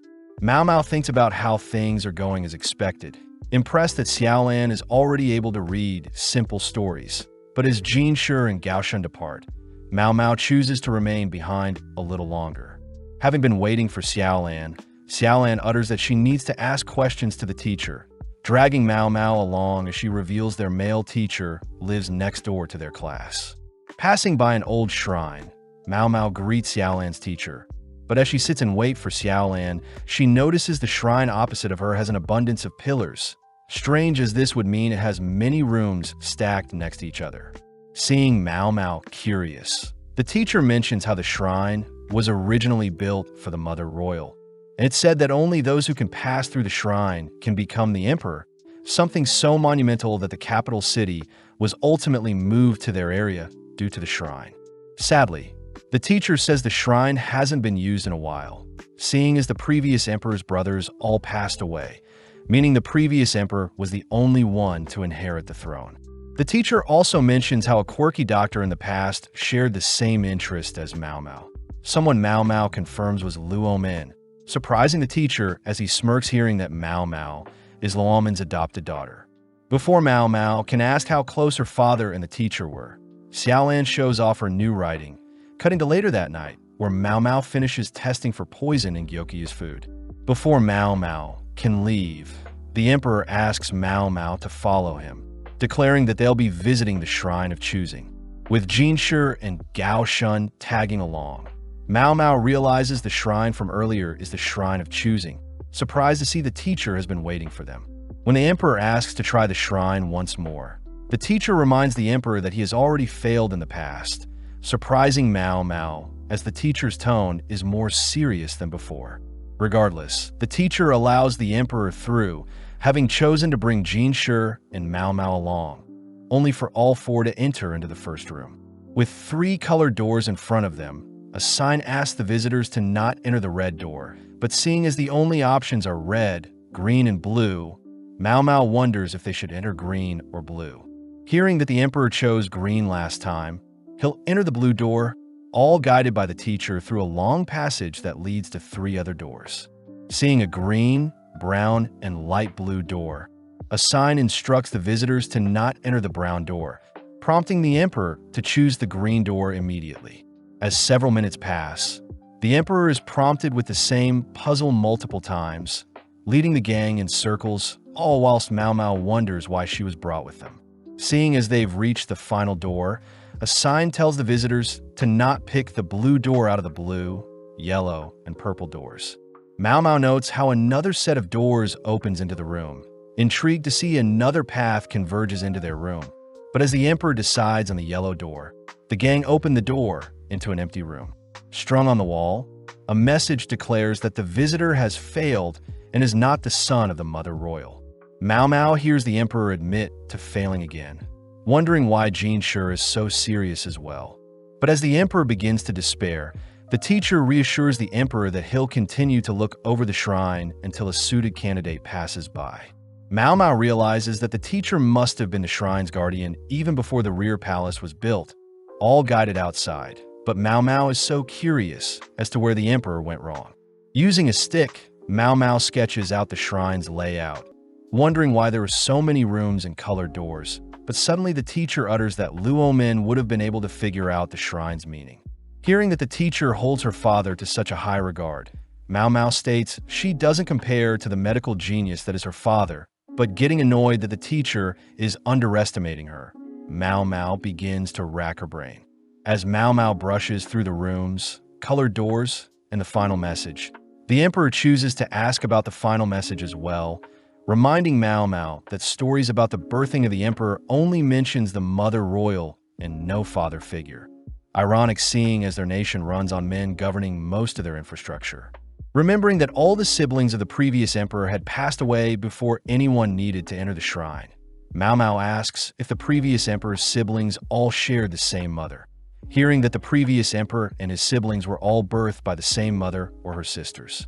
Having realized something, Mao Mao asks if the previous emperor's siblings have poor eyesight, something that makes the teacher tremble, all whilst the emperor confirms Mao Mao's suspicions. With Mao Mao asking to re-enter the shrine, the teacher calms himself, stating that Mao Mao can't willingly enter seeing as she is not a concubine. Jokingly, the emperor offers to take Mao Mao as a concubine, laughing as he wonders what Lakan will think. As an alternative, Jinshi enters with Mao Mao and the emperor tagging along, all listening to Mao Mao as she chooses to pick the same blue door as the emperor. When greeted by the green, brown, and light blue door, Mao Mao opts to choose the blue door over the green one, all following Mao Mao as she states that the colors of the doors will be the deciding factor. Reaching their 10th room, they're greeted by a white, purple, and green door, all whilst a sign asks the visitors to choose the red door.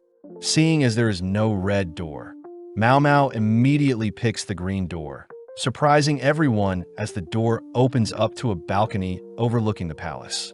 The teacher congratulates the gang for picking the right path, hearing that in the past the mother royal would choose who would become king, even making use of concubines to help them solve the shrine's puzzle. The teacher remarks that it's the first time an outsider like Mao Mao solved the shrine's puzzle, annoying Mao Mao as the teacher asks Mao Mao to explain her thought process. Mao Mao utters that the stories wrote that the royal mother could see in the darkest of nights, meaning that those who carried the mother royal's bloodline would share her genetic eyes and not be able to discern colors. Going through the first room, Mao Mao states that both green and blue doors are correct, but with the color genetic defect, true descendants would only be able to recognize the blue door as the correct option. Mao Mao says that the color genetic defect makes men unable to discern red and green colors, with only 1 in 10 Western men affected, something Mao Mao learned from her father. As for the next room, brown and green would have appeared the same, leaving the blue door. Finally, the 10th room reversed the trick, meaning purple and white were visible, but the green door would have been blank for those afflicted by the genetic defect, meaning the green door was the only option. The emperor wonders how such an illness was never noticed, but Mao Mao says those who grow up with it live normally with said illness, and in exchange those afflicted can see well in the dark, just like the tales of the mother royal's brilliant eyesight. Mao Mao adds that although people may have been chosen from lucky guesses, the abundance of runes and doors whittles down the chances of a non-descendant passing. Plus, the mother royal had supposedly arrived from the west with many servants. Jinshi points out how the mother royal apparently didn't have a husband to pass down the genetic trait, but Mao Mao says this was all part of the mother royal's plan. Seeing as the genetic trait is so rare, the mother royal needed to keep such a trait in the family, allowing concubines with such a Western trait to take the shrine test, ensuring that royals would marry someone with the genetic trait. The emperor wonders if he is a descendant of the mother royal, but Mao Mao reassures the emperor that not all descendants carry the genetic defect, impressing the teacher as he suggests that the emperor marry Mao Mao, seeing as she is quite intellectual. Sadly, the emperor doesn't want to anger Locken, nor is he interested in Mao Mao's childish body. But as the gang leave the shrine, Mao Mao suspects that Jinshi is more than the emperor's favorite eunuch, choosing to suppress her suspicions as she doesn't want to pry too much. Several days later, Hongyang assigns Mao Mao a storage shed, reminding Mao Mao of her antics, cutting back to when Mao Mao scared Yinghua and made her faint. When Yinghua woke up, she warned Mao Mao to conserve her weirdness, afraid Hongyang would move her room to a storage room. But Mao Mao said a storage room would be more beneficial for her, rushing off to personally ask Hongyang for a room change. In the present, Mao Mao gleefully thanks Hongyang for her new room, rushing to assign spots for her medicine making. But later that evening, Giyuan and Aelin are surprised to learn that Mao Mao is now living out of a storage room. Hearing that Mao Mao has stopped collecting insects and now collects lizard tails, Yinghua points out a strange rumor of a girl running around catching bugs. But Mao Mao realizes such a rumor may be about Shi Sui. That evening, Mao Mao asks Xiaolan if she knows where Shi Sui is, prompting Xiaolan to ask other servant girls. Seeing the girls hesitate around Mao Mao, someone who directly serves a concubine, Mao Mao eases the tension by offering up Jinshi's handkerchief.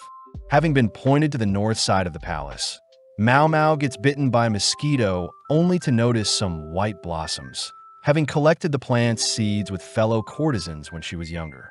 Mao Mao reveals the seeds can be used to make an abortion drug, reminded of Shin, who was after Li Hua's concubine position. But Mao Mao points out how the lantern plant, peony, balsam, and mercury would also be needed to create the abortion drug. Although all the plants can be found in the rear palace, Mao Mao still wonders how Shin learned of the drug, believing Shin acquired the ingredients from the caravan. But the question is who and where is the person feeding Shin the information. At that moment, a bush rustling can be heard nearby, only for Shi Sui to leap out of said bush, having been hunting down bugs. When Shi Sui tries catching a bug that landed on Mao Mao's head, she accidentally smashes it, forcing Mao Mao to rinse off nearby. When Mao Mao asks about the bug Shi Sui caught, Shui gleefully drags Mao Mao elsewhere, crying that the bugs she's caught are unique in the East, but that moment loud noises can be heard in the distance. Rushing to check out the noise, Mao Mao spots the Empress Dowager passing by, amazed that such a youthful lady could be the current emperor's mother. Shui mentions that there is a clinic solely run by court ladies, and that it was the Empress herself who founded the clinic. Shui reveals that the Empress Dowager is very kind, being the one that banned slaves and eunuchs. Sadly, courtesans still offer up their bodies in exchange for money and goods, a loophole that bypasses the slave ban. Before the girls leave, Mao Mao wonders if the Empress Dowager visiting the clinic is connected to what happened with Shin, holding back from digging further, not wanting to be scolded by the other girls. That evening, Mao Mao notes how serious Hong Yang is, having ordered the girls to clean the pavilion until it's spotless. It's revealed that the Empress Dowager was personally visiting them, formerly known as Lady Ungshi, as Ungshi, someone who knows of Gyokyu's pregnancy. As Ungshi plays with Lingli, Mao Mao notes how close Ungshi and Gyokyu are, only for Ungshi to personally greet Mao Mao. Ungshi says she's heard of Mao Mao through Suiren, surprised that Suiren used to be Ungshi's lady-in-waiting, but as Ungshi gives Gyokyu a stare, Gyokyu requests to put Lingli in her bed. With everyone leaving the room, Mao Mao is left alone with Ungshi, asked to sit down only for Ungshi to voice the rumors she's heard of Mao Mao solving mysteries throughout the palace. Staying humble, Mao Mao says she simply advises people with her limited knowledge, intriguing Ungshi as she personally asks Mao Mao to look into something for her, asking Mao Mao to see if Ungshi herself had placed a curse on the late emperor. That night, Mao Mao gets to work, rehashing the horrible rumors she heard of the late emperor, hearing he was a fool and a puppet to the empress, but worst of all, he favored younger women. The late emperor had chosen to go after younger women, resulting in Ungshi giving birth to the current emperor at such a young age. But luckily, Luo Min had ensured a safe delivery. Not long after, the emperor's younger brother was born. Someone Mao Mao knows should be 1 year older than her, meaning the Empress Dowager should be reaching 30 years old by now. Mao Mao notes how strange the ages of the emperor's current brother and the late emperor's age is, stopping herself from speaking nonsense, only to cut to several days later, where Ungshi is holding a tea party with the 4 high-ranking concubines. Before the tea party starts, Hongyang escorts Gyokyu to a room where she can rest, a symptom of early pregnancy. As Mao Mao and the girls make preparations, they voice how scared they're seeing as the tea party is outside the rear palace and is in the inner court where the emperor lives. The girls fear that Gyokyu's pregnancy will be obvious when people see her, but Mao Mao notes how Li Hua probably won't probe too much, seeing as she is pregnant as well. As for Li Shu, Mao Mao doubts Li Shu or her head lady in waiting will step out of line, but gets worried seeing as Lulan may be unpredictable. Just then, Hongyang asks to speak with Myomoa privately, pulling her aside only to remind Mao Mao the significance of not having Mao Mao taste for poison. Mao Mao knows that they're showing their respect to Ungshi by not having poison tasters, but Hongyang asks what Ungshi had asked Mao Mao to solve. Seeing as Mao Mao can't divulge what she spoke about with Ungshi, Hongyang lunges forward only to warn Mao Mao to never betray Gyokyu, something that terrifies Mao Mao as she promises she would never do such a thing. With Hongyang reverting back to her calm demeanor, Mao Mao admits that Hongyang is well suited to be head lady in waiting, but as we cut to later that day, Mao Mao is seen being summoned by Ungshi. Believing that Ungshi wants an answer to the possible curse placed on the late emperor, Mao Mao is guided through the rear palace by Ungshi's lady-in-waiting, amazed that their current location is spotless. Seeing as the landscape has also been perfected, Mao Mao suddenly stops before some doors, learning that not even cleaners are permitted to enter the room before them. As the lady escorting Mao Mao opens the room's doors, Mao Mao is suddenly hit with a strange smell, hearing that the room belongs to a court lady turned low-ranking concubine that lived during the reign for the current emperor's grandfather. Mao Mao also learns that the room before them is where the empress lived with the late emperor and is also where the late emperor was raised and passed away. Taking Mao Mao elsewhere, The lady enters a different room where all the high-ranking concubines can be seen having their tea party with Ungshi, hearing that the late emperor and his mother, the empress, had spent the remainder of their years in the Forbidden Room, both passing away around the same time. Mao Mao asks if the emperor was young when he passed, but the lady utters the late emperor was old enough to pass away for natural causes. But Mao Mao is confused as to how Ungshi would think she cursed the late emperor. Although the lady agrees with Mao Mao, she states that Ungshi had confessed to cursing and wishing for the death of the late emperor. But Mao Mao says that's not enough to be the reason for the emperor's passing. Mao Mao hears that the late emperor's body was placed in a mausoleum for a year due to customs. But when the current emperor and Ungshi went to check on the late emperor's corpse, they were mortified to see the late emperor's corpse had yet to decay. Seeing as this is abnormal, Mao Mao utters that corpses are meant to rot and decay unless they've been preserved in ice.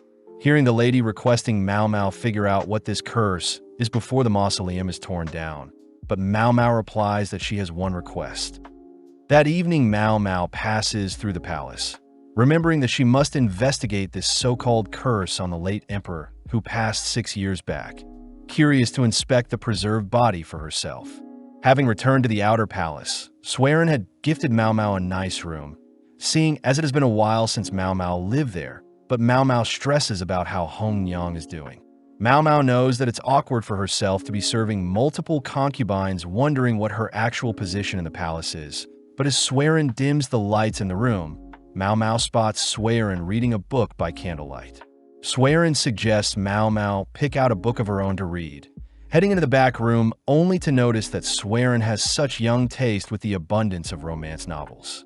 Before Mao Mao can inspect other items, Swearin catches Mao Mao, but Mao Mao rushes to explain she was only looking around.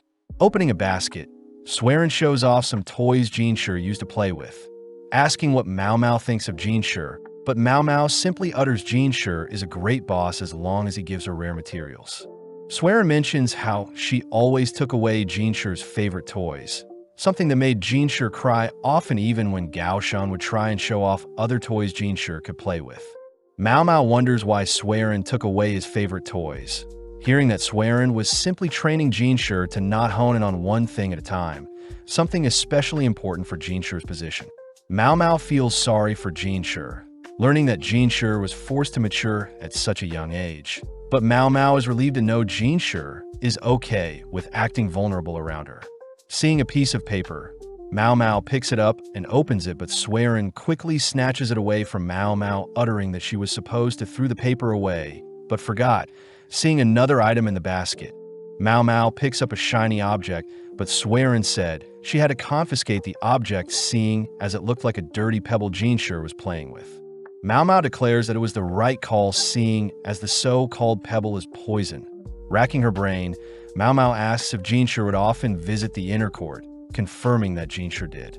Having come up with a hypothesis, Mao Mao promises to explain why Jinshi was in possession of the poisonous pebble tomorrow once she solved the curse on the late emperor. The next day, Mao Mao is escorted by Ungshi and Jinshi to the late emperor's room, covering her nose, seeing as there is a horrible stench, but when she kneels down to inspect a paintbrush, she sees the end has been trimmed for a straighter finish. Mao Mao asks if the late emperor loved to paint, prompting Ungshi to explain that the late emperor only ever painted one painting for Ungshi, having hid the painting so as to not get in trouble. Mao Mao notices Jinshi getting more restless, but seeing as she needs more information, Mao Mao hears that the late emperor only had one servant before he passed, asking to speak to this mysterious man. As Ungshi's lady-in-waiting heads to retrieve the servant, Mao Mao notes a strange odor on the brush along with various shards of colors on the floor, all mixing and growing more frequent as it approaches the nearby wall. Touching the wall, Mao Mao feels several pieces of paper layered along the wall along with paint coatings, something Mao Mao is saddened to discover. Having brought the late emperor's servant, Ungshi recognizes the man, but before Mao Mao can ask the man questions, Ungshi reports that the man is sadly unable to speak. Mao Mao knows it's common practice to have servants unable to speak in fear of private information leaking, But as a compromise, Mao Mao asked the man to nod or shake his head, starting off by asking the man if the late emperor's room was once filled with paintings. Seeing the man not replying, Mao Mao wonders if the man is refusing to answer. But when Mao Mao states she knows something is on the wall beside them, the man begins to behave strangely. With Mao Mao getting permission to tear down the paper plastered on the wall, she notices the servant glaring at her, but taking the time to delicately remove the layer covering the wall. Mao Mao reveals a painting the late emperor was working on. With Jinshi demanding to know what this painting is, Mao Mao thinks about how unfortunate it was for the late emperor to have passed before he could show off his hidden talent as a painter. Seeing the yellow color used to paint, Mao Mao knows a mineral known as orpiment, a material similar to arsenic that prevents decay of living things. Mao Mao had initially believed that the wallpapers had contained orpiment when made, but it turns out the late emperor had used orpiment to paint, and unknowingly the chemical was absorbed by the late emperor's body, explaining how the late emperor's body didn't decay even after death. Thinking about the late emperor's life, Mao Mao deduces that the emperor had spent the remainder of his years confined in a room to indulge in painting, explaining the mute servant that would keep such a look down upon a hobby secret from the outside world. Pushing against the painting, Mao Mao knows that there are multiple layers of paintings behind their current one, but seeing the lady in the yellow dress, Mao Mao realizes that the lady must be the late emperor's mother. Mao Mao wonders how the empress felt when she found out her son was not fit to be the emperor, suspecting that the empress took over the role of ruling to protect her son, only to give the late emperor a room filled with paint where he could express his deepest desires. Sadly, the empress's gift to the late emperor was ironically poison, but regardless, Mao Mao declares this is the secret curse Ongshi was looking for. Satisfied, Ongshi takes a moment to appreciate her husband's painting, something that makes Mao Mao tear up. That evening, it's revealed that Ongshi actually despises the late emperor's painting, pissed to see the empress had been painted, but not herself. Ongshi reveals that her giving birth at such a young age was due to her family pressuring her to give herself to the despicable emperor in order to give her family political advantage. Flashing back, Ongshi was working as a lady and waiting in the rear palace for a mid-ranking concubine, her half-sister. That night, Ongshi and her sister had met up with the late emperor, but when Angshi's sister had tried to touch the late emperor, he threw her away, quaking in fear. Seeing the late emperor in such a pathetic state, Ongshi had taken the chance to check on the late emperor, immediately captivating his eyes.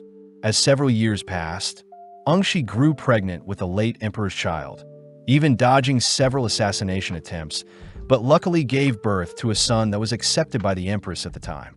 Ongshi had heard of a case where a lady had claimed her daughter to be the child of the late emperor, but the late emperor had refuted such a claim, instead assigning a random doctor to be the true father of the baby girl.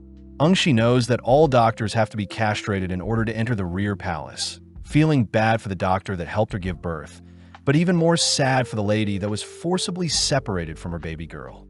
With more time passing, the late emperor no longer visited Ongshi, but one day whilst Ongshi was touring the palace, she noticed the late emperor passing by. Seeing his head hung low, Ongshi despised the late emperor who wouldn't even look at her, growing more infuriated when she sees the late emperor prioritizing younger women over her. One night, Ongshi had confronted the late emperor, taking out all her frustrations on him for the scar on her belly along with the lack of attention he had shown her over the years, and not long after that the late emperor shut himself away from the outside world. Thinking back, Ongshi admits that the late emperor truly had no ambitions except painting, remembering the only time when the late emperor had painted her, but Ongshi reveals she had swearing her lady-in-waiting at the time throw it out. As Ongshi leaves the room, she notices Jinshi waiting for her, uttering that the late emperor did visit him in the past. Taking out the pebble he had as a kid, Ongshi feels sad for Jinshi, seeing as Jinshi was born out of mistake, but still Ongshi values Jinshi. Jinshi reveals that he had seen the painting of Ongshi the late emperor had painted for her, reminding Ongshi that her favorite dress color was yellow, something that makes Ongshi wonder if the painting was truly about her and not the empress. brushing that fact off as a coincidence. Jinshi wonders what the late emperor was trying to tell them in the past, but Ungshi admits she doesn't know, nor does she want to know. Ungshi takes the chance to ask what Jinshi thinks about Mao Mao. Noticing Jinshi acting shy as he utters Mao Mao is a useful asset to him. But having raised Jinshi from birth, Ungshi reminds Jinshi to hide his favorite toys, or else someone will take them from him. A few days later, we see Gyokyu introducing Mao Mao to her 3 new ladies-in-waiting, Haku, Koku, and Saiku, 3 sisters. Mao Mao notices the sisters are actually quite close with the other girls. Hearing that they're all from the same hometown, and Haku is the eldest seeing as she is the same age as Gyokyu. Mao Mao respects the decision to only hire people Gyokyu knows.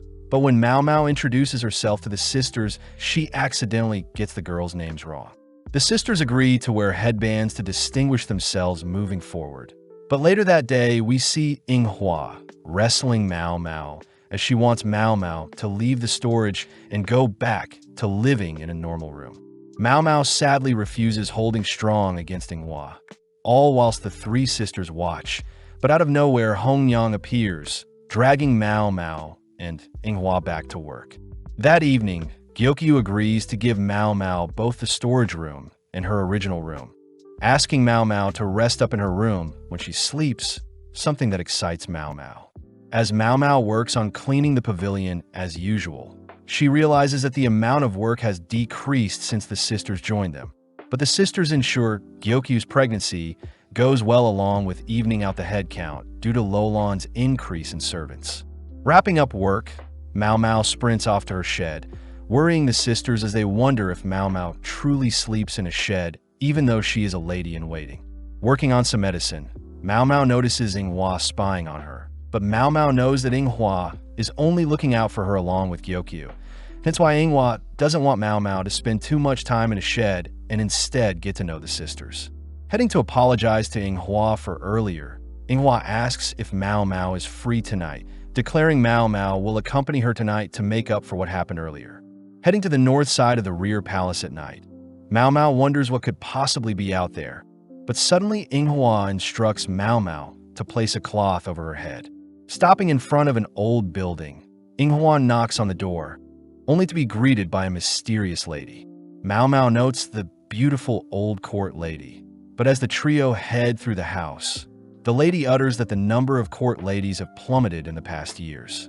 Entering a room filled with other ladies, they all sit around a fireplace. But Mao Mao thinks about how strange it is for 12 people to gather in a closed room on such a hot day. Starting their gathering, the lady states that they'll begin telling 13 scary stories, starting off with a tale of a lady being pushed into a moat. As the story reaches its climax, Inghua is seen clinging onto Mao Mao, only for the one telling the story to blow out their candle. Seeing as the stories are basically scary rumors, Mao Mao gets bored as she wants something more scary. But suddenly Mao Mao notices Shui is amongst them, gifted a snack to munch on. Up next is a lady talking about a story from her hometown, uttering that her village was near a forest filled with demons that would curse whoever entered. But one day a child had wandered into the forest in search of food when their village was low on crops. When the boy had returned to his mother, they both tried keeping a secret, but when the town found out, the mother and boy were ostracized and cut off from the town. As the child and mother grew weak and pale from the lack of food, a villager one night saw a beam of light enter their home. But when the villagers checked on the pair the next day, they were horrified to see the boy had passed. Checking on the mother was barely alive, managing to let out some cryptic words only to pass soon after with a demented smile on her face. As the girl telling the tale blows out her candle, Mao Mao yawns, seeing as she has figured out something, promising to tell Shui about it later. But seeing as it's Shui's turn, she starts by telling a story from the Far East. The story follows a monk that performs funeral ceremonies frequently, but having finished late, the monk hurried home through some tall grass late at night. Hearing wild dogs in the distance, the monk hurried to a nearby home, greeted by a wife and husband only to ask them for a place to rest for the night. Luckily, the wife warmly welcomed the monk, feeding him and giving him a place to stay, and in exchange the monk prayed for the wife and husband's safety. As the monk prayed, he heard the husband and wife arguing about something, but before he could intervene, his senses told him to continue praying. Out of nowhere, a monster enters his room, searching for the monk, but the monk seemed to have been protected as long as he remained to pray.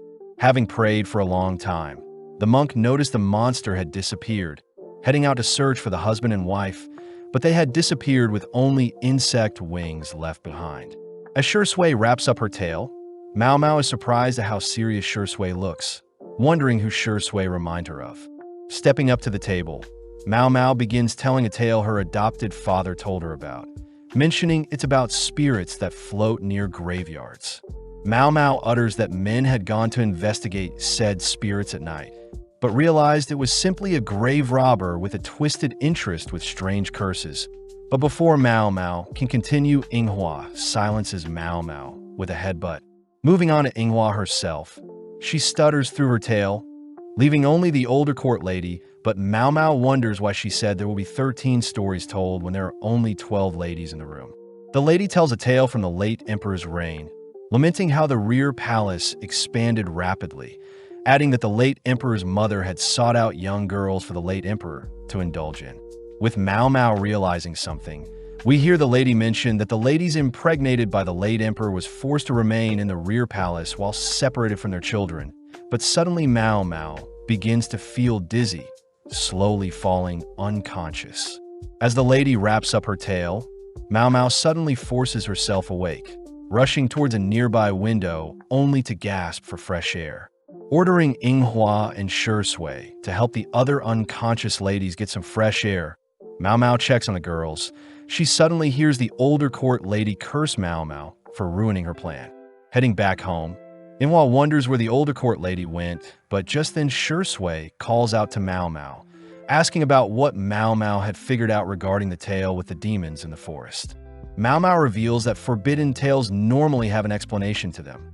As for the demonic forest tale, Mao Mao says that forests normally have an abundance of food, but most of them aren't edible. Mao Mao suspects that the mother and son were forced to enter the forest and search for food once they were cut off from the village and needed food.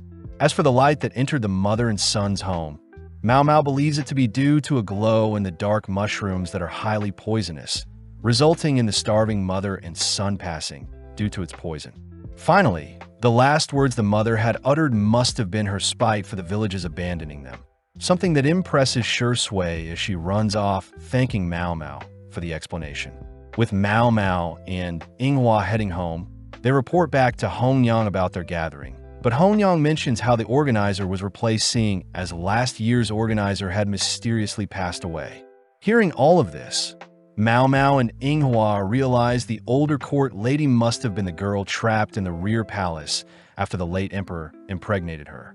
Calming herself, Mao Mao realizes that the 13th story must have been their deaths if the ghost of the older court lady succeeded with her plans, but Mao Mao also knows everything could also be a misunderstanding.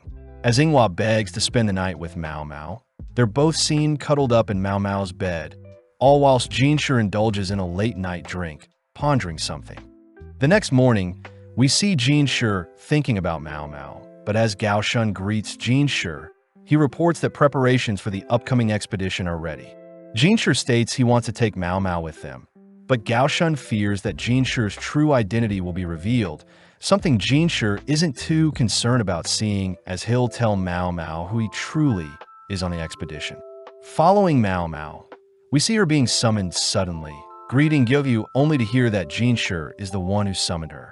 Jinshi asks for Gyokyu to give Mao Mao back, seeing as he'll need her for a few days, but when Gyokyu wonders who will be tasting her food for poison, Jinshi offers up his own servants as replacement. Gyokyu wonders where Jinshi will be going, hearing that Jinshi has been invited by Shursho to go on a trip. As Gyokyu and Jinshi continue to argue over if Mao Mao should accompany Jinshi or stay to help with Gyokyu's pregnancy, we see the room growing tense. Suddenly, Gyokyu points out that Jinshi doesn't refer to Mao Mao by her name, something that makes Jinshi embarrassed, but ultimately Gyokyu gives Mao Mao back to Jinshi. The next day, we see several carriages passing by some wheat farms. Apparently, Li is used to denote the name of the nation we're currently in, and the term three swords under grass represent the Mother Royal and the three warriors that assisted her. Of the three swords, the largest one represents Shihokashu, the northern lands, where wheat and sorghum is abundant, and further north are mountainous areas. Basin is seen explaining these facts to Mao Mao, but sadly Mao Mao is barely listening, only to hear that Shursho's clan controls the northern lands and has invited Jinshi to hunt. Mao Mao hears that the emperor couldn't come, but seeing Basin annoyed at her, Mao Mao remembers that Gao Shun had been invited as a guest, so Basin will be serving Jinshi as his replacement. With Mao Mao still impressed that Basin is Gao Shun's son, but as the carriages stop, Mao Mao notes the chilly air due to their high altitude. The area apparently was the late emperor's favorite summer resort that he would frequent yearly, but the current emperor has yet to visit the resort whilst under Shursho's reign. Stopping at their inn, Mao Mao wonders why the room is so warm, but gets annoyed seeing Jinshi resting and looking exhausted for no reason. Seeing a mask, Mao Mao wonders if Jinshi was hiding his face, but Basin suddenly asks how he should address Jinshi. Jinshi states that whilst alone uses his name, but in public he likes to be called Kaozen. Mao Mao is weirded out by these rules, watching as Jinshi stumbles over his words attempting to explain things, but Mao Mao suddenly hears that Gao Shun is staying at the same place as Jinshi. Mao Mao wonders what the relationship between Gao Shun and Jinshi truly is, but Basin suddenly cries that Gao Shun and himself are from the Ma clan and that it's obvious that they're quite highly ranked. With Mao Mao grateful for the information, we see Gao Shun reminding Basin to keep his lips tight, seeing as Mao Mao doesn't know anything yet. Plus, Jinshi will be the one to break the news to Mao Mao. As Gao Shun disciplines Basin, Mao Mao heads to help unpack things. We cut to later that night, where a party is held at the inn. Sadly, Mao Mao notes how Jinshi has locked himself away from the others. But when Mao Mao asks if they can open a window, Jinshi asks Mao Mao to focus on testing the food for poison. As Mao Mao is presented with the foods she needs to taste, she makes note of the soft shell turtle only to take a sip of the alcohol, making note of the strong flavor with hints of fruity aftertaste. Looking at the other food items, Mao Mao states that all the foods are fatty and packed with calories. But suddenly Mao Mao sees Gao Shun bringing some preserved food for Jinshi. Mao Mao hears Jinshi utter that he can't eat any of the delicious food. But as Mao Mao herself takes a bite of the soft shell turtle, she asks if Jinshi is truly holding back from eating. Seeing Jinshi about to change his mind, Gao Shun reminds Jinshi he can't eat, prompting Jinshi to order Basin to eat the food in his place. Sitting down, Basin downs the alcoholic beverage, but instantly Basin gets drunk, rushing off to his room, seeing as he has a nosebleed. With Basin collapsing, Gao Shun helps carry him away, cutting to later that night, where Gao Shun shows Mao Mao her room.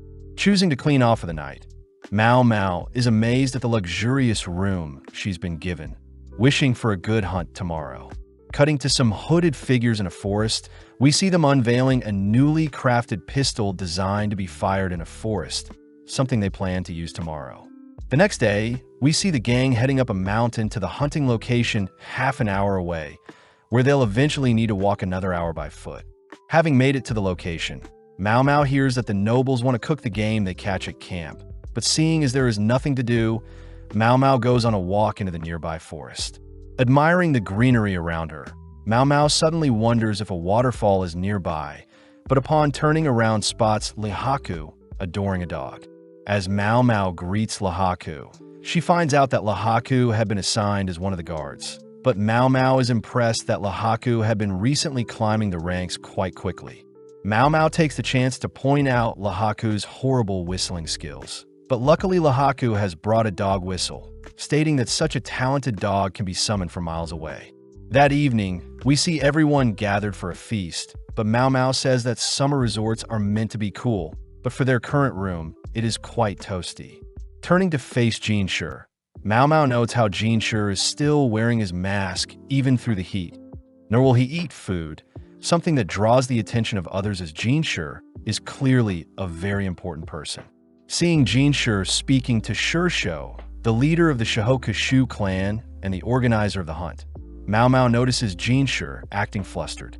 Mao Mao realizes Jinshi is being affected by the heat, But before Mao Mao can say or do anything, Gaoshun signals to Mao Mao to remain still. Having had enough, Jinshi excuses himself from the gathering, prompting Mao Mao to quickly retrieve a bottle of water, filling it with salts. Chasing after Jinshi, Mao Mao tries removing Jinshi's mask, but fearing that someone may see him, Mao Mao escorts Jinshi to a nearby waterfall. Mao Mao starts by wiping down Jinshi's face, wondering how she can feed him water without removing the mask, but Jinshi asks if he can tell her the secret he's been hiding. Before Jinshi can utter another word, a bullet strikes the ground where our duo are sitting, revealed to be bandits holding a FIFA gun. With another shot being fired, Jinshi tackles Mao Mao out of the way, but Mao Mao can smell some sulfur. Seeing no other way out, Jinshi carries Mao Mao towards the tip of the waterfall, both leaping off the cliff into the water. As the bandits rush after them, they reason that Jinshi and Mao Mao have no chance of surviving such a fall, instead rushing to hide their gun. Deep in a cave behind the waterfall, Jinshi gets to work giving Mao Mao mouth-to-mouth CPR, followed by chest compressions that bring Mao Mao back to life. Mao Mao is pissed that Jinshi would even jump off a 50-meter waterfall, but Jinshi states that the water below softened their fall, and luckily Jinshi could swim to save them. Seeing her soaking wet, Mao Mao apologizes as she disrobes, only to wring out the water from her clothes, leaving only her undergarment. As Mao Mao offers to help squeeze out the water from Jinshi's wet clothes, Jinshi gets embarrassed, declaring that he'll do it himself. Mao Mao is glad Jinshi doesn't look as exhausted as earlier, but as Mao Mao checks her pockets for items she needs to worry about, she suddenly offers up the little butterbur food she has. Mao Mao states that Jinshi is lacking salt at the moment, having forgotten her water and sugar at the top of the waterfall. But seeing as Jinshi went hunting without food or water, Mao Mao knows Jinshi is starving. As Mao Mao leans in to check Jinshi's temperature, Jinshi can't help but get flustered, but heeding Mao Mao's advice, Jinshi snacks on the butterbur. Jinshi also offers Mao Mao some of the food as well, but Mao Mao asks what that weapon earlier was, something Jinshi recognized as a FIFA. Luckily, such a weapon is powered by gunpowder and needs to be reloaded after each shot, but Jinshi had seen 2 consecutive shots. Mao Mao realizes that there must have been 2 guns and multiple attackers after Jinshi, but looking around the cave, Mao Mao asks if Jinshi knows how to get out. Jinshi states that there's a hole deeper in the cave, something that Basin should know about, but not Gaoshun. As the duo suit up, they wound up standing below a hole out of their reach. But Jinshi fears that yelling will be their best bet at rescue. Mao Mao starts off by whistling to get someone's attention, but when that doesn't work, Jinshi asks if Mao Mao can step on him to reach the hole. Although Mao Mao fears what Swearin will say when she hears Mao Mao stepped on Jinshi, Mao Mao gives in after Jinshi orders her to, choosing to kneel on Jinshi's shoulders. Feeling the slimy walls, Mao Mao begins to stand on Jinshi's back, but having almost reached the surface, a frog suddenly jumps onto Mao Mao. Although unfazed, Mao Mao suddenly loses her grip, fighting to stay balanced but sadly collapses onto Jinshi.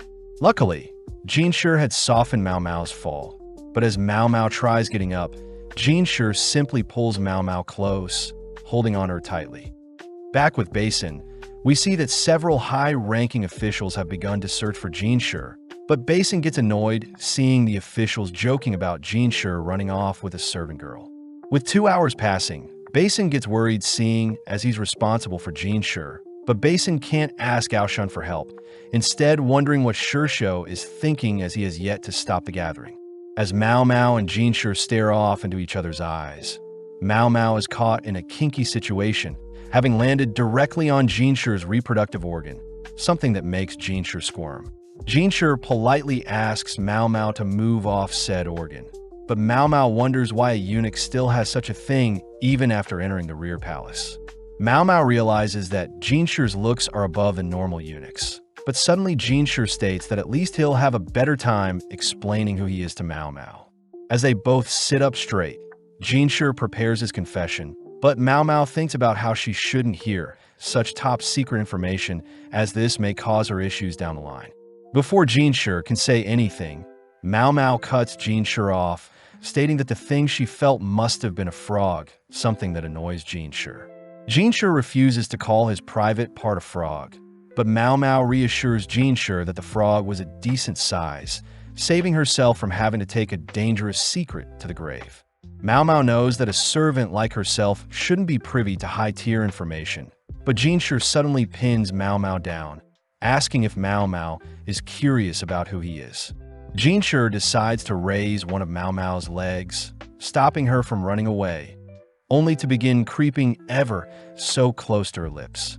Mao Mao quickly racks her brain for an escape, but having been charmed by Jinshi, Mao Mao can't help but let things transpire.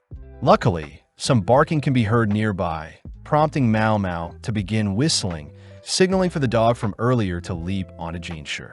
Relieved to have been saved, Lahaku suddenly peeps into the hole, hearing that Mao Mao and Jinshi need to be rescued. Having dragged everyone out of the hole, Lahaku is caught up on the assassination attempt on Jinshi's life, but Jinshi asks if Lahaku is aware of anyone purchasing FIFAs for the hunt. Sadly, Lahaku says such a weapon would be useless for hunts, so they must have been smuggled, making Jinshi wonder if they should inspect everyone's luggage. Mao Mao reminds Jinshi that all the suspects are high-ranking officials, plus the attackers could have easily hid the weapons elsewhere, but Mao Mao gets an idea. Mao Mao asks if the dog can do any other tricks, hearing that it's capable of sniffing out rabbit burrows. But when Mao Mao turns to Jinshi, she notices Jinshi is angry at her. Although she feels bad for purposely ignoring him earlier, Mao Mao states she may have a way to figure out the assailants. But as we cut back to Basin, we see he's been presented with a bloodied cloth supposedly belonging to Jinshi. Basin hears that the cloth was found near the top of a waterfall, but as the gathered high-ranking generals order for their men to join the search party, it's revealed that Lahaku is the one who announced Jinshi's disappearance to everyone, signaling to Basin to play along. With Basin allowed to search as well, we see him suddenly notice Lahaku's dog barking at an official, something Lahaku had planned. Heading to the waterfall, Basin receives another bloodied cloth from Jinshi's clothing, but seeing no footprints nearby, Basin's men deduce that no one climbed out from the base of the waterfall. Next, Basin's men show off a broken arrow, most likely used for hunting, but seeing as they'll need more clues, they decide to search everyone's luggage. Stumbling onto the same arrows in Sir Lowen's belongings, Basin begins questioning Lowen, but Lowen states he's being framed. Basin doesn't see anything unusual from Lowen's reactions, nor his men, but Lahaku speaks up, hinting to Basin that they should have his men search the forest for more clues. Following Lahaku's advice, Basin sends his men off, but later that evening, we see the same man from earlier rushing to dig up a box in the forest. Suddenly speaking up, Mao Mao shows off the concealed weapon the man was trying to dig up, but as the man attempts to rush Mao Mao, Lahaku appears restraining the man. As Lahaku ties the man up, Mao Mao points out how the dog doesn't like the man, only for Jinshi to appear, glaring at the man. Mao Mao states that the dog has sharp senses, explaining why the dog was initially banned from joining the hunt. But as Mao Mao hands Jinshi the FIFA she's holding, she states that 3 FIFAs were found in total. Inspecting the FIFA, Jinshi wonders if it was imported from the West, having never seen such a build so small, but upon firing off a round, a massive smoke cloud appears. Mao Mao recognizes the gunpowder to be made of coal, saltpeter, and sulfur, and it was ultimately the strong smell from the sulfur that allowed the dog to hunt down the buried FIFAs along with the man himself. Mao Mao reveals that Sir Lowen was only used as bait, but out of nowhere Basin arrives, asking if Jinshi is hurt. Seeing as the man has various associates, Basin states that they're ready to apprehend them all, meaning Jinshi needs to ensure the men are brought to justice. As Jinshi returns to the gathering, it's revealed that the assassination attempt was covered up, with whispers of certain officials being dragged away for no reason. Gaoshun is relieved that Jinshi's attackers have been caught, but as for Basin, Gaoshun worries his son will need more experience. Suddenly, another official chats with Gaoshun, feeling bad for Gaoshun as he became a eunuch because he angered the empress. Gao Shun states that although he discarded the Ma name, he's still considered a Ma by others. But as Gao Shun and the official chat, the official wonders why Jinshi wasn't able to join them today. Gao Shun utters that the masked figure is taking Jinshi's place this time, but the official states that it would be an insult for someone as good-looking as Jinshi to be emperor one day. Annoyed by that comment, Gao Shun suppresses his thoughts, but hearing the official asking if any of the emperor's concubines have gotten pregnant, Gao Shun chooses to excuse himself. Stepping outside, Gao Shun hears that everyone is checking to see if the emperor's younger brother could ever succeed the throne. But Gao Shun is more intrigued to hear if Jinshi told Mao Mao the secret he'd been hiding. Gao Shun states that Mao Mao needs to know Jinshi's secrets in order to assist them in the future, something Gao Shun admits is quite cold, but it can't be helped. Cutting to Mao Mao, she's seen speculating on all the mysteries she's encountered, like where the FIFAs were imported from along with the attacker's motives. Mao Mao remembers Jinshi mentioning the FIFAs were a Western design, reminding Mao Mao of the Envoy sisters and them sneaking out, making Mao Mao wonder if the sisters are somehow linked to the attack today. Stopping herself from speculating further, Mao Mao suddenly hears Jinshi outside her door, heading to greet him, but is ordered to keep the door shut as they speak. Jinshi starts off by apologizing for his actions earlier, but Mao Mao says she should apologize as well, noting how Mao Mao herself is actually pretty slow when it comes to picking up other people's emotions. Apparently, when she was a baby, Mao Mao would cry for attention, but being around busy courtesans, Mao Mao soon learned to stop crying, seeing as no one would care if she cried or not. Feeling an awkward tension between them, Mao Mao states that she won't tell anyone what she experienced with Jinshi, reassuring Jinshi that his secrets are safe with her. Building up the courage to face Mao Mao, Jinshi opens the door only to hand Mao Mao a gift. But as Mao Mao opens the gift, she begins quivering, seeing as she's finally in possession of the Ox Bezoar she had been promised. When Jinshi tries telling Mao Mao something else, Mao Mao once again ignores Jinshi, instead locking her doors only to leap on her bed admiring the Ox Bezoar. As Jinshi continues to pound on Mao Mao's door, we cut back to Gao Shun thinking about how, although the current emperor is the ruler of their nation, Jinshi the Moon Prince will eventually succeed the current emperor, especially since Jinshi is the emperor's younger brother, Kazujetsu. With several days passing, we see several men being gathered, but as the organizers call out to inspect the men, we notice a familiar-looking person is amongst the attendees with a limp in their leg. Following Mao Mao and Xiaolan, we see Xiaolan stressed about getting a job, seeing as her contract in the Rear Palace ends in 6 months. Xiaolan wished she could be rich, that way she can simply marry a merchant or noble and not have to worry about money. But Xiaolan asks if Mao Mao has any connections to help. Thinking back, Mao Mao notes how much Xiaolan has grown, having met Xiaolan as a gossipy girl, but now she works hard at the new school for servants and hopes to get a job. Mao Mao does wonder if Xiaolan would like to work at the Verdigris house, seeing as Xiaolan's cute face will surely draw in customers. But Mao Mao states she'll only resort to such things if Xiaolan is desperate. Seeing as she can't introduce Xiaolan to Jinshi in fear of Xiaolan being exposed to danger in the future, the girls suddenly spot Shui calling out to them, prompting Xiaolan to ask if Shui has any connections.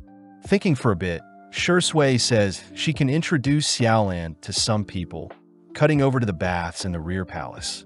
Mao Mao knows that the baths are massive pools of steamy water exclusive to the Rear Palace that can hold several hundred girls at once. But it's a known fact that high-ranking concubines have their own miniature bath in their pavilion. The current building they are in is sectioned off for mid-ranking concubines and servant girls. But out of nowhere, Shui gleefully leaps into the steaming bath, only to rush out seeing as it's quite hot. As Shui cools off, Xiaolan reminds Shui that the baths in the morning are quite hot and they cool down over time. But Mao Mao gets distracted seeing as Shui's outfit accentuates her assets.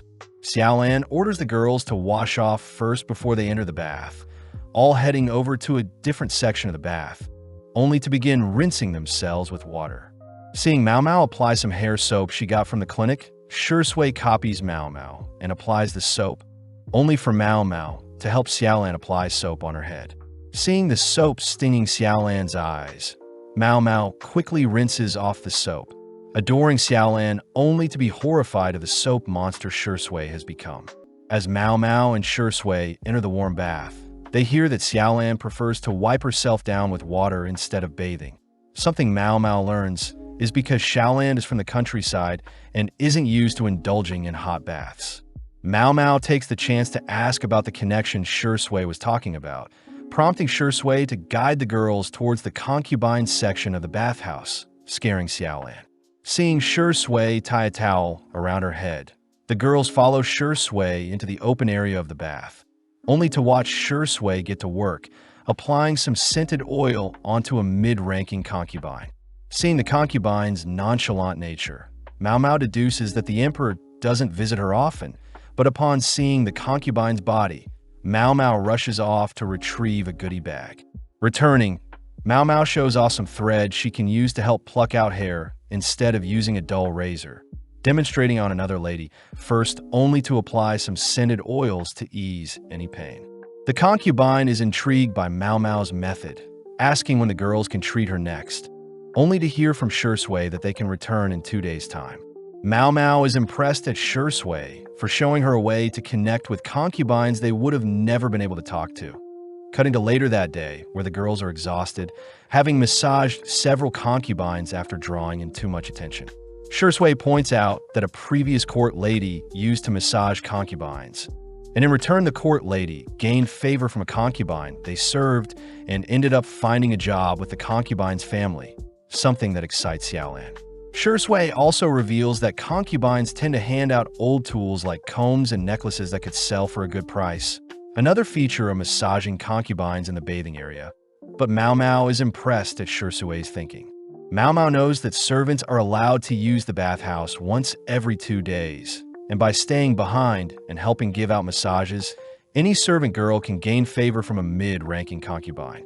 That evening, Mao Mao reports her massaging job to Gyokyu, something Gyokyu finds fun, but Hongyang couldn't disagree more, reminding Gyokyu that the bath is where people let their guards down. Gyokyu asks Mao Mao to keep a lookout for any rumors flying around, something Mao Mao is impressed to hear Gyokyu even knew off. But as we cut to the following days, we see Mao Mao hard at work plucking out hairs for different concubines. Mao Mao makes note of rumors regarding Gyokyu's pregnancy, along with Li Hua's pregnancy as well. But most intriguing of all is the possibility that Lulan herself is pregnant, having not been seen outside, much plus she often wears loose clothing. Mao Mao knows that it's been 6 months since Lulan entered the rear palace, and it would make sense if Lulan is pregnant, seeing as the emperor visits her often. But focusing up, Mao Mao and the girls get to work massaging the concubines in the bath. That evening, the girls discuss the rumor of a new handsome eunuch amongst the 30 new eunuchs that have been hired. Mao Mao remembers that the surgery to create eunuchs was removed, hearing from Shui that the new eunuchs were former slaves. But Mao Mao states that slaves are forbidden in their country. Shui utters that the hired eunuchs were once slaves from a foreign land that must have escaped into their country, and now is working in the rear palace, something Mao Mao finds strange, seeing as Shui is quite knowledgeable in a lot of things. Xiaolan says she heard the new eunuchs fill up the baths, exciting Xiaolan as she wants to run into them. But Xiaolan states Jinshi is still the most handsome eunuch of them all. Shui teases Mao Mao for spending a lot of time with Jinshi often, reminding her of the frog incident. But Mao Mao suddenly spots Li Shu and her head lady in waiting, Canon, visiting the bath. The next day, Mao Mao sits before the 3 sisters, stiffened by the awkward tension. But suddenly Haku asks how Mao Mao started working in the Jade Pavilion. Mao Mao says it was because Gyokyu needed a poison taster, but Haku demands to know if Mao Mao has any ulterior motives. Seeing Haku refer to Gyokyu by her first name, Mao Mao knows that the sisters are quite close with Gyokyu, but Mao Mao reassures them that she is merely a food taster. Haku accepts Mao Mao's response for now, but she does point out how suspicious it is that Mao Mao isn't spending time with them, especially with Saika, the youngest of the sisters, and also the same age as Mao Mao. Getting an idea, Mao Mao invites Saika to visit the bath with her, something that makes Saika blush, but both Koku and Haku agree Saika should accompany Mao Mao. At the bath, Xiaolan and Shui are intrigued at Mao Mao's new friend, weirding Saiku out. But Mao Mao hears that they have competition, seeing as other girls have discovered the gifts they've been given and are now giving out massages. With Shui and Xiaolan helping the shy Saiku change, Shui asks why Saiku is so shy, hearing that Koku and Haku use the bath, but Saiku herself doesn't bathe in hot water, seeing as she originates from the hot western desert terrain. Outside, Mao Mao has Saiku help apply the scented oil, instructing Saiku to apply it nice and firmly to ease any pain from the hair plucking and massages.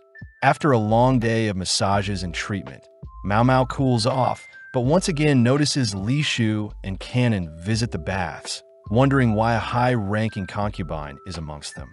Seeing the girls slip, Mao Mao finds it adorable that the 15-year-old girl is a high-ranking concubine. But as Mao Mao heads over to help the girls up, the girls get terrified seeing Mao Mao present. Noticing some razor marks on Li Shu's arm, Mao Mao offers up her own hair treatment, only to drag Li Shu towards her station. Seeing Li Shu, Xiaolan, and Saiku are shocked, but Mao Mao reassures everyone she has things under control. With Mao Mao taking the lead, Mao Mao, Saiku, and Xiaolan get to work beautifying Li Shu, finishing up only to ask if Li Shu is used to such massages and treatment. Sadly, Canon says at Li Shu's Diamond Pavilion, most people didn't care about Li Shu, and since Li Shu was originally the former emperor's concubine, she was placed in a monastery after the previous emperor had passed, ultimately locked away from the outside world. Most depressing of all, Li Shu was reinstated as a concubine once she grew up, explaining why Li Shu is not used to such privileges. With Canon refusing Mao Mao's treatment, Li Shu offers some juice to the girls, all watching as Canon fans down the exhausted Li Shu. Mao Mao takes the chance to ask why Li Shu isn't enjoying her own private bath in her pavilion. But Li Shu suddenly begins acting strange, only to quietly utter that her bath is haunted by a ghost. Back at the Jade Pavilion, Saiku and Mao Mao have returned to clean the pavilion, but Saiku voices how strange it is for Mao Mao to be helping another concubine when she already works for Gyoyu. Apparently, when Li Shu had told Mao Mao about the ghost in her bath, Mao Mao had suggested that Li Shu bring up the matter to Jinshi, something that Saiku found weird. As Mao Mao is summoned before Gyoyu, she gets annoyed seeing Jinshi with a smirk on his face, remembering that Jinshi is supposed to be a eunuch but still has his reproductive organ in place. Getting down to business, Gyoyu asks why they've gathered, but upon hearing Jinshi utter that another concubine wants him to investigate a ghost in their bath, Gyoyu gets excited, offering to visit them as well. Hongyang reminds Gyoyu that she can't go outside, seeing as her pregnancy will be made obvious, but as a compromise, Gyoyu asks if Hongyang could go in her place. But sadly, Jinshi states that it's a private investigation and only Mao Mao can come along. When Jinshi asks for Mao Mao to be returned to her, Gyoyu says she can lend Mao Mao, but before things can heat up, Jinshi addresses Mao Mao as his belonging. With everyone surprised, Jinshi states he'll ensure Mao Mao keeps their investigation a secret, immediately heading out, but Gyoyu asks what happened during the hunting trip that changed Jinshi so much. Mao Mao utters it was because she discovered a strange frog, cursing at the fact that she now needs to keep Jinshi's secret until she passes. But nonetheless, the gang head over to the Diamond Pavilion. Simply passing through the pavilion, Jinshi charms Li Shu's ladies-in-waiting, but Mao Mao wonders how much Gao Shun knows of Jinshi's secret, wondering if Gao Shun himself is even a eunuch at all. As Mao Mao suppresses her speculations, the gang all greet Li Shu, but as Jinshi asks to see the ghost-filled bath, Mao Mao takes note of Li Shu's ladies glaring at Li Shu. Canon first takes the gang to visit the changing room that'll lead into the bath, but Canon points out a window, in particular where Li Shu spotted the ghost. Jinshi asks Li Shu to elaborate on what she saw, but before Li Shu can muster up the courage to speak, we see the previous head lady in waiting scolding Li Shu for acting so childish. The lady begins pointing out that Canon is meant to be keeping Li Shu from spreading such childish tales of ghosts, prompting Canon to apologize. But Mao Mao can immediately tell the former head lady in waiting is still salty about Canon overtaking her role as head lady in waiting. seeing as Canon was previously Li Shu's poison taster.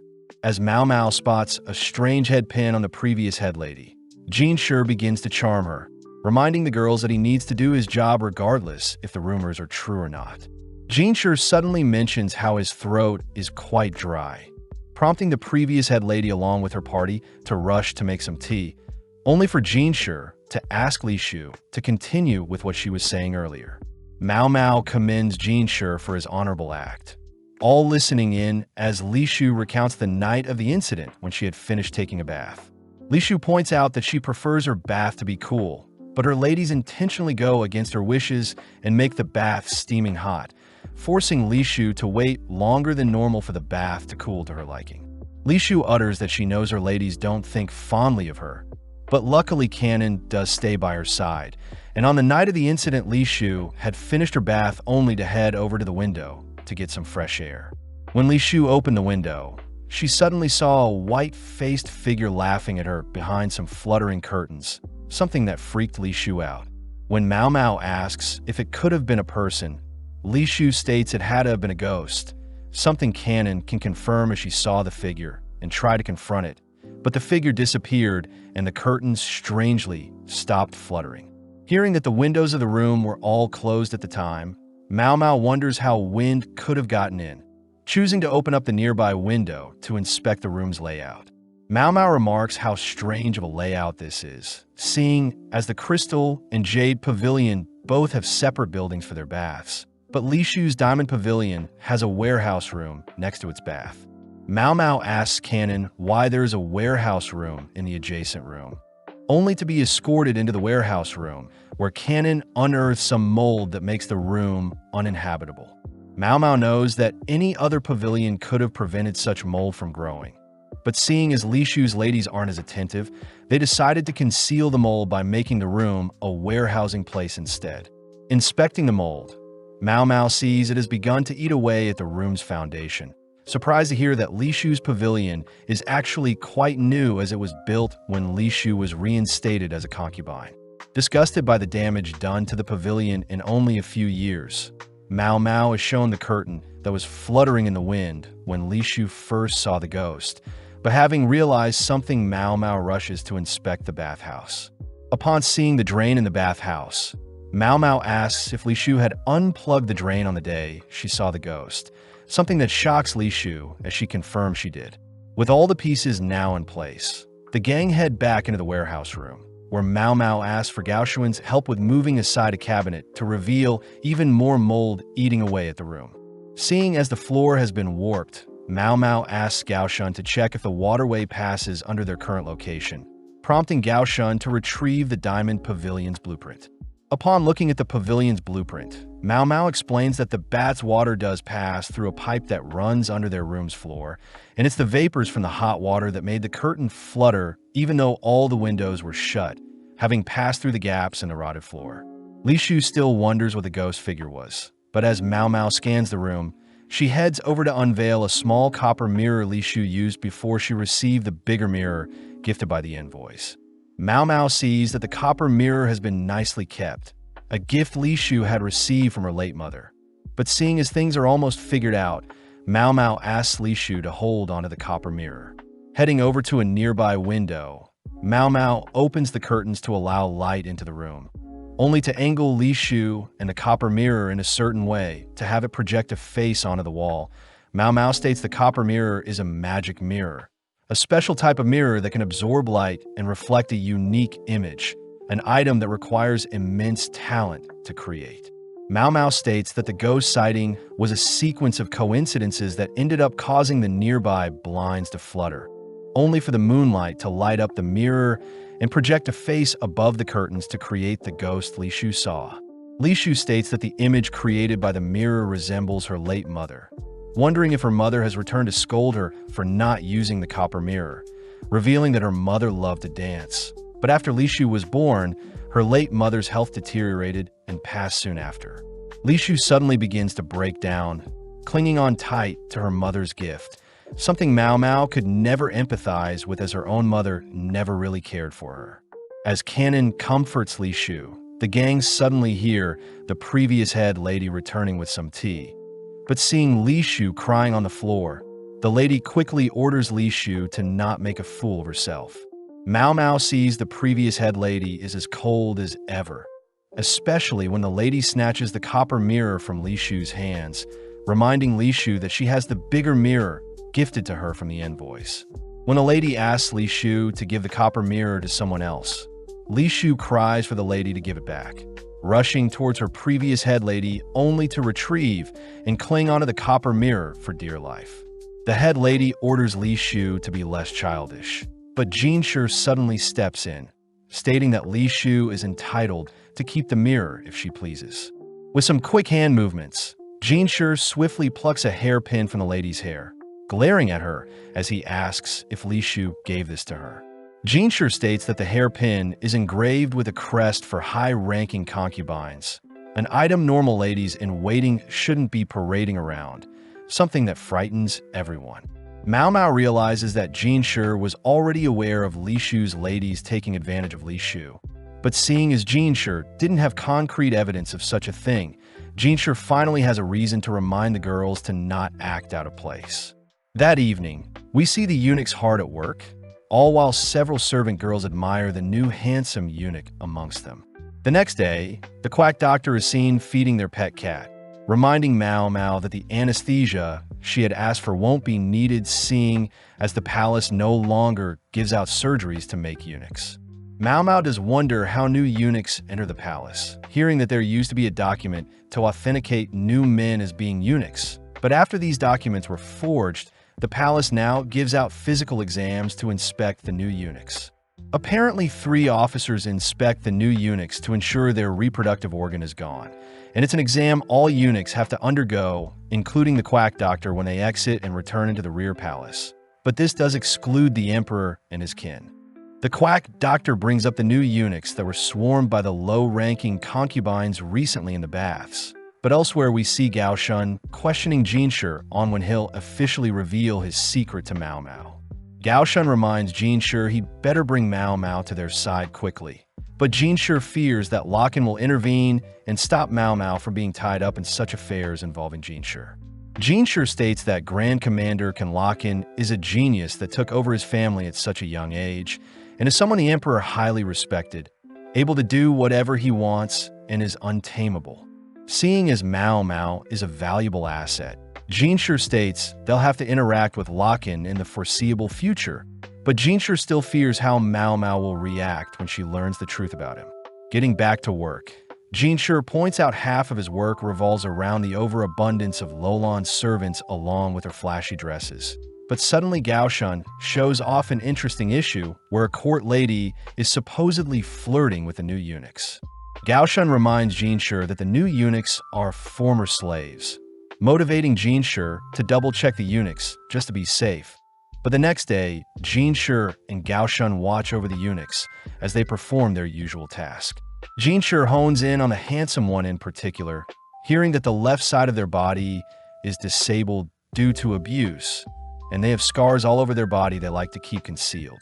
Seeing the handsome eunuch attracting several servant girls, Jinshi chooses to greet the eunuchs personally, promising to assign tailored jobs to each eunuch. But out of nowhere, a large crash can be heard nearby. At the scene of the crime, we see a eunuch has dropped a large piece of ice mint for a high-ranking concubine, and the culprit seems to be Xiaolan, who desperately apologizes, all whilst clinging onto a hairpin.